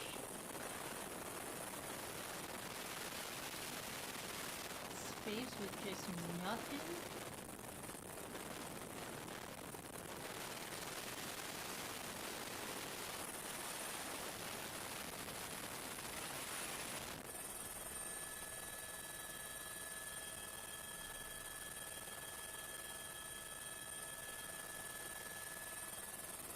Scoots crossing what? It looks like the moon. I was saying that myself. Is it still noise? You want me to take the noise off? I thought I have it all down. You still hear noise, Murder? Let me see.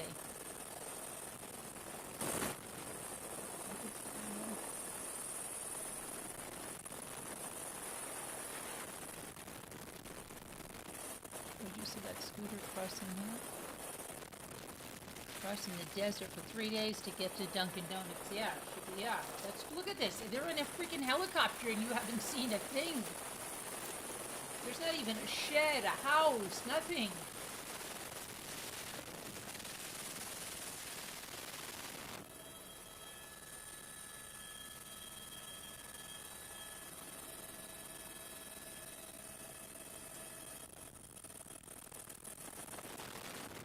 It truly reminds me of that place where they banished that guy in the Twilight Zone. You know, for some kind of it was like some kind of a legal sentence. Remember that? What it looks like.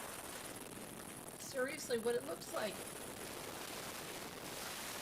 Rod Sterling must have been out here and must have been like, wow, this would be something.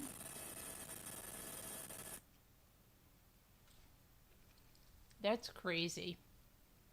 That is crazy. I'm sorry.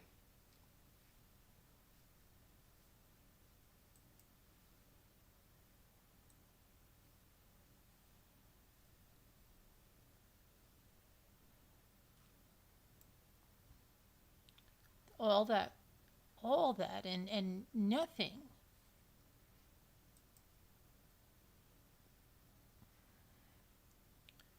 Where's this? 6:10. That was when he was arrested.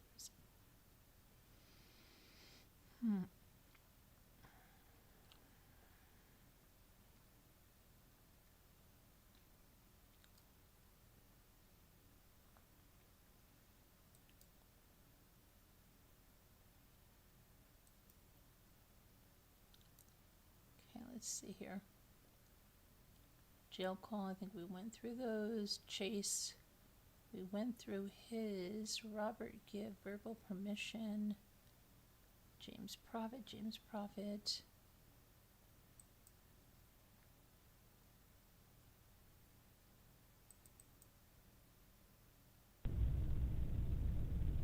This is that guy, Don Hatley, that they're talking about. This guy right here. That other neighbor that was with Jim having the meat and everything. Down that way? Gotcha. I don't know that I can handle a rolling chair. That's all right. Oh, shucks. So, just the basics, you've heard it before. Voluntary, you don't have to be talking to us. If any time you don't want to talk anymore, we can just end the interview and be done. So, you don't have to be here. How long have you been here now? Hasn't been too terribly long, right? Over a year, Has it? almost a year and a half. It's been that long, huh? Jeez. That's Yep, right Time goes after, by. well, last time I seen you, I was moving the last. it was like your stuff. final load, right? Yeah. Yeah, they're pretty crazy times gone by. You in contact with any of the family or anything like that? Larry calls me once in a while. Gotcha. Doing as good as can be expected, I guess. Yeah. It's tough. There hasn't been anything super easy about this at all, especially for them. So he's still up. He's still in Idaho. Have they, anything new come up on with those guys?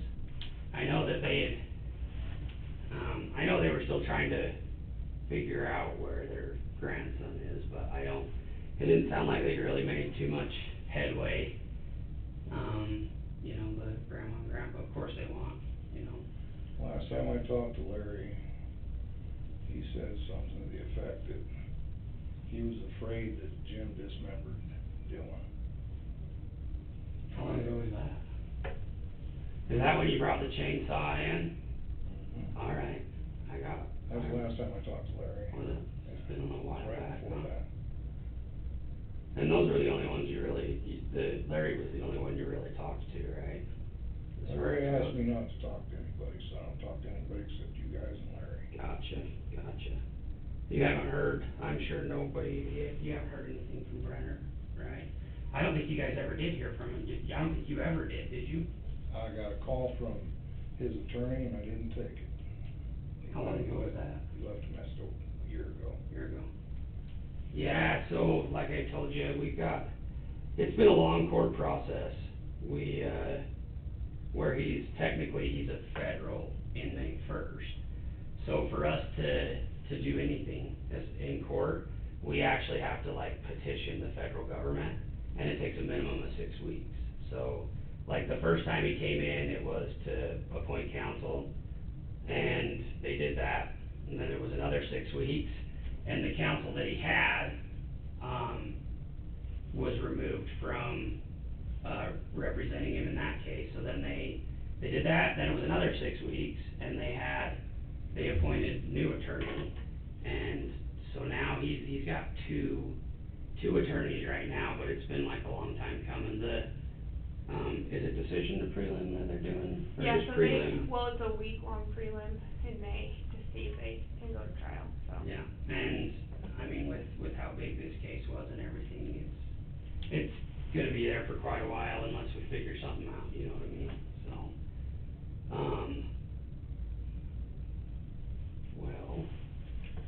I did hear a rumor, okay, and it sounds like you don't know, so it might be just a rumor. I talked to the guy that bought the property where the grain truck was. mhm, Uh, I know who it is, I just can't place the name, but I know who you're talking about. yeah. Got him in my phone book even, and I worked for him a couple times, little jobs. Seems like a nice guy. Yeah, he is, he's a real nice guy. He said that, Dylan's mom was out there doing some more digging around, and Hmm. she mentioned to him that Jim was trying to deal To make a deal? on where to find the body. I thought, that don't sound right if that was true. Yeah. That's an admission of guilt right there. You got him. Yeah, well, and I think, you know, with what we have right now, we pretty much have him either way. But, I'd like to see it. what we're trying to do right now is, you know, we obviously want to find Dylan. You know, that's probably the biggest thing that, you know, what we're trying to do now. And I don't know for sure, I know we've gone out there before with her. There was, let's see, I don't think how long ago it was. How long was it before you, left to move here? Like after the case? It was a few months, wasn't it? Yeah, I think I started moving my stuff out the end of July.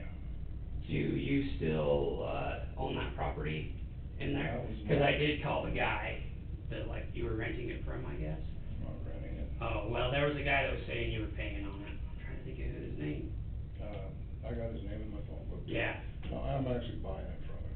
okay, that's the one I was talking about, yeah. And it's almost paid off. Because I was looking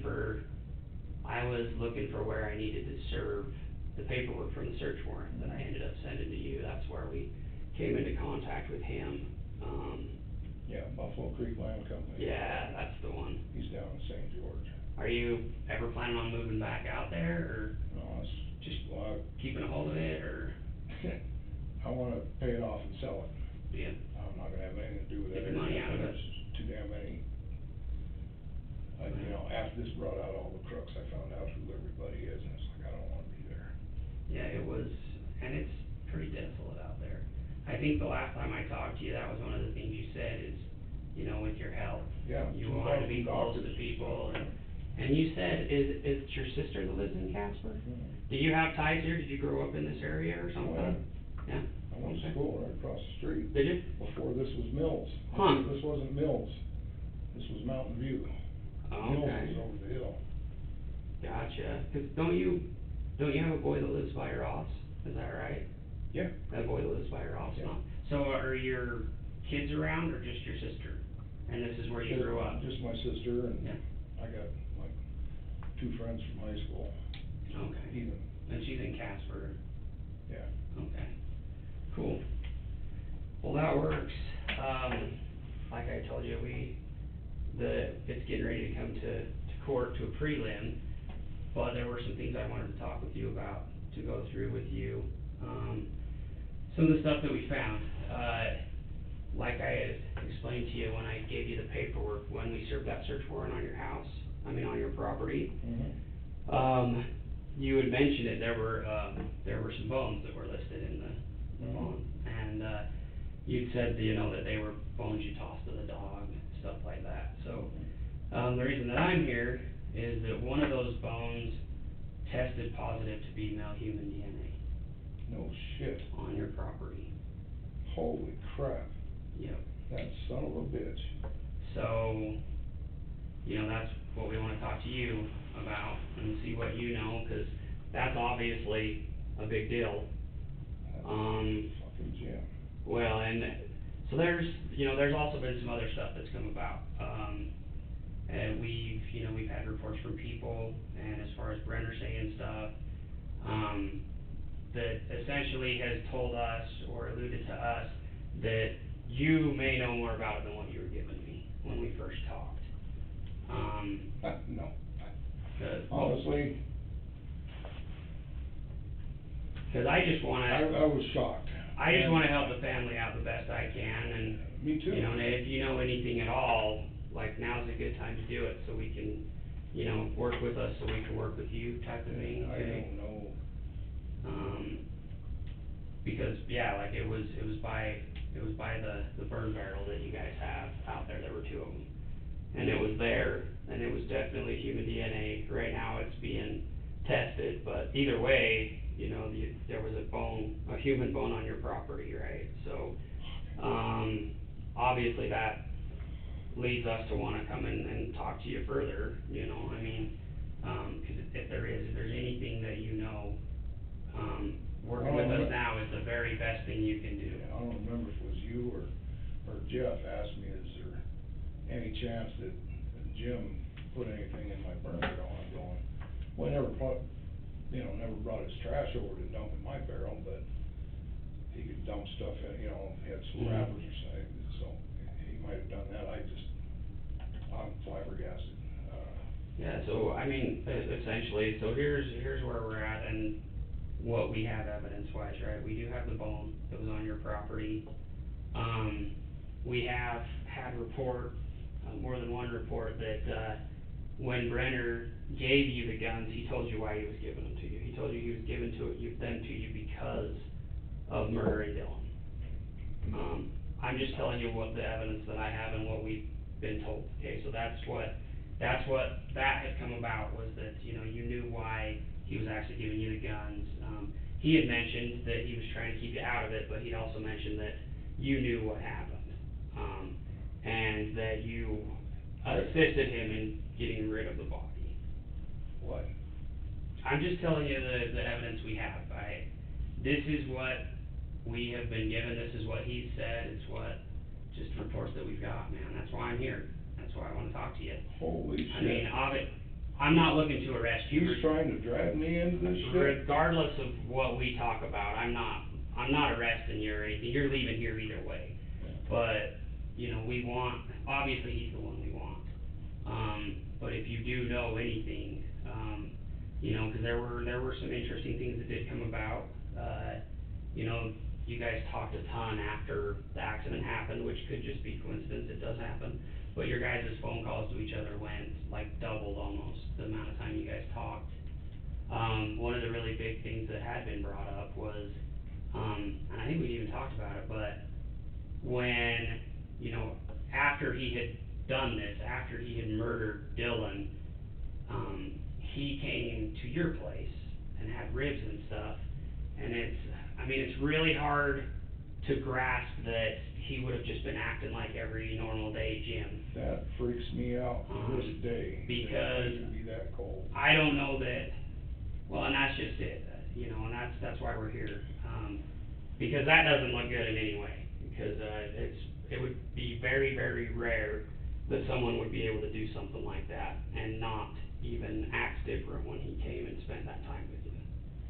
I've had quite a bit of time to be running that over and over in my head, trying to see if there was any tells that I missed or anything, because I still can't believe that somebody could be that, I mean, I get the jitters when I shoot a deer. Mhm.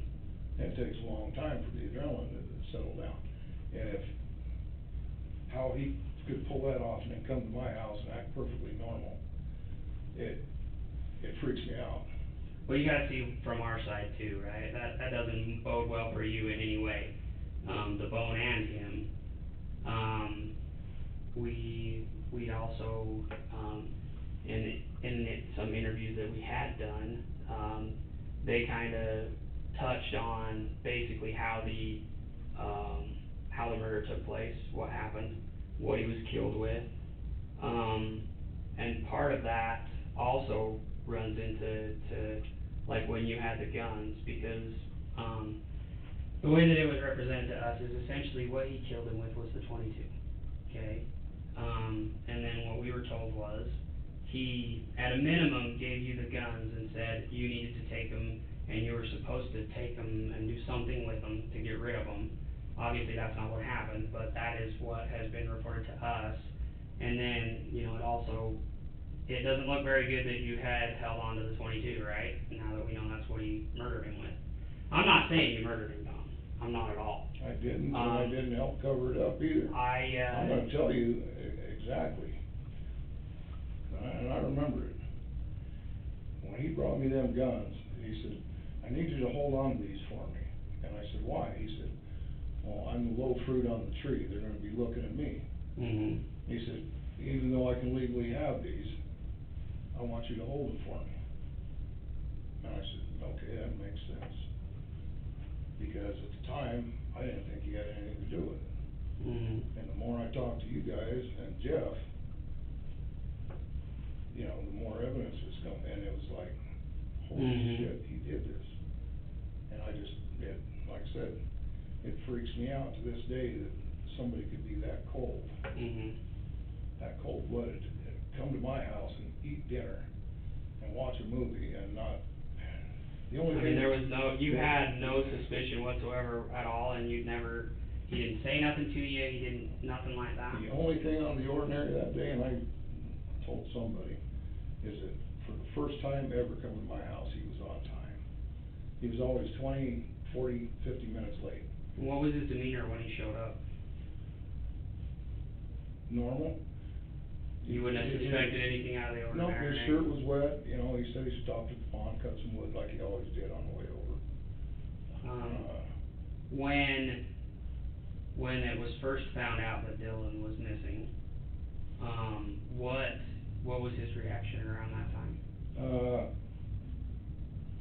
Let's see, I talked to Karen, I didn't think it was any big deal, and she said, yeah, it's a big deal, so I went out and looked, called her from out there. He wasn't there, and I don't remember if I talked to Jim on the phone or went by there on my way home. Mhm. But anyway, on the next trip out there, the next day, you know, Karen asked me to go again, so I stopped by and picked up Jim so he could climb up in the equipment that was a little hard for me to get in and out of. So I took Jim out there. And Jim said, well, while I was at your house the other day, must have been when Dylan brought the grain truck in. Because the grain truck's here. And that was the last. And that's, you know, that was it. And I thought, yeah, okay, makes sense. He dropped the grain truck off, but where'd he go from there? And, you know, like I said, I still didn't have a clue until the evidence started adding up, and it's like, holy crap. Were you there when the family was searching the truck and the trailer? Were you at Dylan's property when they I helped Dylan's dad. I was trying to help Dylan's dad get the truck open, and he finally broke the window and got in there, and I helped him and Candace, you know, look under the seats and all Was that Renner stuff. there?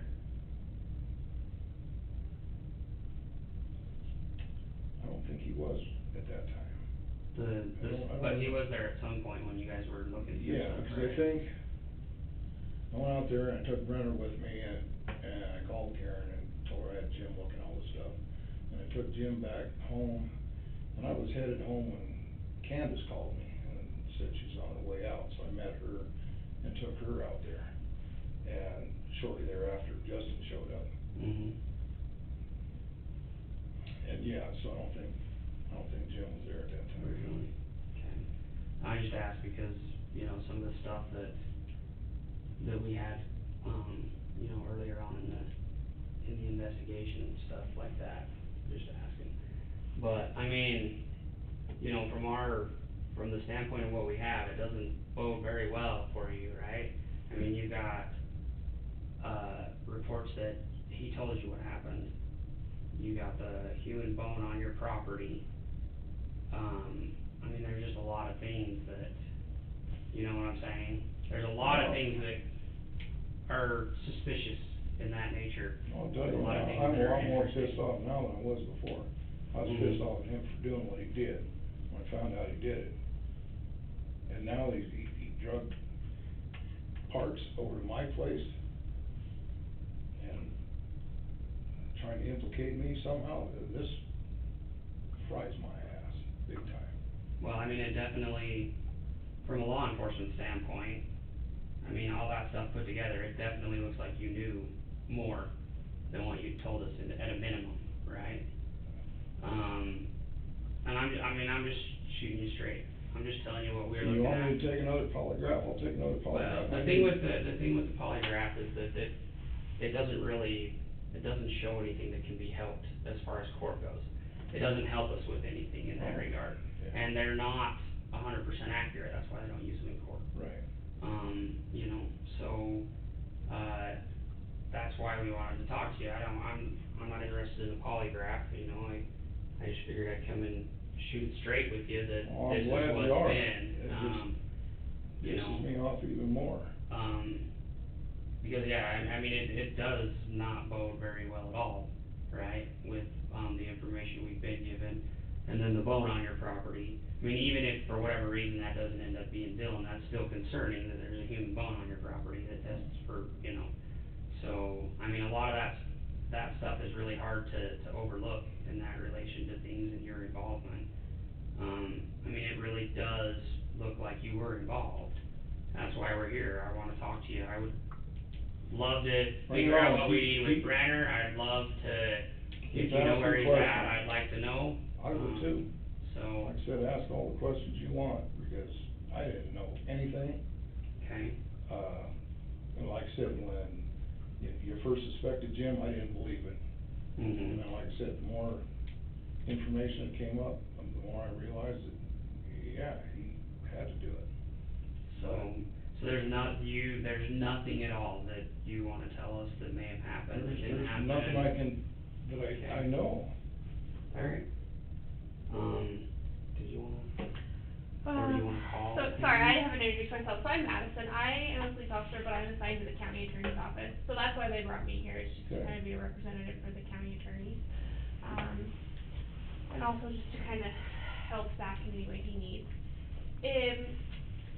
So do you know where Jim, right? Jim Brenner, would have buried his body? If I had any clue, I'd have spit it out a long time ago. Do you think he would have been capable of like taking it somewhere, or do you think it's on the property? I don't think it could possibly be on the property after it's been searched that much. Yeah, I well, don't it's know. big, I mean, it's a vast area, Oh, I know it is. yeah, I'm just totally floored that, Yeah. he hasn't been found. I mean, if, according to what I have been told, Dylan's phone and Jim's phone were at the pond most of the day, and when they weren't there, they were, you know, where Jim was staying.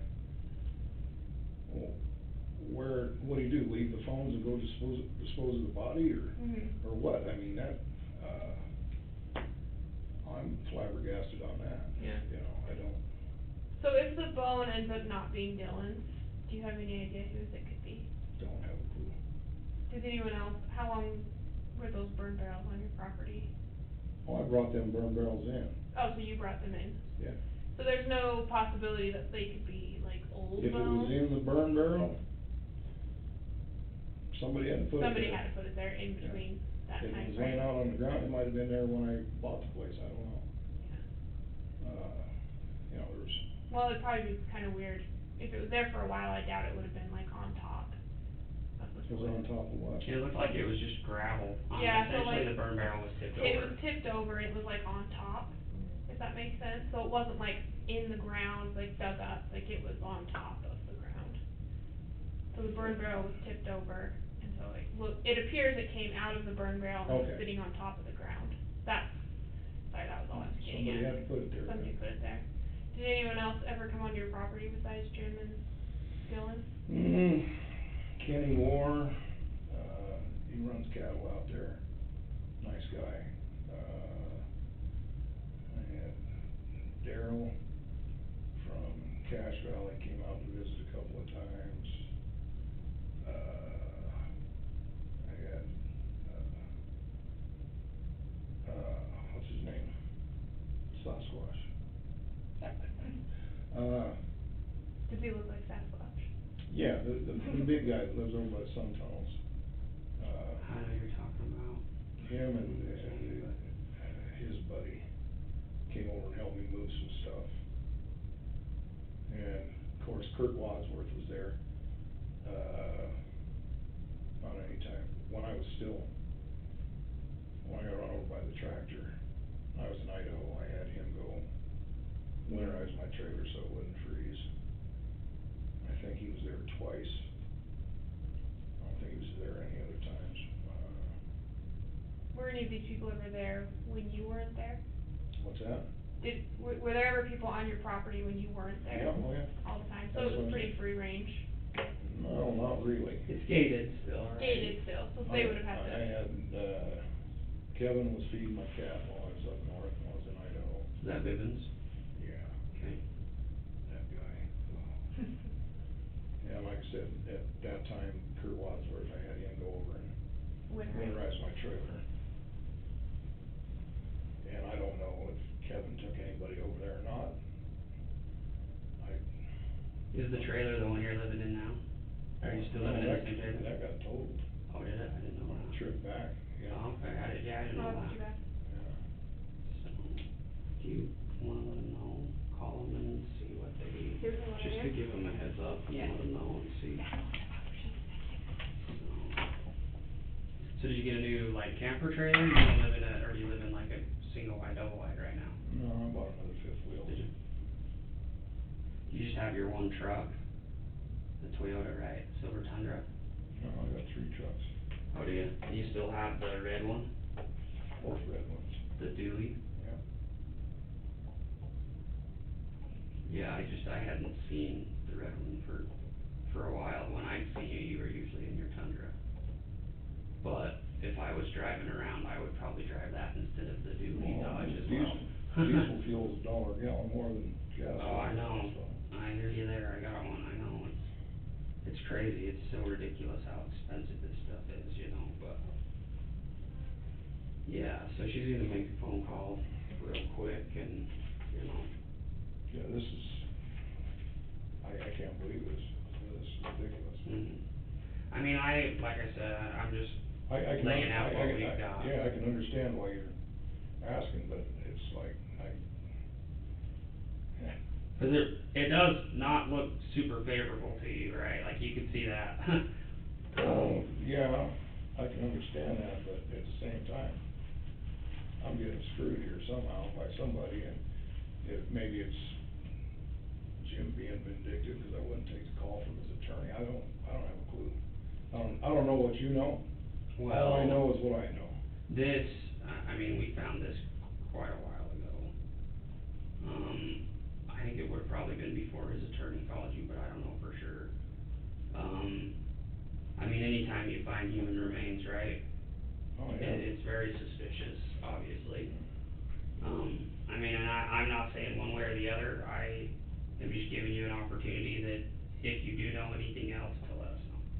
So, I mean, if I was coming at you, I would've done it a completely different way. I just wanted to sit down and talk to you and, tell you what it looks like and tell you what we got, you know, I mean, you've always seemed like you're being pretty straight shooting with me, and I feel like I should be the same way, and I feel like I have with you as well, you know. I appreciate that. I mean, I'm still, I still gotta do my job, but, like,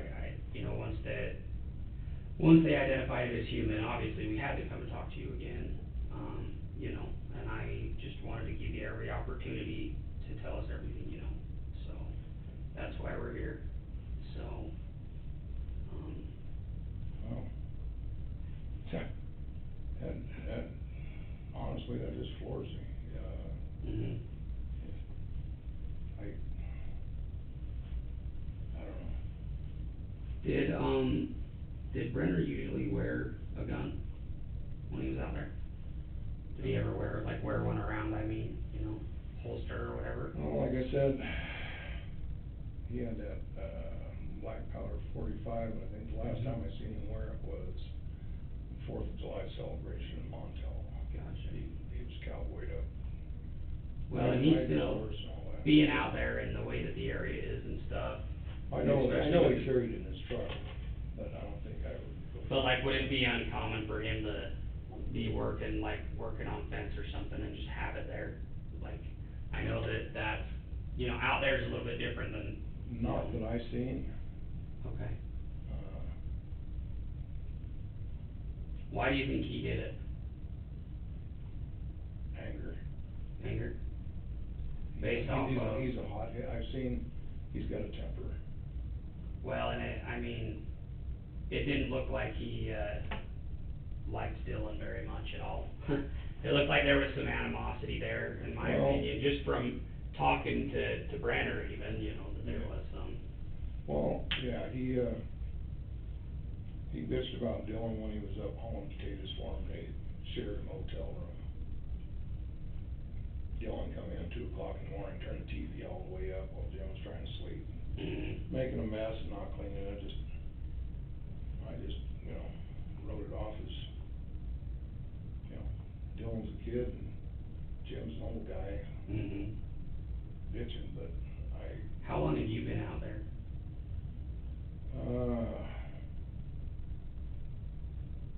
I was there, let's see. I went there the summer before I met Dylan. I met Dylan in the spring. So you were out there before him?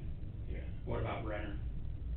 Oh, I didn't meet Brenner until, I didn't like Brenner when I first met him. Kurt Wadsworth brought him out after Dylan and Ed got the pigs out there. Mm-hmm. Kurt brought him out for some reason. I didn't care for him. He had kind of a pushy attitude Mm-hmm. on how to do things. Anyway,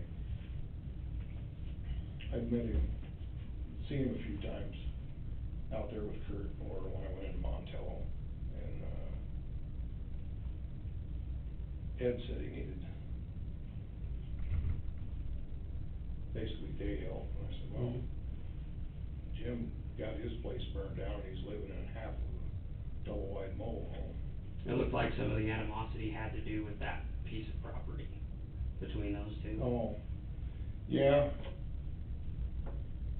I don't think that it was just one thing that set him off. I think it was probably Yeah. multiple different things Dylan come in, leave the gate building on open. together. Dylan come in, leave the gate open, and Jim had a horse running around there, and that upset him, because he had to go catch the horse if the gate open, and that pissed him off. It was just, it was stuff that wouldn't have really bothered me too awful much. It's like, Dylan's a kid, he's gonna not close the gate and kinda joke around about stupid stuff like that, but, Yeah. So Ed, I know that, it would just be a guess, but what do you think Brenner would have done with the body? I really don't have a clue. I do know that he mentioned, you ever see the program Yellowstone? Mm-hmm. Okay. He thought it was really neat that the Yellowstone crew had this place they called the train station.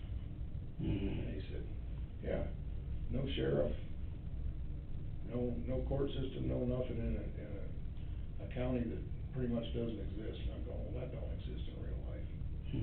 No. Yellowstone Park is federal and it overlaps 3 states. Mm-hmm.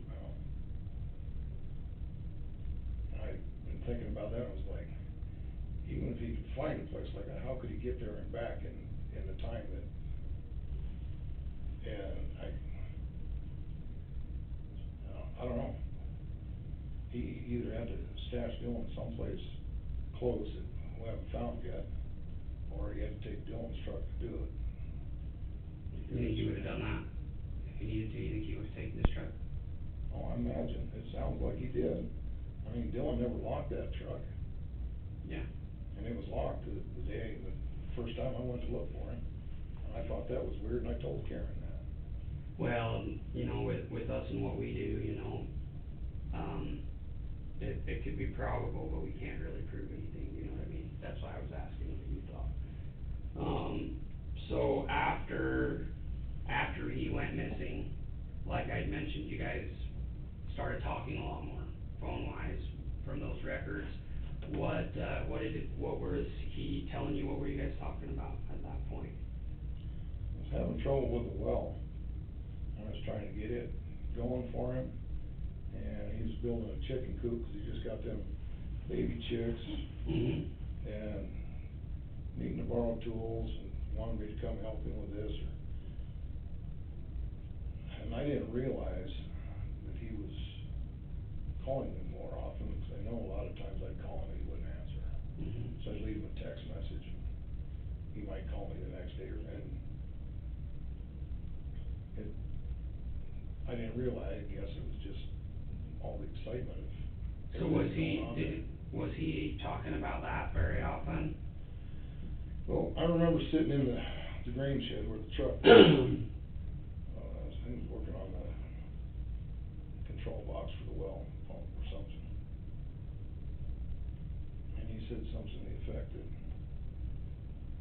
with all these people out here searching, and they haven't found anything yet, it's probably gonna be some hunter or somebody out recreating one of these years is gonna find him.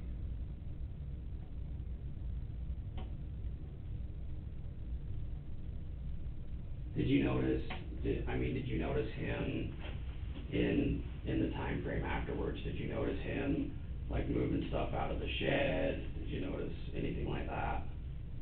Well, he'd been cleaning it up. That was one of the things that he pissed at Dylan about. Because when Dylan or Ed, either one, when Dylan and Ed were partners, wouldn't pay anybody to clean that shed out for anything, so Jim took it upon himself to clean it out so he could start using it. And it kinda pissed him off that he got it all cleaned out and Dylan come in and brought the grain truck in. And, you know, it wasn't there all the time, but he brought it in a couple of times. Mm-hmm. I just told Jim, I said, well, you know, Joe Cecchi owns this place and he knows you're here, but Joe and Dylan got a deal worked out. Dylan's pretty much got control of the place. Yeah, and I from talking to him, I know that was definitely a sore subject with Brenner, because that he was getting pretty upset when I was talking to him about it. And you could tell that he didn't, it definitely looked like he didn't really like Dylan, but you could also tell that was something that really bothered him. Because it sounded like with him, like what he wanted to do was, one of the first things he did was put a lock on the gate, right? He wanted to be the one that restricted access to the property. And Dylan had essentially just been, the property owner had said, whatever you need to do with it, you know what I mean? So that's why he put the grain truck there, Actually, Ed had stuff me like put that. locks on the gate when fuel was getting stolen. That's one of the reasons he let Jim stay out there. Was because, there was nobody there and somebody was stealing. Well, Cause well, Dylan another didn't have reason. access to that lock. Yeah, he did. When he came that morning, he undid it from the other side. Who did? Dylan. What do you mean he undid it from the other side? So he undid it Oh, on he the unhooked side it. that, yes. Okay, well. Yeah, and Brenner had said that, Dylan doesn't have a key because he's not, like, responsible enough to have one. Dylan lost the key twice, so we started putting it under a rock. Well, that's what I mean, like, Jim Dylan might- didn't necessarily have Yeah. unfettered access to that piece of property. Jim might have taken the key from under the rock or something, I don't know. So when he came over to your house for Yellowstone and everything like that, was there any talk about anything? Was he bitching about Dylan at all? No. He just said he was getting wood and water like usual, and I started talking about barbecue and what we're gonna watch on TV, and like I said, he acted no different than he ever did any other time.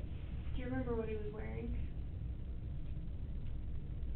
Not exactly, he's wearing jeans and a t-shirt and a ball cap, and his t-shirt was wet. Just in the front? It usually was, because, you know, he's getting water out of a pipe and trying to put it in 1 gallon jug and it splashes, so that was not unusual. Like I said, the only thing that I found unusual is he was exactly on time, give or take a minute or two. Was he in his blue truck when he came? Yeah, and I even brought it up to him, I said, man, that's the first time you've ever been on time. He just kinda looked at me and went, man, you're always 20 minutes to 45 minutes late. He just shrugged. I gotcha.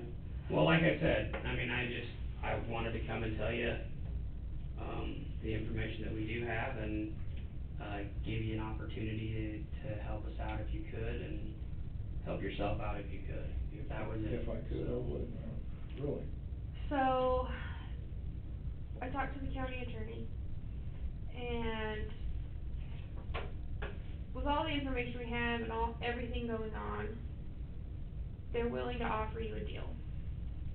And the deal is this. It is, we don't think you killed Dylan, okay? So we're not here because we think you killed him. Well, I know I didn't, so. But with all of the evidence, we think you're involved somehow, whether it's you knew about it, whether you helped, whatever else.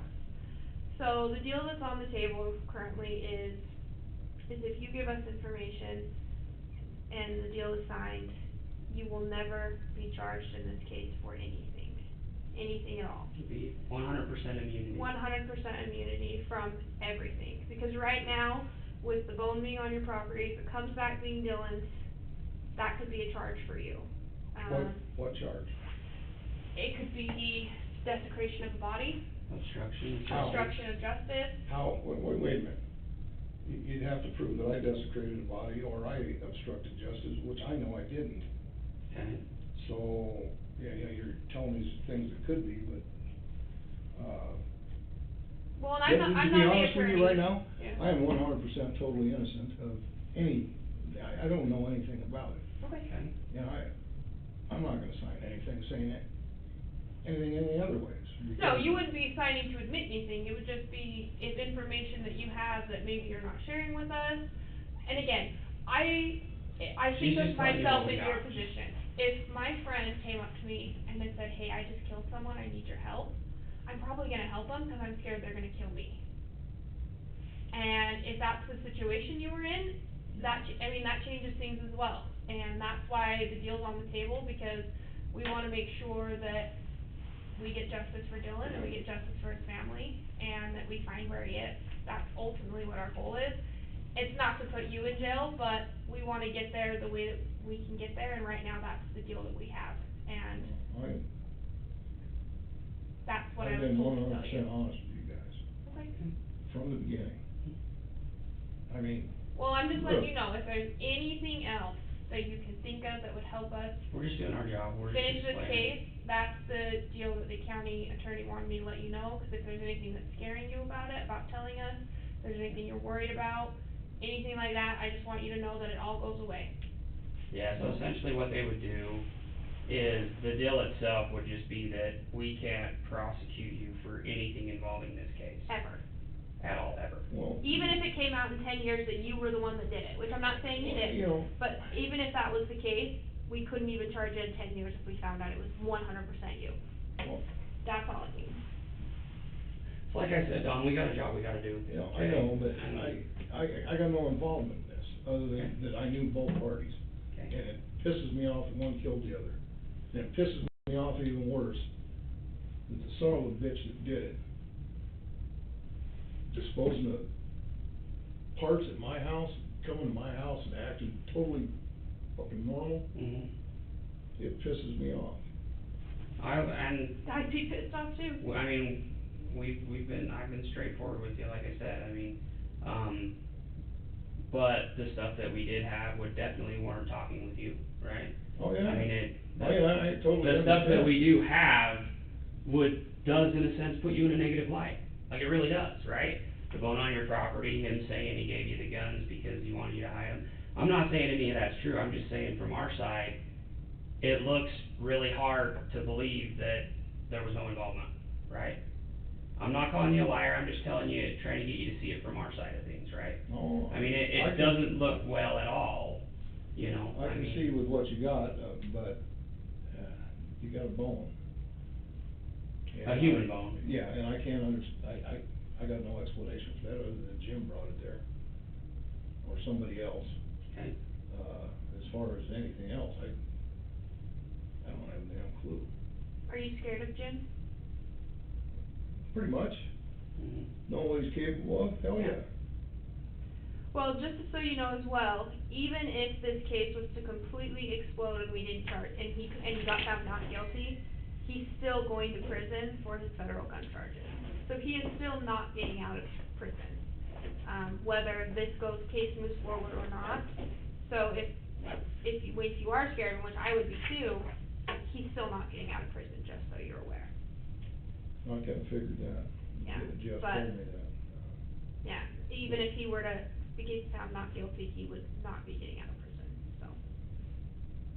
No, it sounds to me like he's guilty as hell. We think so. Well, and like I said, you know. I mean, I know you guys haven't shared everything with me, Mhm. but from what I've been told, what you got, it's like, there's not a doubt in my mind. Yeah. I agree. I mean, there ain't. I And I also, and I'll say this to my dying breath, I didn't have a clue, did not know until this evidence started coming up. Jim never confided in me about, I'd have probably been dead if he would've. Has there been any times when you've seen him be violent? Like was Bivens on your property when they had it out then, right? Mhm. And you said then that you thought he could've killed him if he didn't stop, right? Mhm. So are there any other times that you've seen that happen with him? Not saying towards you, just in general. No, that's the only time. Has he ever made any comments about Dylan outside of just bitching? No, Nothing that would just be bitching. And I always tell him the same thing, he's just a kid, man, he's got a lot to learn. You know, kids will be kids, I was an asshole when I was 18. Most 19 kids years are. old. It's just how it goes, right? Yeah. Who might Jim confide in about something like this, if not you? I don't have a clue. Cause there's not a lot of people out there. But it'd be right? safe to say that it probably would have been you, right? Like, cause you were the one that he actually did stuff with out there, right? Is there anybody else that may know something? Kurt Wadsworth, Jim and Kurt were tight friends when I met Jim. Mhm. And I started telling you before that how I got to know Jim was, Mhm. Ed was using him for day work, and then Dylan used him for day work, and, you know, they let him stay there at Chechio's place. And I'd do some work for Dylan that I couldn't physically do, and Jim would go along and help me out. Therefore, when he needed help, I'd help him out. He basically just went around along for the company, because there's nobody out there. Yeah. But he helped me out, so I helped him out. And that was kind of our whole relationship. Like I said, when I first met him, I didn't like him. Did And you, I should've listened to my first instinct. do you think that he has the physical capacity to be able to deal with the dead weight of somebody and hiding him, say, a hole or what? Do you feel like physically Brenner could do that? Oh, hell yeah. You think physically he would be able to handle that? Because he doesn't look like he's in the very best of health, right? He looked in pretty good health. You think he could- Last time I seen him, he was like 250 pounds.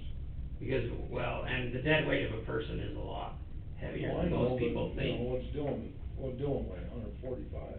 I don't know for sure, I'm just wondering, just asking. Yeah, I think he could. Leading up to the day, leading up to Brenner, coming by to have ribs, what, were you just at your property that day, what were you doing that day?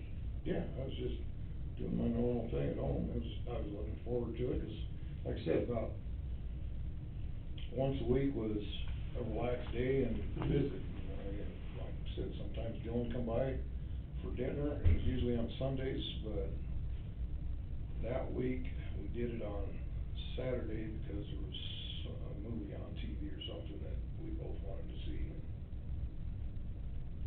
When was the last time that Dylan talked to you, do you remember? Yeah. About a week before he went missing, I stopped in the saddle store in Montello. I was on my way back from Wendover, and I seen his truck there, so I stopped in. You know, saddle store wasn't open, but Kurt pretty much lived there, so Mm-hmm. I went in and talked to Dylan and Kurt and visited for a little while. Was that normal to see him like in that time span? You didn't see him every day, or you'd see him a week, every other week, or Well, what's common, I guess, for you guys to run into each other? there wasn't anything really common with Dylan. When he was around and we needed to do stuff, we did stuff. If there wasn't stuff to do, Dylan was off doing his stuff here and there. You know, he might call or text, or Something I'd like that. run into him in Montello. What was I gonna say? Well, either way. Yeah, how long had Dylan been living out there? I know that he spent time in Montello too, but like, in general, in that area, how long had he been living there? He moved his trailer down, let's see, I think I met him in March or April, when him and Ed were doing the deal down there. Shortly thereafter, a month or so, when he moved his trailer down and plowed up all that ground out there. And then he made a property trade for the place. That's his, you know, where he put the pivot in and all that stuff. And he moved his trailer down there, so, I don't know. Was the majority of his time spent there, or Oh. Idaho? No, he was all over. He would go do custom haying in Idaho, or hauling straw. He was trying to, you know, Mm-hmm. generate income doing custom farming all over. He did some work over toward Wells. But like when he went home at night, was it out there, or did he sleep in Idaho a lot, or? Yeah, he stayed in Idaho a lot, but when he was in the area, he stayed there. But like when he was in Wells, he'd stay at the saddle store with Kurt, or in Kurt's motorhome or whatever, instead of driving all the way out there. Mm-hmm. And then I guess he got, some housing on whoever he was doing the custom farming for there in Wells, and he stayed there sometimes. So, But when he was working his place, he was always there, does Dylan's property have a septic tank on it? not that I know of. Okay. I don't have any more questions unless you do. I don't know if I brought this up before, but just say this is Dylan's property, Mm-hmm. and the well is right here, Mm-hmm. and that, well, right here, and that's a big diameter well, right? Yes. The next property over, right down about here, has got another big well. Was that ever checked? Is that part of his property, or is that part of a different piece? Property next door that he was planning on buying in the future, because it had a big well on it.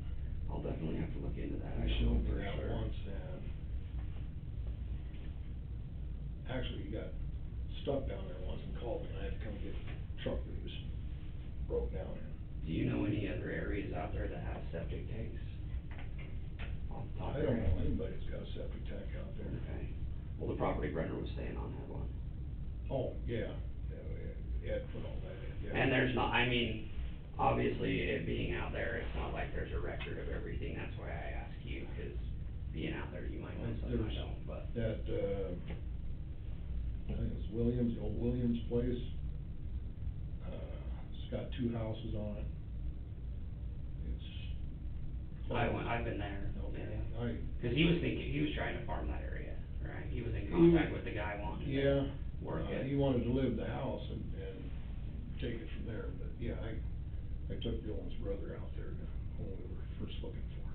So did he spend the majority, when he was out there, was it spent in his trailer, or did he spend it in Montello? Where did he spend the majority of his time? Cause I can tell you, if I had a choice between sleeping indoors or sleeping out in my trailer, I would probably sleep indoors. I'm just curious, it doesn't even really. Well, it's hard to say, I don't know, like I said, if Dylan had work to do there, he was there, Can you stay there? and he'd stay there, On his property? yeah, Yeah. in that trailer. Gotcha. Actually, he moved that trailer, cause where he had it first set, the wind was blowing all the dust right in the door, and then he moved it up to Where it was when we got there? Gotcha. I don't have any more questions. Yeah, You know my number? Yeah, if you think of any- anything else, so we leave tomorrow morning. If anytime between now and then something comes up, anything, if you do decide you do wanna sign that deal, it has to be in person, so it has to be before tomorrow. So if anything between now and then comes up that you feel like you'd like to do, just, yeah, you have Zach's number and, I got no idea. yeah. No, and that's okay, that's just why it's there, we just wanted to give you that option in case, I don't want you to feel like, Brenner's threatening you or you're scared, and then if you talk to us that something bad's gonna happen, and that's Just kind of. an option Yeah, to that's just create. what the deal helps with, is just making sure that you stay safe, but we also get justice for the family and for Dylan, so. Anything else you can think of? If there was, I would tell. We appreciate that, I mean, like I said, I wanted to talk to you face to face about yeah, it. I appreciate that. So, I just, that, it's hard, it's hard. and I'm not saying one way or the other, I'm just telling you what we have, yeah. right? Yeah. So, it is what it is, and The only way it could've got there is somebody else, that's all Yeah. I know. Well, hopefully we That's can why, get the you know, results back here pretty soon. This way, and- honestly, when all that first happened, I told you guys, right off the bat, you can come search my place anytime you want. mhm. And we appreciated that. And then I was really surprised when you called and said, I need to know where to send the, search warrant. Mhm. Oh, okay. Well, because of the type of case it is, we just get a search warrant even Yeah. if we have permission. Yeah, even if we Well, have I understand yeah. that, you want Yeah. all the Yeah. T's crossed and I's dotted, you Yep. don't want, I mean, So, you can't let him go on a technicality. exactly, that's the last thing I would want. But yeah, I mean, I don't foresee him getting out, especially he has the Fed stuff, and then the stuff that we have, like, I think it's pretty decent, so. I hope that we can work a deal with him, but I don't know, we'll have to see what happens, so. Do you know, with you being friends with him, what would persuade him to tell us where the body is? Like, what makes Brenner tick? I don't know, the only thing I can come up with, after all this time of thinking about it, is he's got an idea how the system works from the inside. He's been in prison before, and he's talked to people who've been there, Yep, yep. and that's, What do you think he wants? Like, if we were to make him a deal, what do you think he would do for telling us where the body is? I don't know. Yeah. I really don't. Yeah, we don't either. I don't know, does Utah have the death penalty? Do they do? It wasn't filed as a death penalty case, though, Oh, that's a shame. so. Yeah. Well, the thing about the death penalty cases is, he would probably die in prison long before he ever Oh, I know. got killed. So, Well, I he mean, had so less privileges in eventually, prison, right? Well, and he would still go to prison for the homicide, and he'd still be looking at life essentially, so. I don't anticipate. So you don't know what he's dealing for then? We don't know. We don't know for certain. Not really anything that I could put a finger on for sure. I know there's been talks, but that doesn't involve me. That's usually the attorneys and stuff that hash that out. So I know there's been talks of trying to settle. I don't know where they went or how it's gone. I just know that there has been. So. Yeah, like you said, it's kind of a pain in the butt to even talk to him, because we have to go through the feds first, so, even just trying to get it. Oh, really? Mm-hmm. Yeah, 'cause he's a federal He's inmate. a federal inmate, so. It's not like you can just Drive over interview there. him in Yeah, no, like- we can't like do this. that. No, we have to submit a request with the federal government. Takes 6 weeks to even do that, so, Yeah. then the second we leave, that clock starts over. So that's why court's been spread out so far. I don't know if you've followed any of the court dates he's had, but that's why it's been spread out the amount of time that it is because we have to wait a minimum of 6 weeks before we can do it again. So it's crawling through the court system, but it's definitely not gonna be very quick. And the case itself has lots of different, dynamics to it, so it's gonna be a long court case anyways, just 'cause there's a lot of information, so, but, Yeah. so, that's all I had for you, Yeah. Don. I Yeah, appreciate we you really meeting with appreciate me, I really Yeah, do. I don't know what to say. I mean, Yeah, well, if you think of anything even small, even just something dumb, maybe that could be, If you do, let us know, and I know you will, Oh, yeah, so. that's- yeah, you got his number and well, send it he's free got my call. number, so. Mhm. Okay. All right. Okay, well, we appreciate it, thank you. Like I said, I wanted to shoot straight with you, I wanted to do it face to face. All right. I appreciate Okay, that. guys, so that is going to be the true crime coverage of the night. We're going to do the word game now. And I have tests tomorrow again, so I'm a little concerned about it. So if you want to send some prayers and good thoughts and stuff, that would be great. Thank you for that. And we're going to play the word game.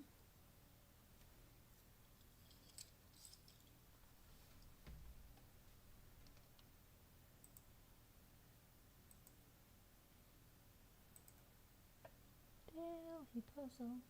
I still have to make the song about the word game. Oh my gosh. I have to get my button here. Hey Bink, your name is here. But if there's your name, then there's gotta be Inks, right?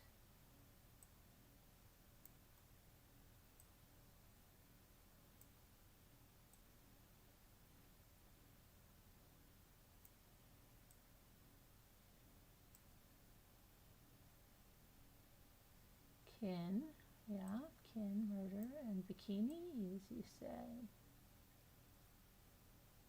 Very good. And there's got to be a bikini, right? Yeah. Murder's coming in with the bikini. Hold on a minute.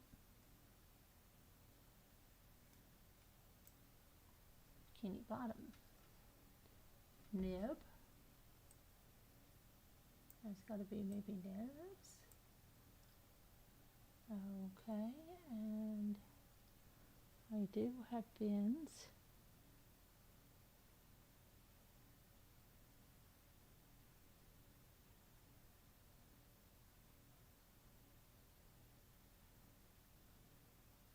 Oh, sink.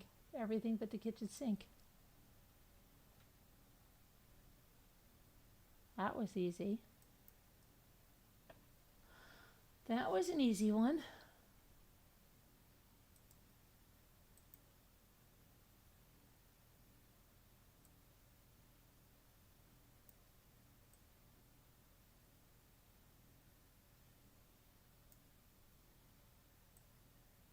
I feel like we did this one already.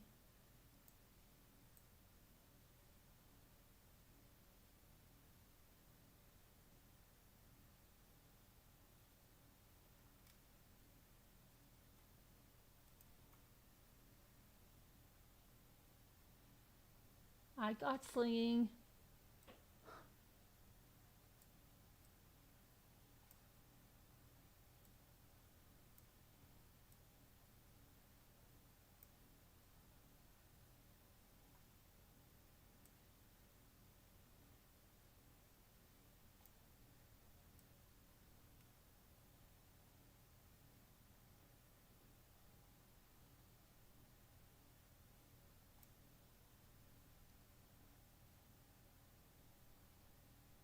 Singling, we just got that together too. Sign.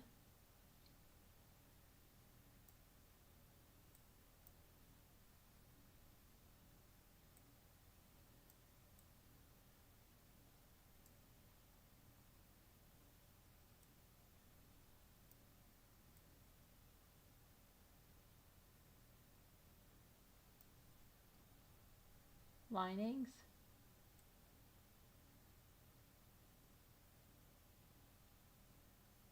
Very good. Lining.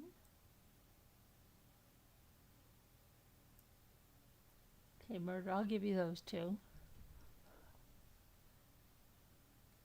Ins, I tried that heart inning, you say?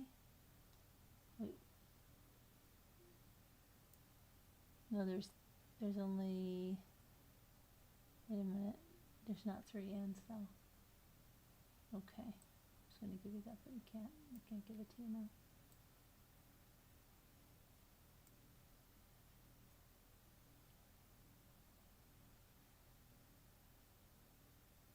Yeah, keep laughing. Keep laughing.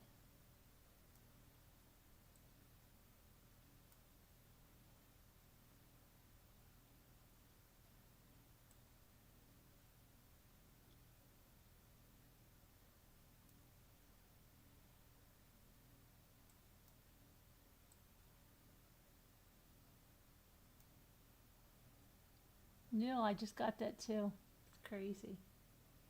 I thought I did sin, didn't I? Wow.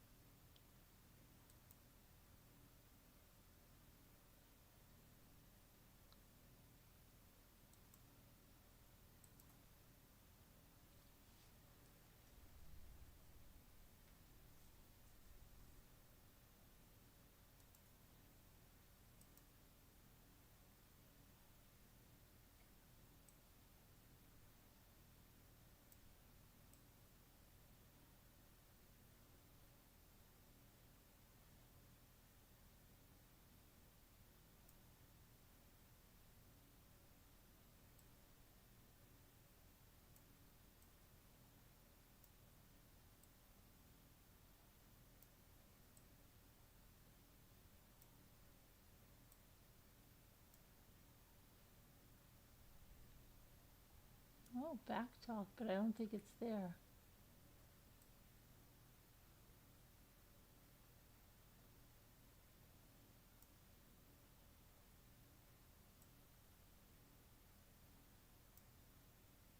The back's there.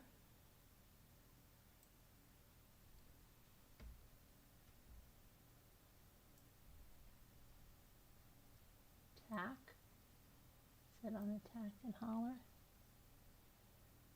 Black. Okay.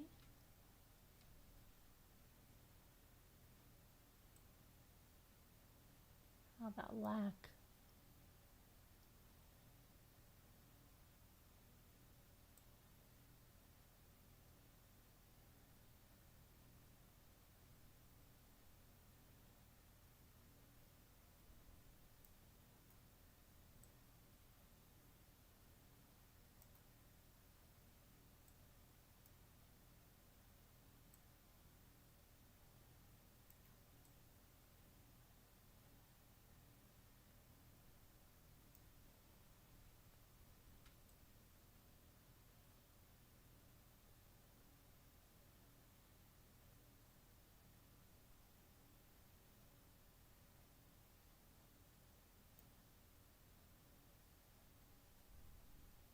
ball.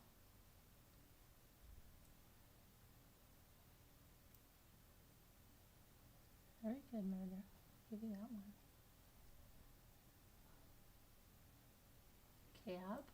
Okay.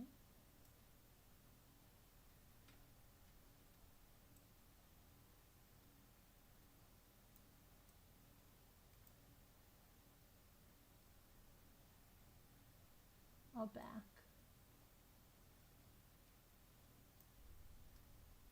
Very good.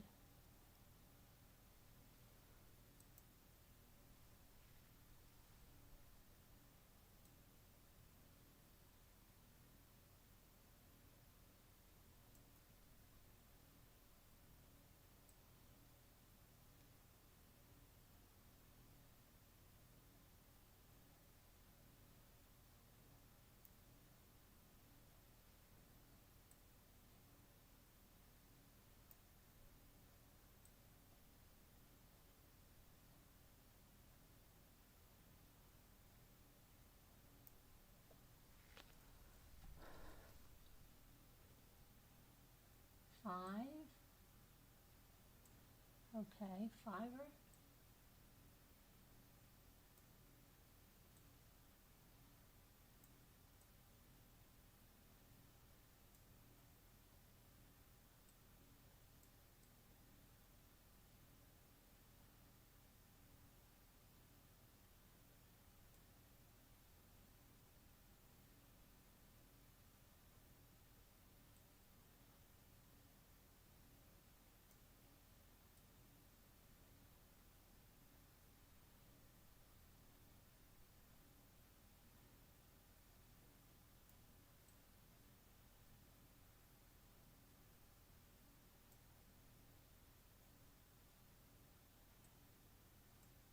Fur.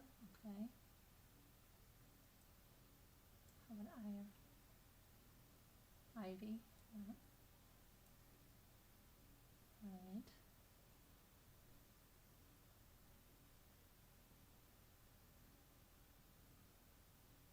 Revify murder?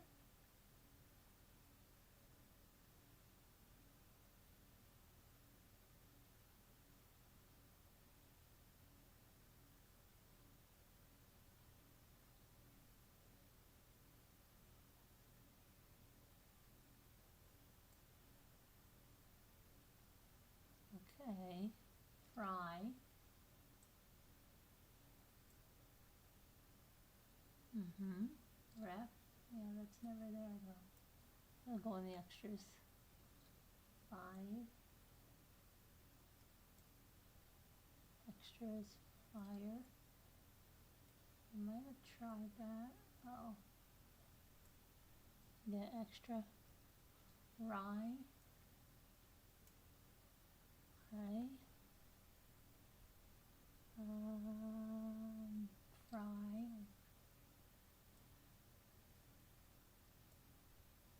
Oh. Her ivy for Rip. Rip is reading as fundamental.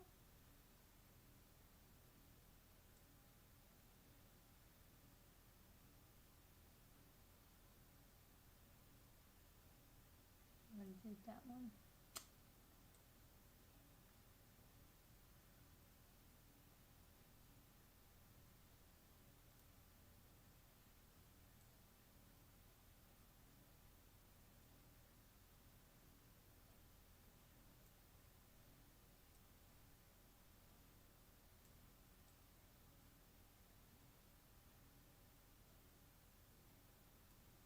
Stop it, Mary. What? What are you doing?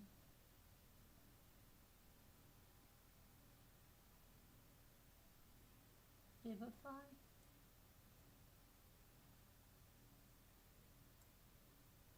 Extra.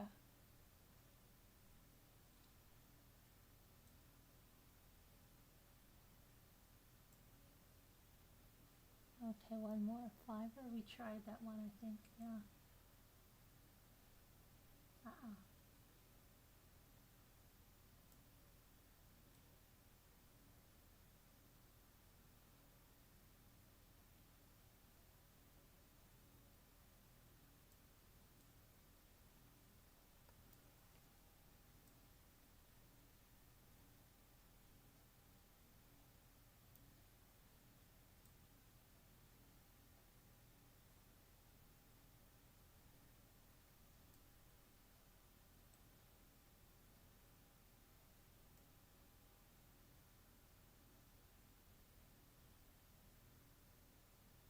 Revy or Viber. Let's try Viber first.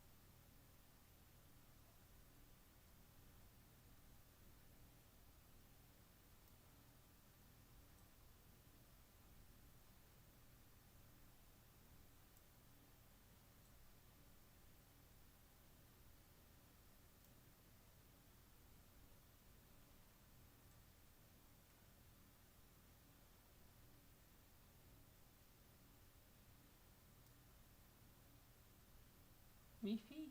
There's only one E.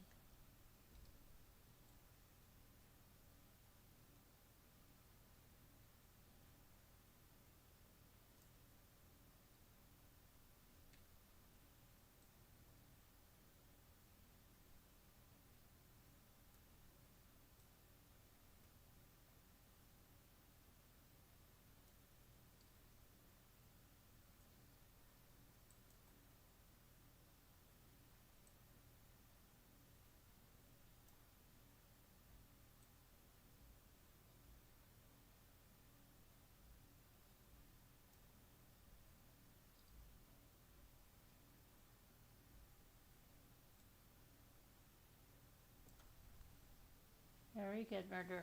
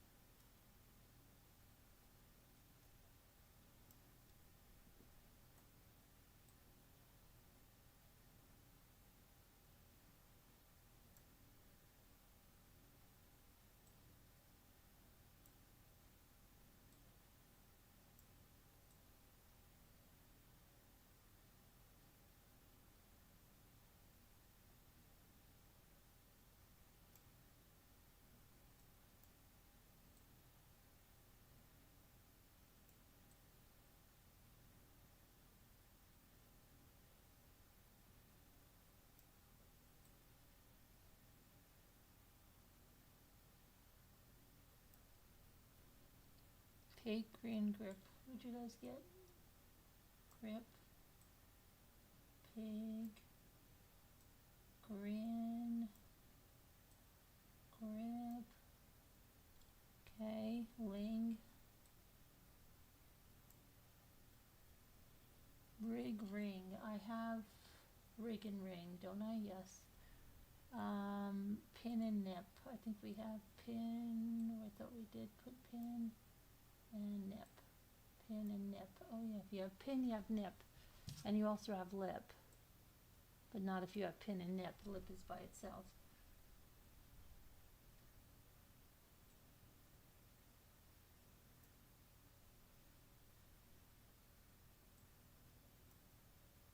No.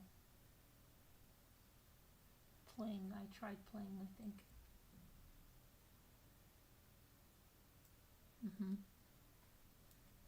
Piling. Piling.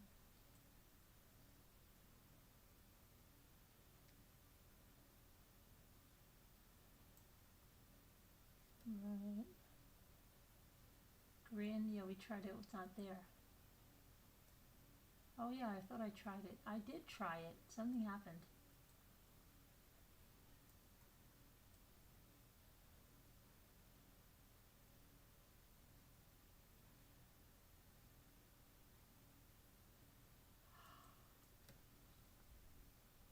Girl. Girl. Piping? I think I tried that. Oh, I thought I did.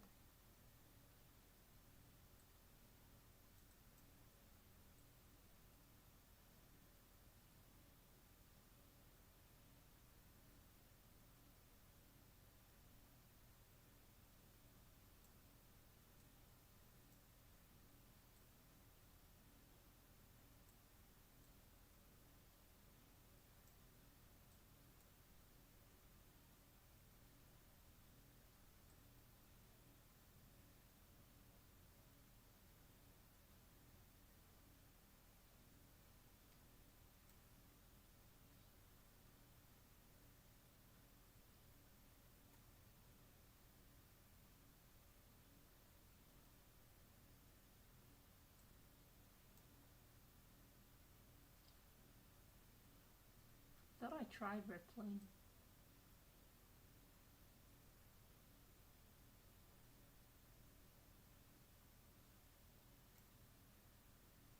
Well, I did try that in the beginning and it didn't work. And so did the other one. That's crazy.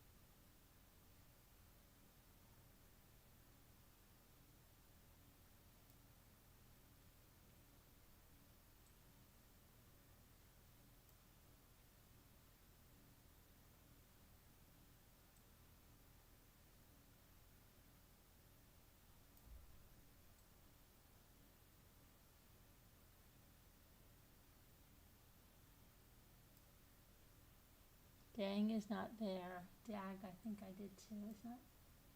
Okay, dag, din. See.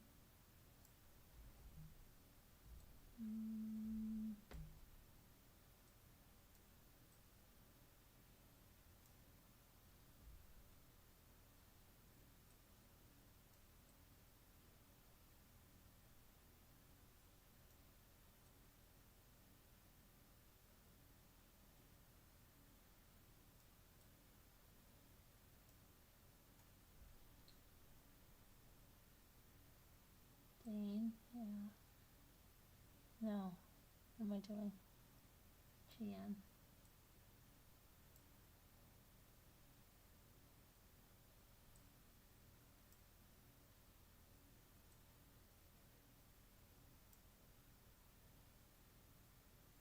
Ding, ding, ding with the trolley.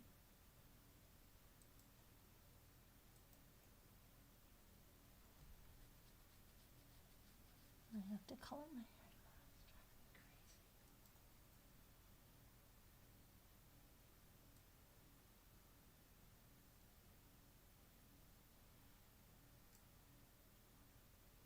crazy. Gained. Very good. Murder got it. Idea. I think I put idea up there. Yep, it's up there. Ding, a, dane, dang, dag. She ignores me hard. I didn't ignore you. There's no S. I can't do that one. Gade. Oh, not there.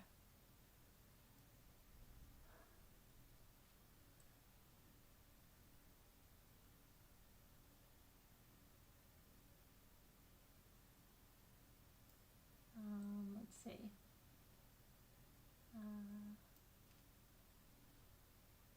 Gin.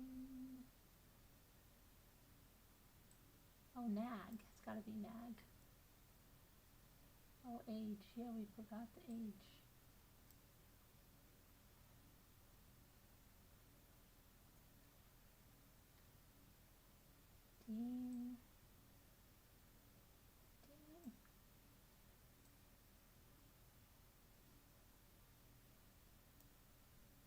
Oh, dying. It's got to be dying. Oh, you got it too, Murder. Oh my gosh. Every time I get one, I look over there and Murder's got it too.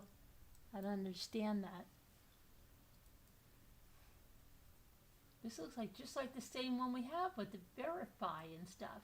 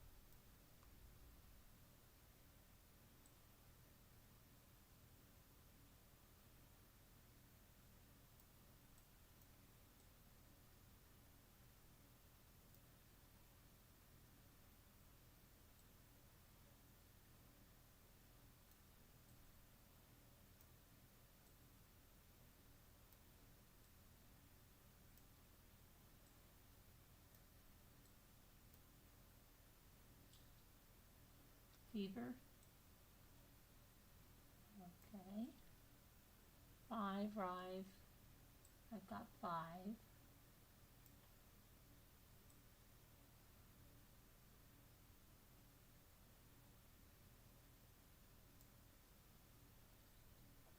Freer.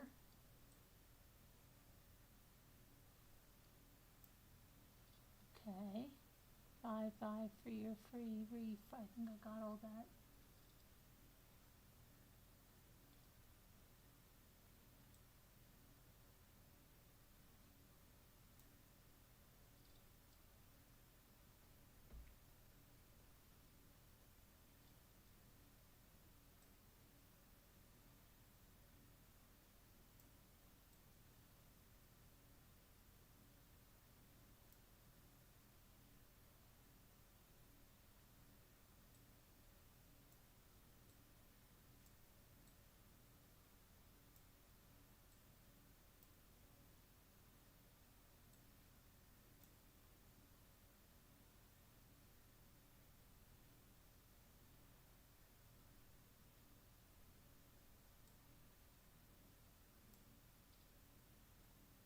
Okay, we got that. And then beer, somebody said. Who said that? Heart. Okay, Heart gets that. Rev. That's usually not there though. Yeah, it's extra word. Ever. We already have ever there, I'm pretty sure. Yep. Vi, Vire. Fire. Okay. Ever we have fever we already got.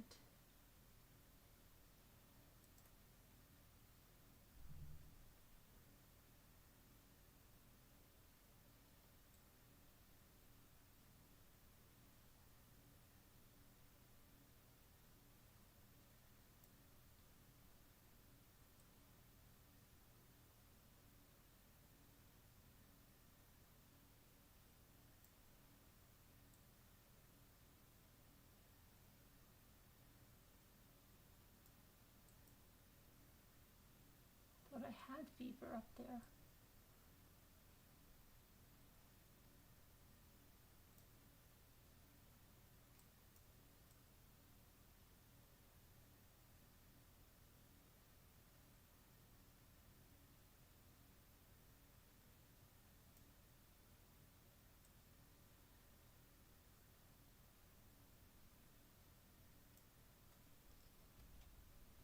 Friar. Verifier.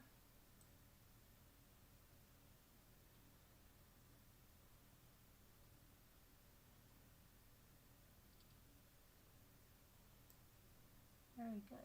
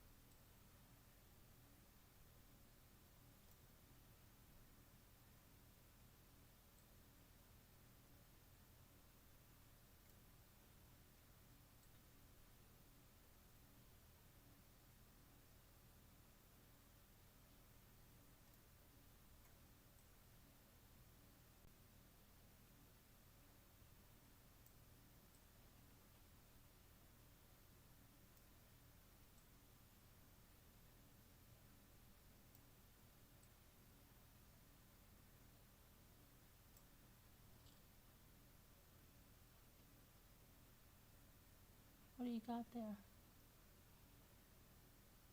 You have to repeat it, Hart, because Carolyn ignores us. What has she got now? I don't see what she's got. I put refer and fever.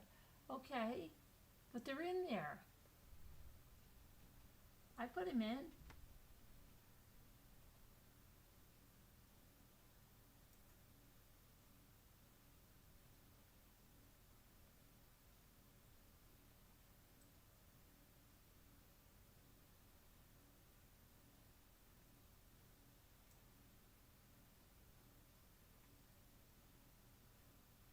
What do you, I'm not ignoring you guys. Okay. Revive early.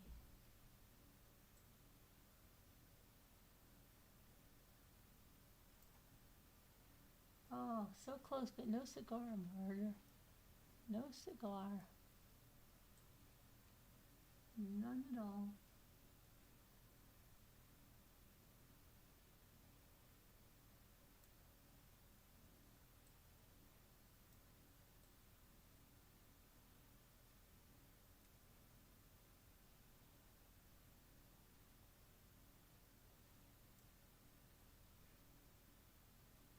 I know, you're kidding. You think I can't take a joke? Me, the biggest joker of them all? Come on. Come on.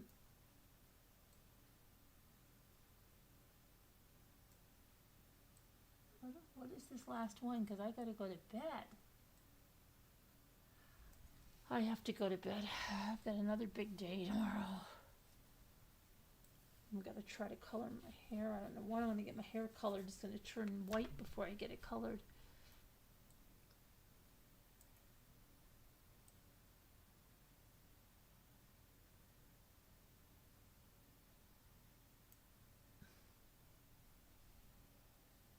You're out of guesses?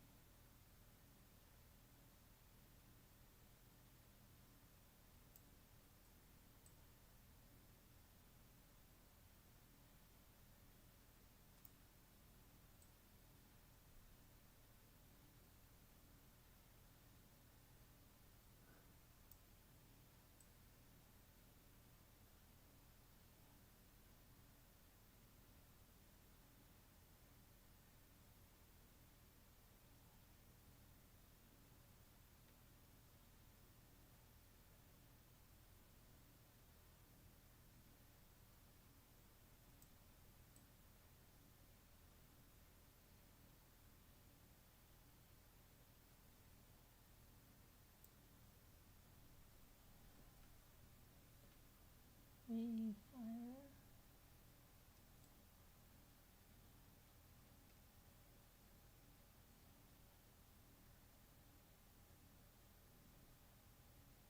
Wait a minute, what?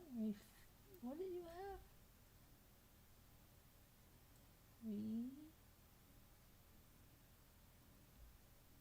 No, there's not 3 R's though.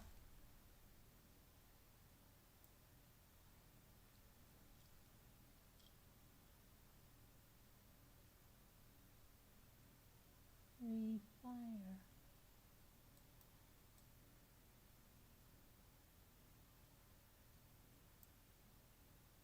That's good, it's another word, but we need help? Alright, let's get some help. Let's do a lot of help. Look at that. It did it all for us. Firier. It did firier. You gotta go to, oh, this is so easy. You gotta just do this one, Viking.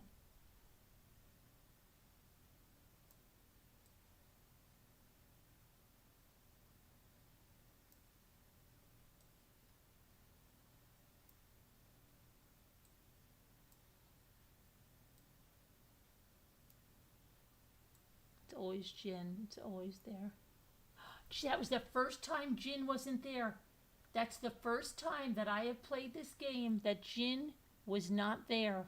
That Jin is on the board and it's not in the puzzle. It's the first time ever. I've been waiting for that for so long. I haven't, I mean, just for that to happen. It never happens. It never happens.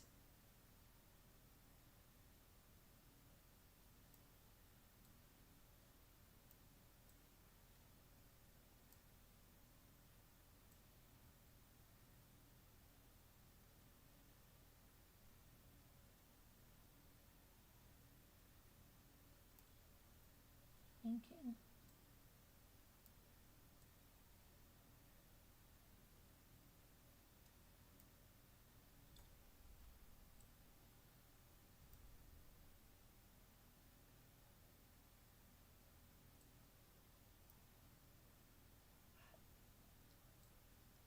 So upset, that's never happened.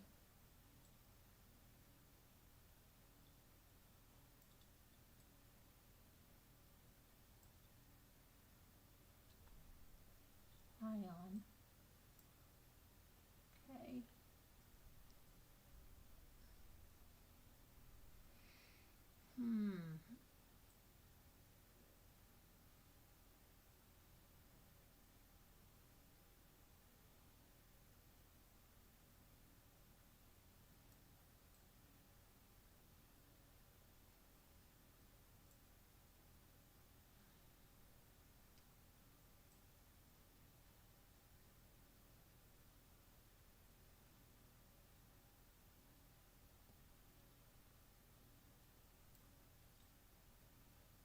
Invoking. Oh, you got it, murder.